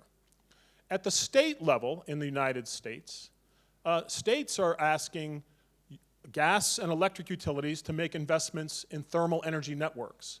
And so there are state laws being passed, or not laws, but policies in a number of states to allow or help the natural gas utilities to transition from selling methane through pipes to moving heat through pipes, thermal energy networks. And again, the cities are driving innovation and investment. Here's something new on our map. the proliferation of data centers. This is an overlay map that shows where the district energy systems are and where the data centers are and are coming. And so data centers produce a lot of heat. It's low-grade heat, but it's significant volume. And we think there's great opportunity for convergence between district energy and data centers, particularly in and near cities. So these systems are being reinvested in. We're redeploying, making new assets for more than 140 years. So once you have the thermal network, you can plug and play different technologies. And my dog is telling me to end. Here. If he were here, he'd be pulling my leg. Actually, in the afternoon, he comes into my office and he puts his paw on my arm. Dad, would you get off the phone? Come on, time for a walk. Anyway, so a quick map. Boston is innovating. Actually, an electric boiler has been installed, 42 megawatts in Cambridge, and that will use renewable electricity and make steam. And low price, low carbon steam in Boston and Cambridge, serving pharma, MIT, big campuses. New York City, Manhattan. It's as dense a market as you can imagine, and the steam system is critical to the district, to the customers in Manhattan. And so they have a plan to electrify the steam. Our friends from Johnson Controls mentioned that they're making heat pumps now that will operate at very high temperatures. And that really is part of the plan, to integrate those assets. In Toronto, they've been using the lake to air condition the city for almost 25 years. So they take the coldness out of the lake, they use it for city water, and that's how they air condition 120 buildings in downtown Toronto. The cost of air conditioning is 1/10 of the cost of air conditioning was reduced by nearly 90%. A big investment up front, but paying off over time. In Vancouver, I mentioned earlier today, private investment occurred in 1968 to clean the air in Vancouver. And Vancouver is largely known as one of the greenest cities in North America. It wasn't always that way, but you can get there. And finally, in Ottawa, the federal government of Canada, they've made huge investment in district energy, over $3.5 billion in the last 10 years to modernize the district heating system that serves the capital region, the parliament, really the government center, the federal capital of Canada. They'll be hosting us in June next year, and I'd like to invite you all to come. And finally, one of our major institutions, Princeton University, they'll be celebrating their 300th year very soon. And they've made an investment to have a net zero campus by that time. And in the last 7 years, they've made a conversion of steam and combined heat and power to hot water, chilled water, and geo-exchange. And they will say to you that what they've done is in the summer, they put all the heat in the ground. And in the winter, they take it out. And the underground is the equivalent of 7 Rockefeller centers. If you've ever been to New York City and seen Rockefeller Center, think of it 7 times underground. And that's the investment that's underway at Princeton University. I mentioned this earlier. It's not just big cities. It's smaller communities as well. In Burlington, Vermont, Surrey, British Columbia. And I know this is a remake, but I think this is a key point.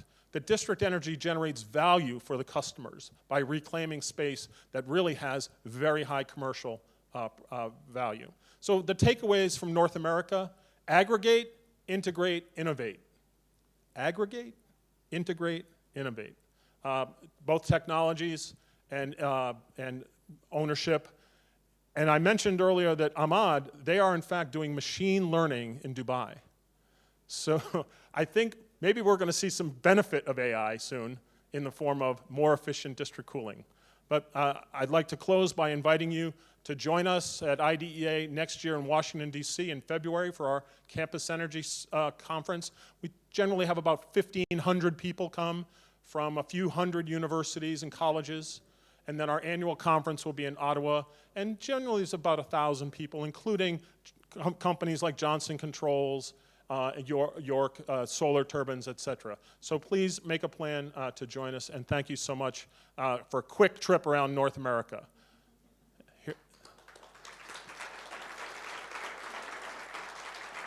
Some resources on our website, and here's the QR code that they asked me to share once again. Oh, I guess this is then questions for me. Let's skip over that. Thank you very much.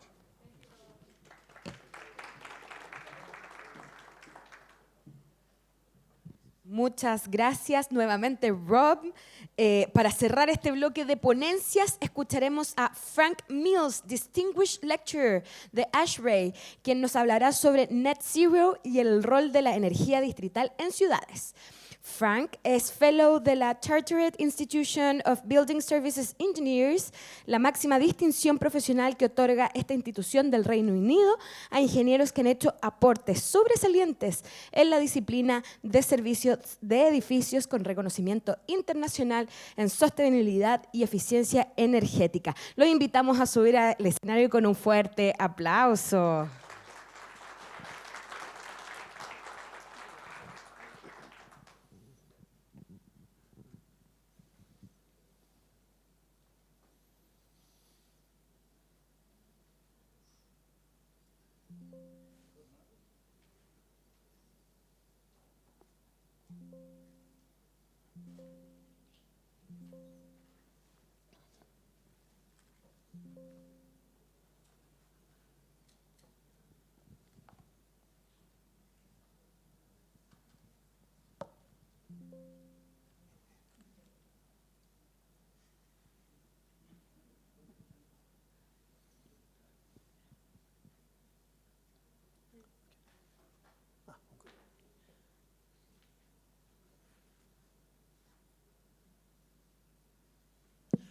Good afternoon. I'm Frank Mills. I'm an ASHRAE Fellow, an ASHRAE Distinguished Lecturer, actually, and I'm very pleased to come here and talk to you about how district energy is one of the key features that we should have for zero-carbon cities, which is our objective. So, just good. Got a quick overview here today on what we're doing about this conference. I'm not going to dwell on the topics here, but it's why are we looking for net zero? What does it actually mean? How does district energy fit in? And I'm going to highlight some examples in the UK, our health service and so on. Well, the first thing I thought I'd do today is just check out where we are on greenhouse gas emissions, and actually we're still going up. This is an abridged version, by the way, of my presentation, so the one you get will be longer, and there's a lot of notes on it on where these sources have come from. But you can see here that things are actually going up, and this comes from this sort of European Commission journal that looks at emissions across the whole world. And it has a lot of detailed information. For example, this graph here is illustrating just where exactly we're using all these fuels that are giving us more greenhouse gases, and why it's still going up. And just to remind you, our objective as a world is to be net zero by 2050, completely net zero. So that's a tall order. So at the moment, we're still going in the wrong direction. So that's 1.9%. Interestingly enough, the US has actually started to go down. It's you saw from the last slide, actually, the US is one of the highest polluters, but it is actually on the right direction going down, as illustrated in this slide. Now, the point about district energy, it does reduce energy waste a lot. I won't dwell on that because we've heard a lot of examples today. Ahmed was telling us it's 50% in the Middle East. I'd heard a report in Kuwait, it was around 45%. So if we go to district energy instead of using individual boilers and chillers and things like that, we're going to more or less halve our energy consumption, halve the emissions. The UK, the country I come from, talks about this a lot and has a lot of policies which you can see online in our government website, but in my opinion is doing very little, very poor example of how to do it. And I think, I would point to Scandinavia as a place that has been doing it right for a long time, and seeing Rob's slides, North America as well. But anyway, I think the big point is where we have thermal power stations, which we still have in the UK, they're maybe 40% efficient at the best. the thermodynamic cycle tells you it's a 35 to 40% efficiency. So you're throwing 60% of your energy away, and we're still doing that. So as a country, none of our thermal power stations use their waste heat to heat anything. They just throw it all away. It's just a trick of history, if you like, and we're not going to do anything to go back and alter that any day soon. On the other hand, though, if you have an energy centre which is producing power, you can pick up the heat. And this is a combined heat and power unit, basically, as used in hospitals. And so we can use up to 80% of the energy, maybe 20% is still weighted. So DE, District Energy, has half emissions. Transition away from thermal power is impossible. We're certainly adding renewables, but we will always need some thermal power plants in there. But if we can convert to start using nuclear, which is net zero, then that would be okay, and we can then pick up the heat from those as well. But we are, as a country, using renewables in the form of wind and solar a lot, but they suffer from very variable supplies. It was recorded that the highest electrical consumption in the UK was in the middle of August one year, and it was a day when there was no wind blowing. You know, this is the way renewables are. So they're great when they're there, and when they're not there, if it's cloudy, then you're struggling. So it's just a quick slide to show how stupid it is to run thermal power plants and not pick up the heat. And the zero and carbon cities that we've got, and I will illustrate one I've designed in Manchester, a relatively small city, it's called Media City. It's a tri-generation scheme. It generates power on site in the case of Media City using gas, and then it converts the waste heat to either district heating for heating and hot water or to cooling through an absorption chiller. And then we can get some pretty good efficiencies out of that. I have to say that in the UK, gas distribution is still fixed in our heads as the way to do it. We have extensive gas supplies. And a good example I wanted to highlight was Romford Hospital, a project I worked on as the energy consultant 20 years ago. And my job as the energy consultant was not to design it, but to calculate how much energy this hospital used. And here's some figures on it. And what I noticed, it had the usual big boiler house in the hospital. They always have a big boiler house with big chimneys. You can spot it miles away as you come towards the hospital. And it had 4 big boilers. And here's a picture of those boilers.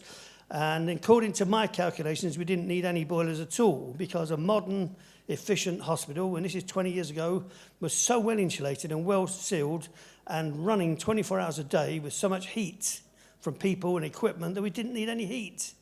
But we still had 4 boilers, and I couldn't persuade the contractor, and I'm talking to a hard-nosed contractor who doesn't like spending money, to save 250 million. He wouldn't do it. So that's got built with 4 boilers that are never used. I've been back 3 times to test my energy figure, and those boilers are not used. So this is tradition that's stuck in people's heads, not necessarily engineers, but managers, project managers, others that we have to get across. So one area we are keen in driving forward is healthcare. So the principle of healthcare is to do no harm. You go to hospital to get fixed up. You don't want to be damaged while you're in there, although it happens, of course. So our NHS has actually got a net zero policy, and they want all hospitals to be net zero fairly soon. They've issued a standard which you can download from the internet, and the link is on the slides I'll give you. And that standard explains how the UK hospitals will become net zero. Now, we're not actually building any new hospitals. We haven't actually got any money as a country, but we have lots of hospitals. So we've really got to do it with our existing stock. And that's really how that's going to happen. Now, these hospitals do have energy centres, and they do have district cooling and heating within them. And one idea would be to extend that out. One point I would make about net zero is that the bit we talk about as engineers is only 15%. It's only 15% of the carbon emissions of a hospital. The other 85% is other stuff, which we call embedded carbon, and it's to do with transport and deliveries and buying drugs from the other side of the world and all that kind of stuff, which really isn't in our remit. We're thinking about the boiler and the chiller and the lighting. So just bear that in mind. And the information on that is in this standard if you want to download it. When we look at zero energy cities, we really must use district energy, and we really must get rid of the gas that we're using. So this is a diagram that illustrates how that might happen. connecting the facilities. And we've seen some drawings like this earlier. So I think we're all on the same wavelength. But on the ground, what's happening? This is Buckshaw Village in Lancashire. It's an exemplary sustainable development in Chorley. It's got gas pipes everywhere. These buildings are maybe 5 or 10 years old. So gas is still the norm in the UK houses. The government said it was going to turn the gas pipe off. No chance. We've got 25 million houses connected to gas, including these new ones. So just to get my facts right, I went to a housing works which is near where I live. And this is being constructed right now. This is taken about 2 or 3 weeks ago. And you can see gas pipes going in there. They're yellow gas pipes. And sure enough, I went into the office and asked what the heating was. It's a gas boiler. So it's a brand new house, and there's 1,000 of these being built on this particular site. So I'm confused as an engineer because I'm reading government policy saying one thing, and I'm going down on the ground and I'm seeing something completely different happening. And we need the kind of leadership that Morten and others were talking about, where municipalities and others kind of give us the proper lead on this. So one problem with putting these pipes in the ground is digging them up. But I've found out you go to some of the biggest streets in London, Regent Street, they're being dug up all the time. We're continually renewing sewer pipes and other things. And in this particular slide, we're renewing gas pipes in the ground. So, you know, the idea that we can't dig up ground is nonsense. It happens anyway. So we should just get on with it and put pipes in the ground. Now, I'm an ASHRAE DL, so I want to tell you we have a new task force for decarbonisation, and that's actually publishing quite a lot of good documents, which you can get from our website. Much of them are free, actually, because I think they've been funded by the Department of Energy. Some you may have to pay for, but they're pretty good design guidance. There's a new one on hospitals that's been published. However, it is for all electric hospitals. It's for new hospitals that are all electric. So doesn't really help us in the UK because we've got big hospitals all using gas. But can DE be used and certainly. I was going to talk about this one, but Rob's talked about it. Amazing project to run. So the whole city is now cooled from Lake Ontario. That's brilliant. Similar ideas in the UK, though. We're looking at district energy, and I did a study for Liverpool City, whether we could get heat from the docks there, which are now closed, actually, but the docks are still there with the water in. Could we collect the heat from that water and create a district heat scheme in Liverpool? So a project I did do, and it's about 15, 20 years old now, is Media City, which is very highly sustainable. It won the first BREEAM Communities Excellent Award, which is a rating system. But in this one, I used a district energy scheme, which took heating and cooling and electricity around the site. We had imported electricity as well, of course. And we used the Manchester Ship Canal, which you can see here in this picture, as a way of dumping out heat that we didn't need. So it's a near net zero carbon development. It's a pretty good example of what can be done. It uses natural gas now, but it can be upgraded later on or connected to a bigger district heat network when one happens. So, as I say, this is the kind of planning that went on, and we used the 3D drawings to find the network. You can see there the pictures of the pipework in the road going to the various buildings around the site, and in the ground you've got the heating and the cooling pipes alongside each other. And in this one is a BIM coordinated 3D view, which I highly recommend this digital tool. What we do in England every now and again, we want to dig up the ground, we dig it up and have a look what's there. So what we did on this project, we've recorded everything in a 3D tool so we know what is in the ground and where it is. And what was interesting with the coordination is it's not all the usual things. You think there's a pipe coming this way, another one that way, but as you can see here, you've got tree planters, you've got data servers, you've got drainage, which is never level, of course. Drainage continually drops. So the coordination we got from this was really brilliant. And is a tool now for life, a digital tool for this development. So some pictures of our absorption chiller and the pumps, the pipe work, and I think that's delivering the vision. It is an exemplary project in the UK, but there's not many like it. It is the key to zero energy because it gives us a lot of other attributes, and I think it's worth mentioning if we have a new possibility is to look at a town where we integrate sustainable energy and waste, which I think Morton was aligning to. So if we have a village somewhere that wants 122,000 megawatt hours a year of electricity, 168,000 megawatt hours of heat, we could collect the waste from that and start putting it through incineration, waste to energy, and also through an anaerobic digester to produce gas. And we can then feed that in through a generator to start serving that village with its own heating and cooling and electricity. And then we could tap in some solar energy and some wind energy to give it extra renewable. So proper planning from the beginning, which is a possibility for some of these new towns, is something we should be doing or could even integrate with existing. So I just wanted to finish by mentioning a couple of projects I've done. Pilkington Glass was a great opportunity which didn't happen, unfortunately, but they used 15 megawatts of energy to power folk glass plants in Pilkington to make glass. And these run 24 hours a day, all year for 20 years, non-stop. And they're electricity driven. So Pilkington was going bankrupt, asked me to look at the situation. I said, well, what you need to do is bring in gas, produce your own electricity using gas, much cheaper, you'll save loads of money, and then you'll have all this waste heat, which you can then export into the town of St. Helens and give them heat and sell it to them. So this looked a great viable scheme, but then we ran into trouble with the government people who didn't want to approve or fund it, and it stalled. But there are some great examples, and I'm struggling as an engineer to really get heard in the UK sometimes, because some of all these government advisors and schemes we got the Department of Energy and Security and Net Zero come up with the wrong policies and seem to go in the wrong direction. But a project that has been going a long time, and I encourage you to look at it, is the Southampton District Energy Scheme. And this started, as someone highlighted earlier, in a small way. In 1986, a 1 megawatt geothermal scheme with water at 76 from the ground, serving part of the city. And people liked it, so it got extended and grew. And now that geothermal is only 10% of the input. The rest is from a gas-fired generation scheme, which produces electricity as well.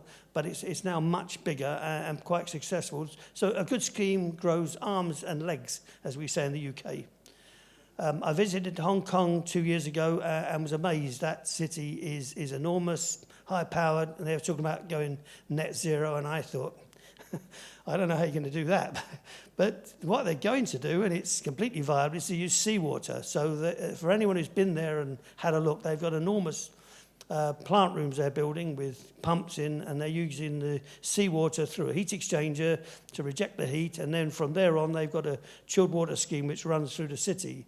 And they've only just started this, so they've got some way to go. But it will get away from this usual scene of splits everywhere and the noise you get from those and all that heat that's been pumped into that city. And you can get these very high-density residential areas cooled indirectly from the sea. Here's some works going on putting pipes in the street.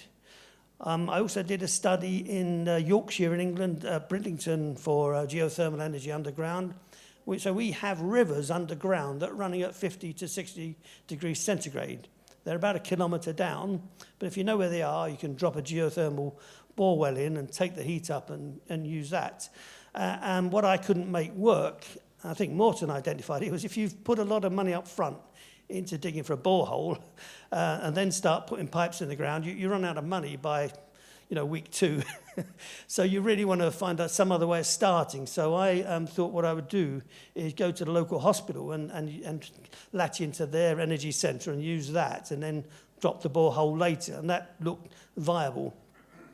But it did also give me the idea that our hospitals are the key to getting district energy started. We have hospitals all over our country with big energy centres, which, as I said, are not really doing much. They're not being used. The NHS is hard up for money, we're short of money, so they could be making big profits by starting as the energy centre for district energy schemes in our cities. So one city which is actually undergoing that is Newcastle. This is the hospital, Royal Victoria Hospital. A scheme that was doing already is the Royal Free Hospital in London. They connect to a district energy scheme which is feeding Camden social housing. Now, I have heard that may have been discontinued, but when I went to visit it a couple of years ago, that was running. All this housing was being fed from the energy centre at the hospital there. So I think if we were to get that right in the UK, we could save ourselves a lot of money. So it's beginning to happen, and here's some examples you can read in this later on in the UK, but it's nowhere near as fast as other countries, and certainly nowhere near on the scale of Scandinavia. I've done studies for Wirral Waters in Liverpool with District Energy. Not only is this not happening, but the development itself is stalling as well. I suppose one place to look at is London. It's a big city. I was born in London. You know, how on earth are they going to become net zero? And I think the only way they can do it is with district energy, heating in the roads. They will never do it with electricity.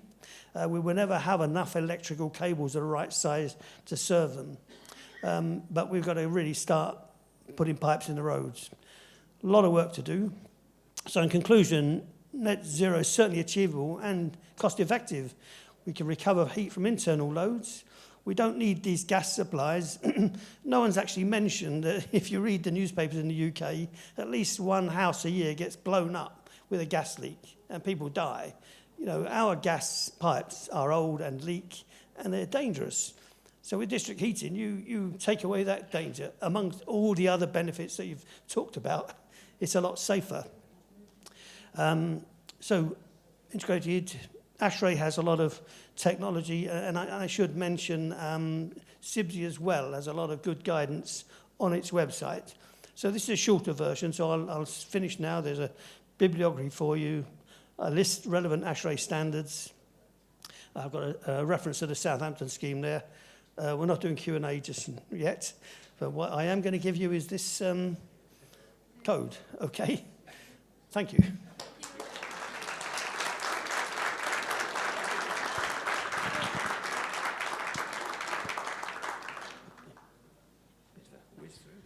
Thank you very much, Frank. Muchas gracias, Frank.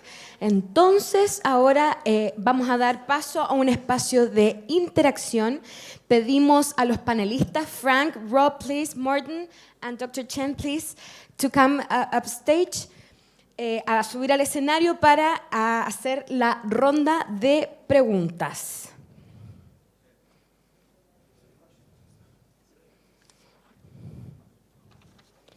Muy bien. A continuación también invitamos al escenario a Nicolás Hurtado, ingeniero senior de la Oficina Nacional de Energía Distrital de la Agencia de Sostenibilidad Energética, quien se ha desempeñado en el desarrollo de proyectos de eficiencia energética en el área de climatización y el impulso de la energía distrital en el país.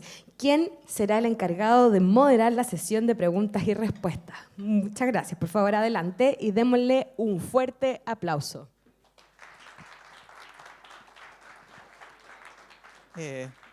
Muchas gracias a todos. Llegaron varias preguntas, pero me temo que en honor al tiempo vamos a tener que limitarnos solo a una consulta por panelista. Don't worry, I will make the question in English. Give me a second.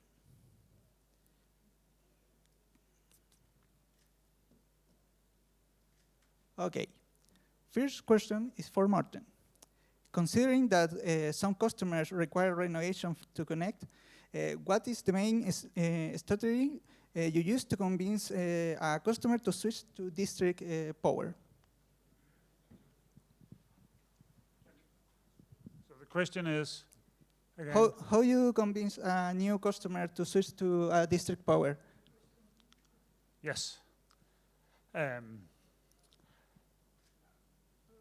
In the last years, when we have seen a lot of change from gas to district heating in Denmark, I've come to realize that our district heating organization, who are led by engineers, they are also fantastic marketing machines.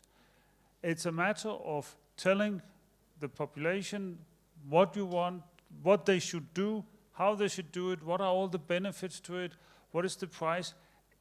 They have come to a place where they sell a product, and the product is a better product than what they have today, meaning natural gas. We have decided that should go out. So it's And I'm not a marketing person, but it's a marketing machine. And they are all the platforms you can imagine. People my age use Facebook a lot. Young people don't. So they evaluate who are there. Who are the people living there? If it's young families, I assume they are on, I don't even want to guess, but Instagram maybe? I don't know where they are. Others are on Facebook. They hand out materials, they make people sign up, they have meetings, they bring the mayor in, they do all kind of things. Thank you very much. Shen, please. What are the goals of China regarding the energy transition into district energy? And what do you think is the importance of data transparency? Okay, data transparency. Yes. Yes, I think it's very, very important because that in the previous lectures and presentation we already talked about how to make the energy planning, which should be the first step for the implementation of district energy, no matter district cooling and district heating projects. And then the first step actually, and then always it is the challenge, is that how to collect the data. The quality of the data, the quantity of the data is always the challenge. So actually, not only in Chile, I believe that the many countries I work with, for example, Asian countries and African countries, actually the people know how much electricity they are going to pay every month, but they don't know how much they pay for their heating and cooling. So this is the challenge of that. And then I think that with suitable, methodologies, that, for example, I know that Chile has just, have their, NDC, the National Determined Contribution for 2020, until 2035, I think. And then I think this is also a very, very good, chance, to have this measurement, reporting, and verification MRV system to enhance the transparency of the data in terms of the heating and cooling, consumption in building sectors. And then that's one. And then the second one actually is that I believe that some of the pilot project, maybe you will listen to later, that in Chile, actually once they complete the energy planning stage, actually you can continue to use the plan form, for example, GIS, for example, BIM, not BIM, but GIS plan form, to continue to record or monitor the data that for this, the heating and cooling consumption, and then they can continue to use it. So in general, there are several ways to overcome the barriers, but again, take action first. Right. Thank you very much. Rob, you show us how many district plans the USA has, but it will be interesting to understand why Canada doesn't have that many. Well, 80% of the Canadian population lives within 100 miles of the US border. So if you look at where the people are in Canada, there's actually a lot of district energy. But most of Canada is not occupied, right? So if you look at the map and you don't see many dots, it's really because it isn't as, populated. But Canada is doing a great job with district energy, and it's being led by municipalities. So I think, for instance, in Markham, Ontario, a system that was started 30 years ago, combined heat and power, biomass, solar, now heat pumps using the wastewater that runs right through their campus. So it'll be a net zero district energy system. And it's owned by the town, by the municipality, but it's managed as a private enterprise.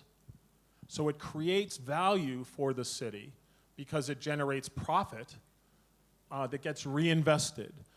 So it's a great example, really, of how district energy is growing in Canada, even though there aren't a lot of dots on the map, there actually is a lot of innovation and investment in Canada. So props to my neighbors to the north. Thank you. And finally, Frank, do you think that the UK is a similar scenario as Chile, considering that the standard in here is gas supply? And do you think the same measures could be applied in here as they are being applied in the UK? I've got the question right. Do I think the UK has the same standards, do you think? Yes. Do you think that we have in here the standard we use gas as a supply? Yes. We're very similar then to you in Chile in that case, because we have used gas traditionally. We actually use coal a lot because we really were at the start of the Industrial Revolution, if you remember, back in the 1760s onwards.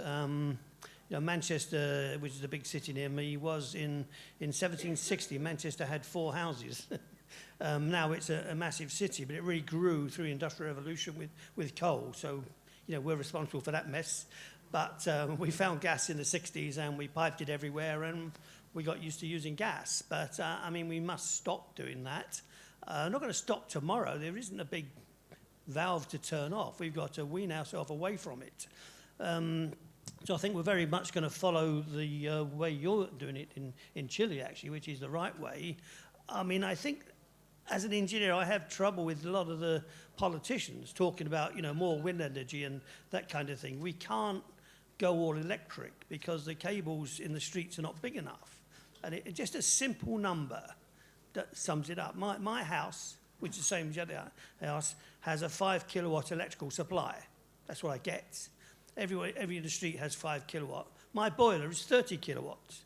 So I can't put 30 kilowatts of heating in. I don't have a big cable. And then when you apply that to everyone else in the streets, we're no way near enough electricity coming down my street to serve houses if we don't have gas. So the alternative to gas is either to dig up the streets and put big cables in, very expensive, or dig the streets up and put district heating in. And that's by far the easiest solution. And it has that variability that Morten alluded to, that you could have an electric boiler at the end if you want, from wind turbines. You could have waste to energy. You could have a data center that's throwing its heat away. So there's lots of different ways you could put heat down the streets. And for some reason, I don't understand that. Put an awful lot of UK investment into wind turbines in the sea, which are very variable, and other such devices, when really we have to go district energy. Thank you very much. As I said earlier, because of time, we can make more questions. Yes? I think you're going to finish now. I will take this little chance to say, I think it was very inspiring to hear a lot about Asia, hear about the US. I've been working a lot in the UK, so I was aligned with what Frank said.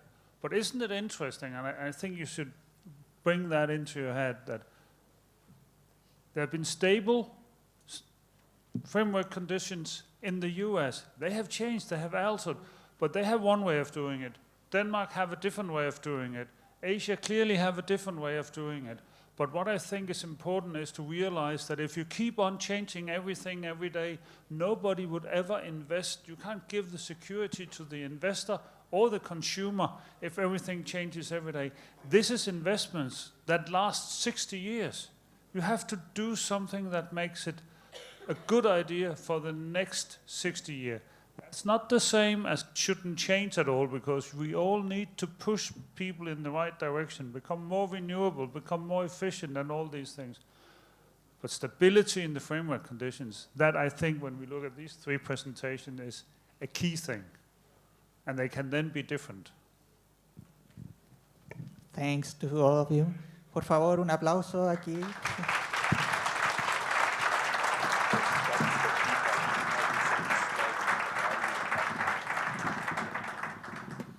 Muchas gracias. Wait, just a sec. They want a picture.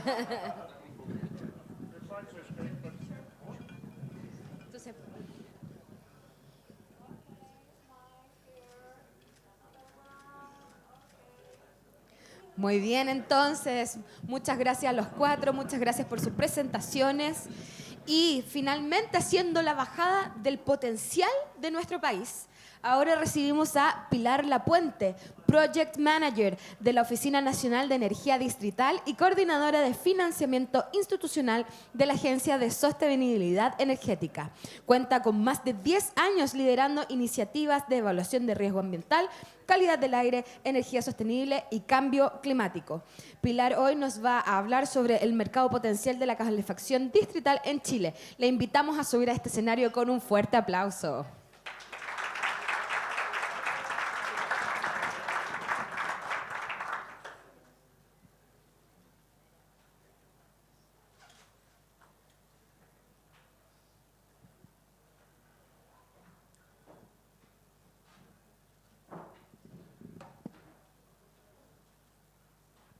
Perfecto, muchas gracias a todos. Ahora voy a hacer una bajada de lo que ha sido y lo que hemos escuchado internacionalmente a cuál es el potencial de mercado que tiene Chile en calefacción distrital en particular. Y hablo calefacción distrital porque es lo que hemos estudiado con mayor profundidad y tenemos una gran brecha y una gran necesidad, a la vez una oportunidad de estudiar el enfriamiento distrital, así que tenemos una labor también por delante en avanzar en esa materia. Bueno, como antecedentes tenemos que el 35% del consumo energético primario en Chile proviene de calefacción y enfriamiento, son números bastante similares a los de otros países.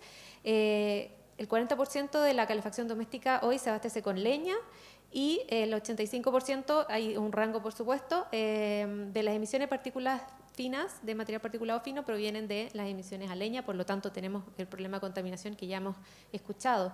Pero también hay metas de país que nos hacen avanzar hacia implementar proyectos de energía distrital, como son los 500.000 usuarios conectados al 2050 y, por supuesto, reducir las emisiones de CO2 que tenemos comprometidos como país ante el Acuerdo de París. Y vamos a hacer una macro visión para luego hacer ya un enfoque más de territorio y ciudad. Al 2050, el potencial de la calefacción distrital podría abastecer el 40% del mercado de calefacción en las ciudades del centro y el sur del país. Y esto sin aumentar los costos del sistema energético en su conjunto. Este fue un estudio que hizo la Universidad de Aalborg en el 2019, quienes hicieron además la hoja de ruta de calefacción sustentable de Europa.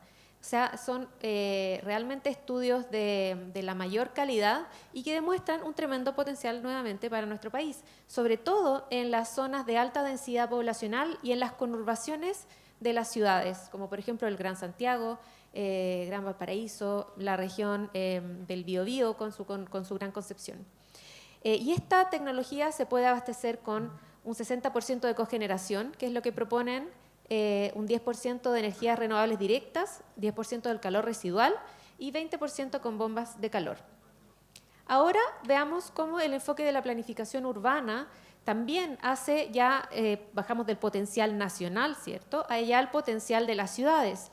Entonces, para alcanzar ese potencial nacional tenemos que planificar nuestras ciudades y planificarlas a gran escala. Un importante componente es pensar, partir pequeño, pero pensar grande, como lo hemos escuchado en otras presentaciones. Entonces, haciendo estos distintos enfoques de planificación, podemos llegar a tener planes maestros a nivel ciudad de calefacción distrital. En nuestro país ya tenemos 5 análisis hechos, uno en la región metropolitana, otro en la región del Maule, a unos 200 kilómetros al sur de Santiago, otro en la región de la Araucanía, uno en Aysén y otro en la región de Magallanes y Antártica chilena, en las regiones más australes del mundo. Y les voy a mostrar algunos resultados de los planes maestros y me voy a enfocar principalmente en dos. En el plan maestro de la región metropolitana, que está enfocado en las comunas de Independencia y Recoleta, y otro me voy a enfocar en la ciudad de Talca, en la región del Maule. Esto porque ya nuestra directora, Rosa Riquelme, se refirió en la mañana a estas dos ciudades, pero a nivel de proyectos piloto, y ahora yo me voy a referir al total potencial de las ciudades. Tenemos que para Independencia y Recoleta el objetivo es desarrollar un sistema distrital de gran escala que cubra de calefacción y refrigeración distrital. O sea, aquí tenemos una innovación país de estar incluyendo por primera vez el district cooling para distintos usuarios del sector comercial, público y residencial. Tenemos una potencia instalada o una potencia a instalar de 45 megavatios con una reducción de emisiones de 24.000 toneladas de CO2 al año. O sea, muy importante, y una gran inversión de 156 millones de dólares. Con respecto a Talca, tenemos un objetivo de implementar un esquema ciudad completa, pero ojo, ciudad completa no quiere decir que en todos los rincones de la ciudad vamos a poner energía distrital, y esto aplica también para el caso de Recoleta e Independencia, porque con la planificación maestra encontramos lugares de alto potencial y lugares donde la calefacción o enfriamiento distrital no hace sentido por las densidades energéticas, por lo tanto ahí las soluciones individuales toman mayor relevancia. En este caso, en la ciudad de Talca, la idea es proveer servicio de calefacción y agua caliente sanitaria a distintas zonas de la ciudad para sector comercial, público y residencial. Este es un proyecto de escala media de inversión de alrededor de 45 millones de dólares para un área de cobertura de distrito de 813.000 metros cuadrados y una reducción de emisiones de 5.000 toneladas de CO2 al año. Asimismo, tenemos un plan maestro para Temuco, donde se estima un potencial de reducción de emisiones de 139.000 toneladas de CO2 al año. Es un proyecto a ciudad completa en 5 fases, y este sí que es un proyecto que aborda una proporción muy importante del territorio comunal, con una alta inversión de 782 millones de dólares. O sea, estamos hablando ya de las ciudades europeas, estamos hablando a nivel de las ciudades estadounidenses, a nivel de China. O sea, aquí estamos pensando realmente grande. Para abastecer a edificios de salud, educación, de sector comercial, público, residencial, etcétera. Me quisiera referir también al proyecto de Coyhaique, porque Coyhaique en particular es una de las ciudades más contaminadas de la región de Latinoamérica. Tienen un profundo problema de la contaminación por leña, también del acceso a la energía. Por lo tanto, acá se espera implementar un proyecto de gran escala, donde también tiene una consideración importante en la proporción de la ciudad y pretende abastecer al sector comercial, público y residencial con una reducción de emisiones de 18.600 toneladas al año. Realmente números impresionantes. Y esto es sin considerar la reducción de material particulado, porque todavía no hemos estandarizado los números para ponerlos en tabla, pero si sumamos la reducción de material particulado con los asociados co-beneficios respecto de la salud, de la mejora en la salud de la población y la disminución de la muerte prematura, ahí estamos hablando de realmente un impacto trascendental.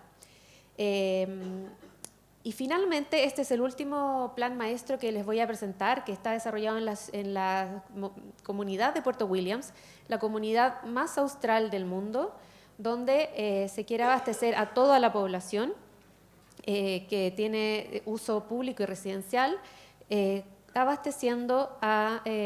reduciendo emisiones de 1.900 toneladas de CO2 al año, con una inversión relativamente baja porque es una comunidad todavía pequeña, pero que está en crecimiento.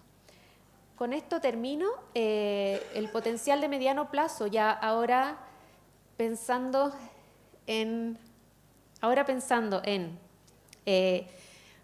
aún más, como yo les dije, voy a partir de lo nacional, me voy a ir a los territorios, y ahora ya pensando en proyectos que están listos para implementar.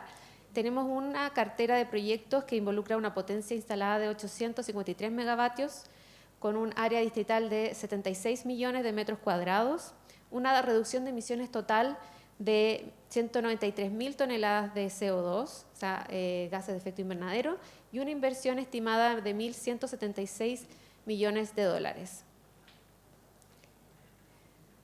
Aquí finalizo, les doy muchas gracias y les invito también a poner atención a lo que se viene a continuación.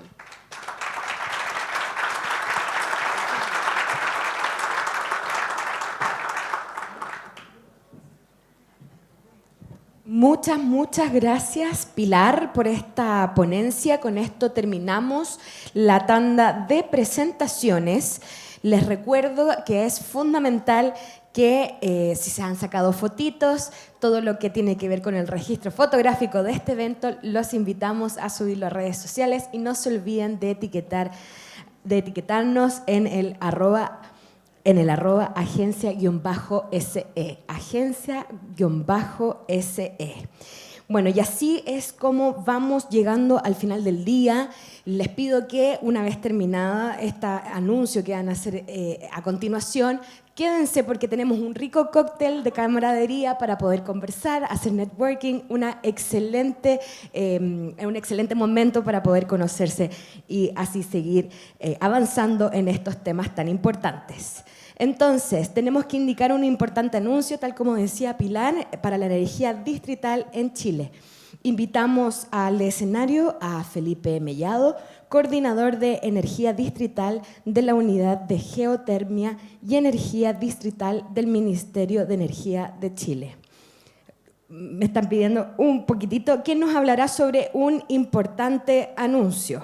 Les cuento un poquito sobre Felipe. Felipe cuenta con más de 15 años de trayectoria en áreas de energía y de medio ambiente. Él es especialista en energía distrital, eficiencia energética y energías renovables. Y en estos últimos años ha liderado el despliegue de la energía distrital en el país. Entiendo que viene llegando al salón, así que le vamos a dar un par de segunditos para que pueda subirse al escenario y dar este famoso anuncio. Entonces invitamos a Felipe Mellado a dar este anuncio sobre la energía distrital en este excelente conferencia internacional. Muchas gracias, Felipe. Bueno, muchas gracias a todos por la espera. Estábamos haciendo algunas reuniones bilaterales. La idea siempre es aprovechar este tipo de instancias para poder conectar instituciones públicas, privadas, del ámbito nacional, del ámbito regional. Hemos tenido la oportunidad de tener participantes desde regiones, desde otras partes del mundo, de Latinoamérica. Tenemos algunos representantes bastante interesantes que mañana van a estar, ¿cierto?, en el panel de Latinoamérica y el Caribe. Vamos a tener la experiencia de Colombia, por lo tanto tenemos un montón de personas acá que están todos congregados para participar activamente en la promoción de la energía distrital. Así que les doy muchas gracias por la espera. Y ahora llegó un momento bastante importante para todos nosotros quienes hemos tenido la oportunidad de participar por muchos años en la promoción de la energía distrital, en sacar proyectos adelante, en generar las condiciones habilitantes para que esto se desarrolle. Y es porque han pasado 15 años, ¿cierto? Mostraba ahí la lámina Julio Maturana al inicio de esta jornada, ¿cierto?, de que en estos 15 años hemos podido hacer hartos estudios, hartos manuales, hemos logrado levantar la capacidad técnica necesaria, pero creemos que necesitamos dar el paso necesario hacia la implementación de un proyecto demostrativo, un proyecto que pueda de alguna manera demostrar modelos de negocio, modelos administrativos de cómo ejecutar proyectos y cómo realmente abrir la masificación de este tipo de alternativas. Como Chile, nosotros estamos buscando beneficios sociales con la implementación de la energía distrital. Por lo tanto, necesitamos masificar. Necesitamos que los proyectos sean proyectos grandes, que abarquen no solamente clientes ancla y clientes que solamente sean desde el ámbito quizás público, comercial, qué sé yo, hospitales, escuelas, sino también a las residencias. En la zona sur de nuestro país nosotros tenemos enormes problemas por contaminación local, contaminación del aire, producto de la calefacción residencial. Entonces, cuando nosotros analizamos, ¿cierto?, qué es lo que pasa con la viabilidad económica de ese tipo de proyectos, nosotros vemos que cuando insertamos vivienda ahí, cuando insertamos al sector residencial, se atomiza un poco la distribución de calor, las ventas de energía y tiende a disminuir la rentabilidad privada. Pero finalmente, esa es la que nosotros como Estado, nosotros como instituciones estamos persiguiendo, el beneficio social de poder incluir a estos clientes. Pero necesitamos partir con algo, ¿cierto? Necesitamos partir con un proyecto que permita empezar a dar señales, un proyecto que permita abrir, como digo, los mercados y empezar a trabajar con instituciones tan importantes como las instituciones locales. Nosotros ayer tuvimos la oportunidad, algunos, de participar de una jornada de capacitación en donde vimos cómo la energía distrital se ha desarrollado en diferentes partes, cómo hay ejemplos en que parte desde lo local, parte desde los municipios, parte desde cómo las instituciones y el gobierno local se hace cargo de su comuna avanzando hacia soluciones energéticas sostenibles y que demuestren de alguna manera eficiencia energética, se compatibilicen con los objetivos país y lleguemos a lo que de alguna manera nosotros como Ministerio de Energía nos hemos propuesto de alcanzar la carbono neutralidad. Entonces básicamente ese es el contexto que les quería dar primero, ¿cierto? Para introducir el anuncio que, como les digo, es uno de los momentos más importantes, creo yo, tanto de la conferencia como de los que llevamos muchos años trabajando en esto. Y es el anuncio del proyecto de Recoleta e Independencia. Nosotros tenemos el día de hoy un trabajo ya de bastantes años con estos municipios. Partimos en el 2018 haciendo evaluaciones rápidas, haciendo una evaluación prospectiva de cómo podía funcionar de manera separada un proyecto en cada una de las comunas. Estas comunas demostraron un interés inicial súper importante desde los equipos técnicos hasta sus alcaldes. Entonces vimos que rápidamente podíamos juntar estas comunas, ¿cierto? Hacer un proyecto un poquito más grande, un poquito más ambicioso, y se daba la particularidad de que en un lado teníamos la factibilidad regulatoria y en el otro teníamos los clientes ancla. Entonces estos municipios se unieron en un convenio de asociatividad para trabajar un proyecto conjunto. Logramos con la Agencia Sostenible Energética avanzar en los estudios de prefactibilidad, avanzamos en una ingeniería básica y el día de hoy ya, luego de haber desarrollado varios estudios y asesorías de tipo comercial, económica, fuimos a terreno a conocer los edificios que compondrían este proyecto.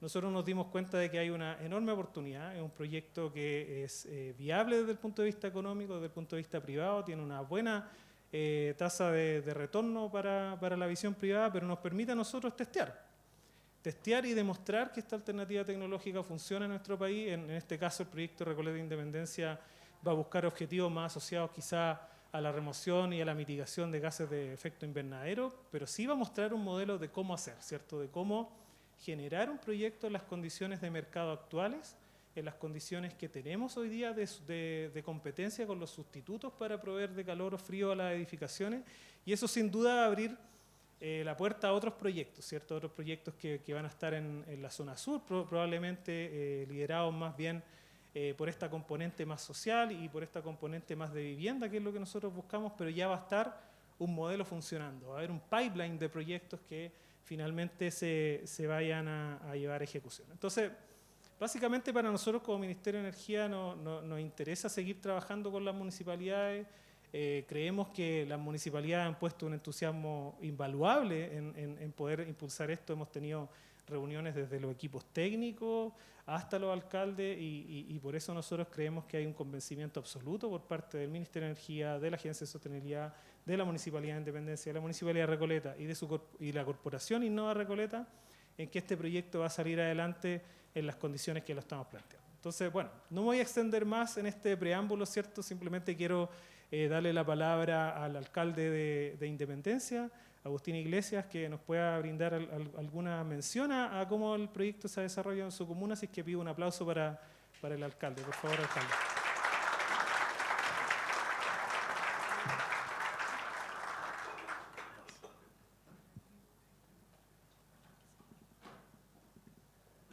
No sé si es suyo, está acá, lo ocupo yo.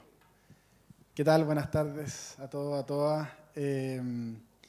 Sí, efectivamente, un momento importante, esta primera licitación pública de un proyecto de energía distrital de manera colaborativa y que surge desde lo local, entre Independencia y Recoleta, algo que además es fruto de la colaboración entre municipios distintos, también es fruto de un trabajo que viene de hace tiempo, es una aposta, hoy día dos alcaldes que no eran alcaldes cuando partió el proyecto, es decir, esto es un trabajo mancomunado que viene hace ya 7 años y que hoy día acerca a ver sus primeras luces, con todo lo que ha habido detrás, con el esfuerzo que ha significado para los equipos, así que contento de estar aquí hoy día representando a Independencia en este proyecto que es un impulso inicial que yo espero que se replique a nivel país, a nivel nacional. Así que lo que mencionabas de cómo esto se proyecta para otros lugares del país. Esperemos que esto sea una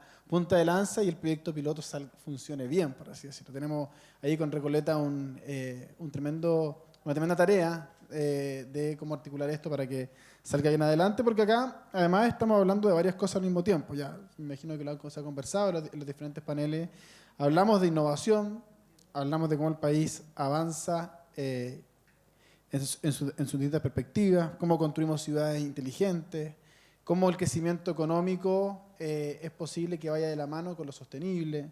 Es decir, hay varias aristas de las que estamos hablando con un proyecto como este, que creo que además nos pone en una conversación sobre un cambio de paradigma a nivel nacional, la discusión energética de cómo entendemos la energía en Chile.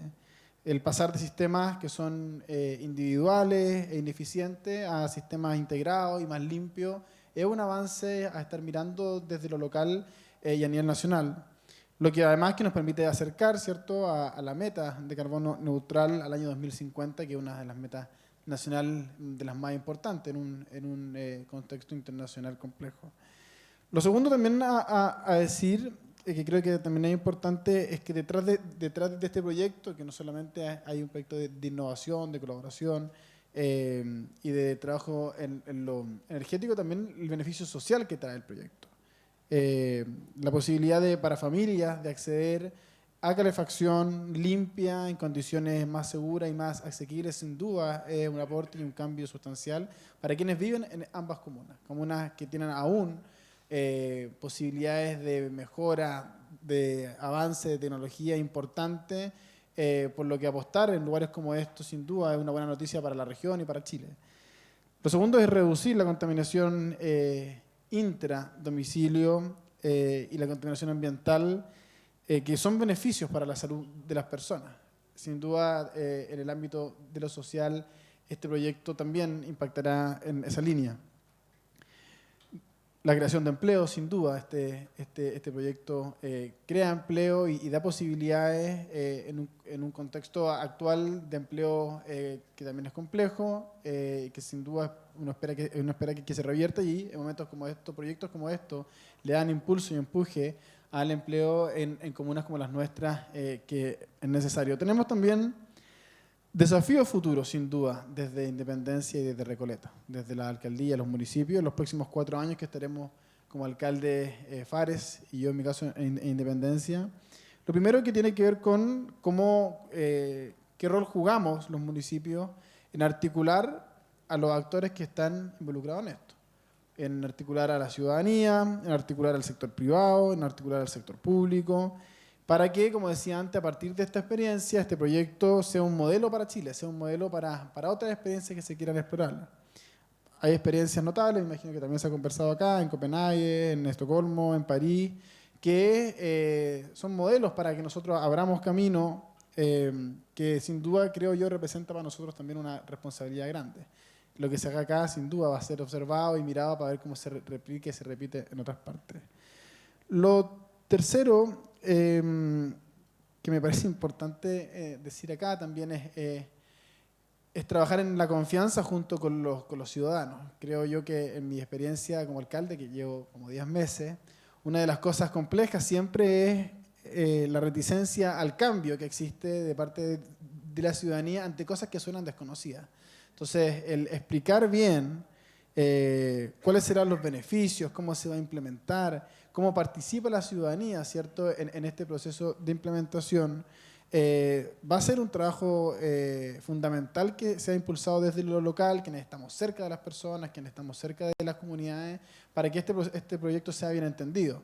La dificultad que genera cuando los proyectos son aislados de la comunidad es mucho más difícil, son mucho más complejos, y creo que vamos a tener un trabajo importante ahí de comunicarnos bien con la ciudadanía de qué significa esto, qué es lo que estamos haciendo y que se entienda bien.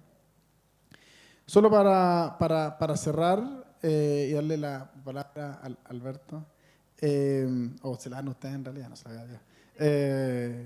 Decir que esto no es tecnología nomás, esto no es solamente tecnología, sino que es repensar desde lo local, desde lo público, cómo entendemos la energía en nuestros sectores y cómo ¿Cómo cuidamos nuestro entorno? Tenemos desafíos globales respecto a la crisis climática que son gigantes.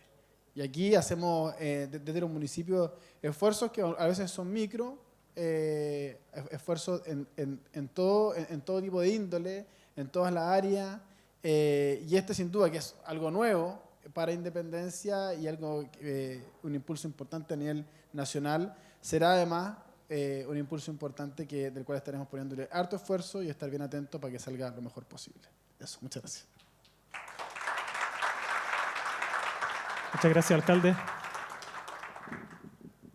Bueno, el alcalde creo que dijo cosas bastante importantes como un conocedor de la comuna, ¿cierto? Cómo involucramos a los ciudadanos, cómo miramos objetivos de cambio climático comunes. Y resalto algo que dijo que me pareció bien interesante, cómo pasamos de lo individual a lo colectivo. Eso es una pregunta que culturalmente incluso tiene sus complejidades. Entonces, cuando vemos que cada edificio arma su sistema de calefacción, enfriamiento, climatización por sí solo y tiene sus propios consumos, sus propias mantenciones, la dinámica de la energía distrital es diferente. Cómo pasamos de lo individual a lo colectivo tiene connotaciones incluso en otros ámbitos de la vida que nos complejizan y llaman a la coordinación. La coordinación de instituciones del ámbito público, del ámbito privado, instituciones del ámbito nacional, del ámbito regional, y los municipios creo que juegan un rol clave. Eso creo yo que indiscutiblemente a nivel mundial eso es así, lo muestran los más de 150 años de desarrollo de la energía distrital. Entonces, básicamente la importancia de trabajar con los municipios, tanto de Independencia como el de Recoleta, para nosotros es súper significativo y el interés que están poniendo en esto, la verdad, es algo súper replicable en otras zonas. Tenemos comunas contiguas que tienen problemas energéticos y ambientales comunes, entonces básicamente ese es un ejemplo a seguir.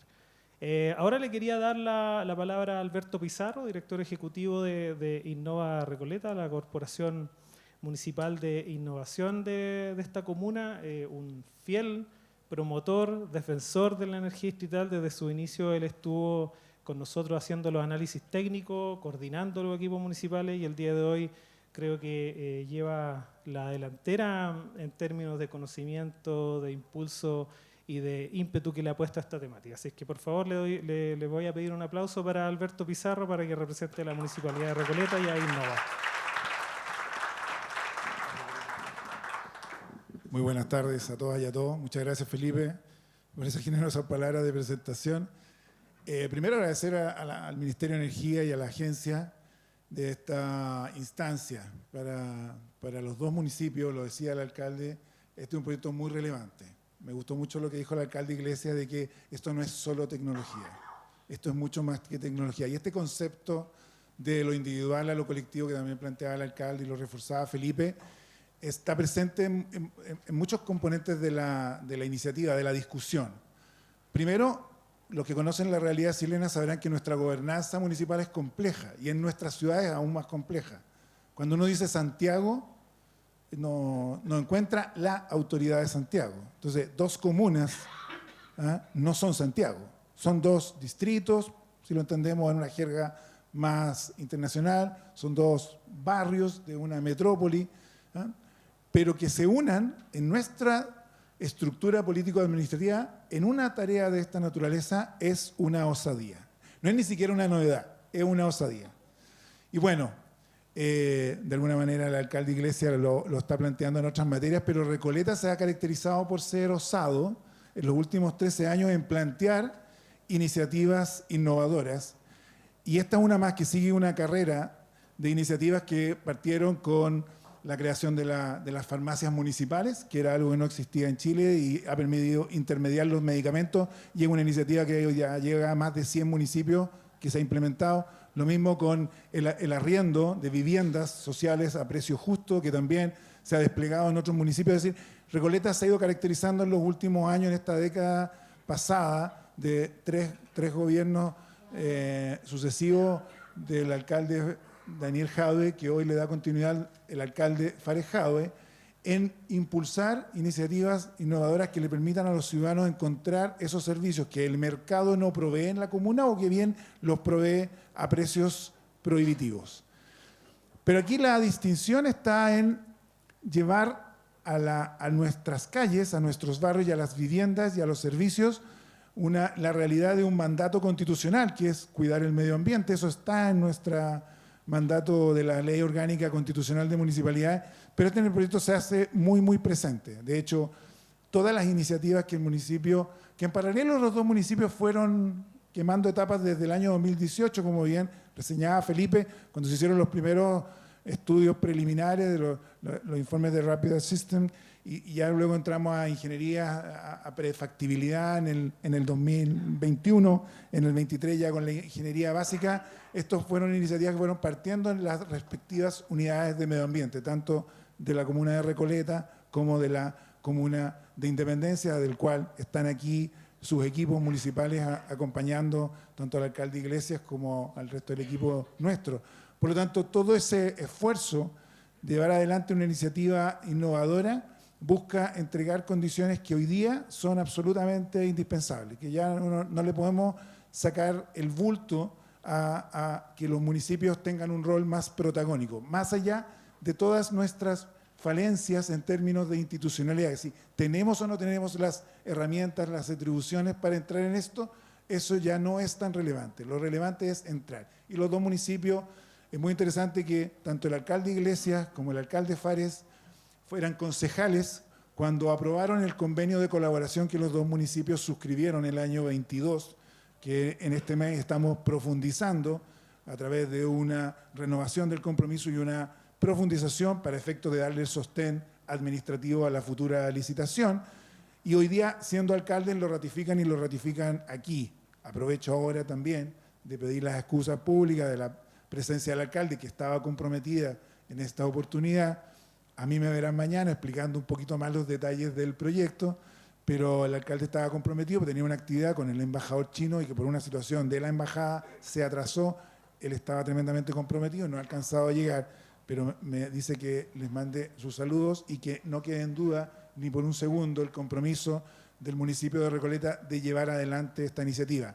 ¿En qué estamos? Y es lo que el alcalde quiere anunciarle, y que junto al trabajo de los equipos municipales y de verdad el rol trascendental de los equipos del Ministerio y de la Agencia de Sostenibilidad Energética como acompañamiento, desde haber sembrado en nosotros la inquietud de hacer una estrategia energética local el año 2018, hasta hoy que ya tenemos casi unas bases de licitación listas y disponibles para iniciar un proceso, nos permite anunciar con toda certeza que durante el próximo mes de octubre podremos iniciar las rondas de negocio que permiten en el marco de la Ley de Compras Públicas hacer lo que se llama consulta al mercado para efectos de iniciar un proceso de licitación que termine con una concesión adjudicada para un sistema de energía distrital en las comunas de Independencia y Recoleta. Este va a ser un hecho histórico que se transforma en proyectos eje, proyectos ancla de dos administraciones municipales que ven en esta parte de la ciudad la oportunidad de demostrarle a los otros 300 y tantos municipios de Chile que si se puede en estos dos, se puede en cualquier otro. A su escala, a su dimensión, a sus condiciones territoriales, podrán desarrollar una infraestructura de esta naturaleza que permita hacer un aporte sustantivo a las condiciones de vida de los ciudadanos de los cuales dependen nuestras administraciones. Así que esto nos tiene muy contentos, muy entusiasmados, y la energía que le ponen ustedes en estos debates, en estos foros hoy día, alimenta lo que nosotros vamos a hacer a partir de octubre con esta futura licitación. Así que muchísimas, muchísimas gracias.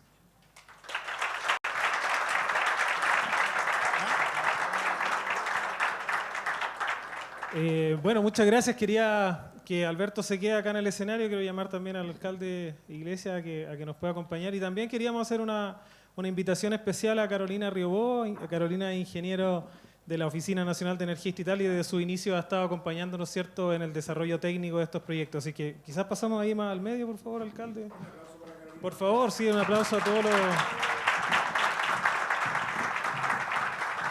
No sé, llamamos a la fotógrafa.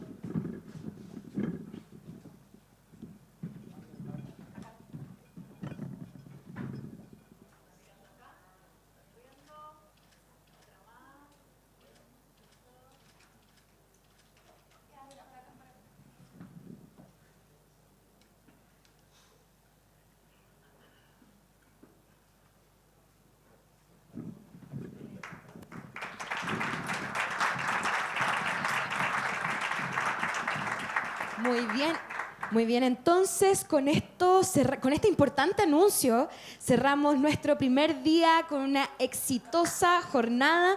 Los dejamos cordialmente invitados a este cóctel de networking, una oportunidad para seguir conversando y generar alianzas. Este será en el foyer principal. También los invitamos a sacarse fotos ahí con la araña de la Agencia de Sostenibilidad Energética.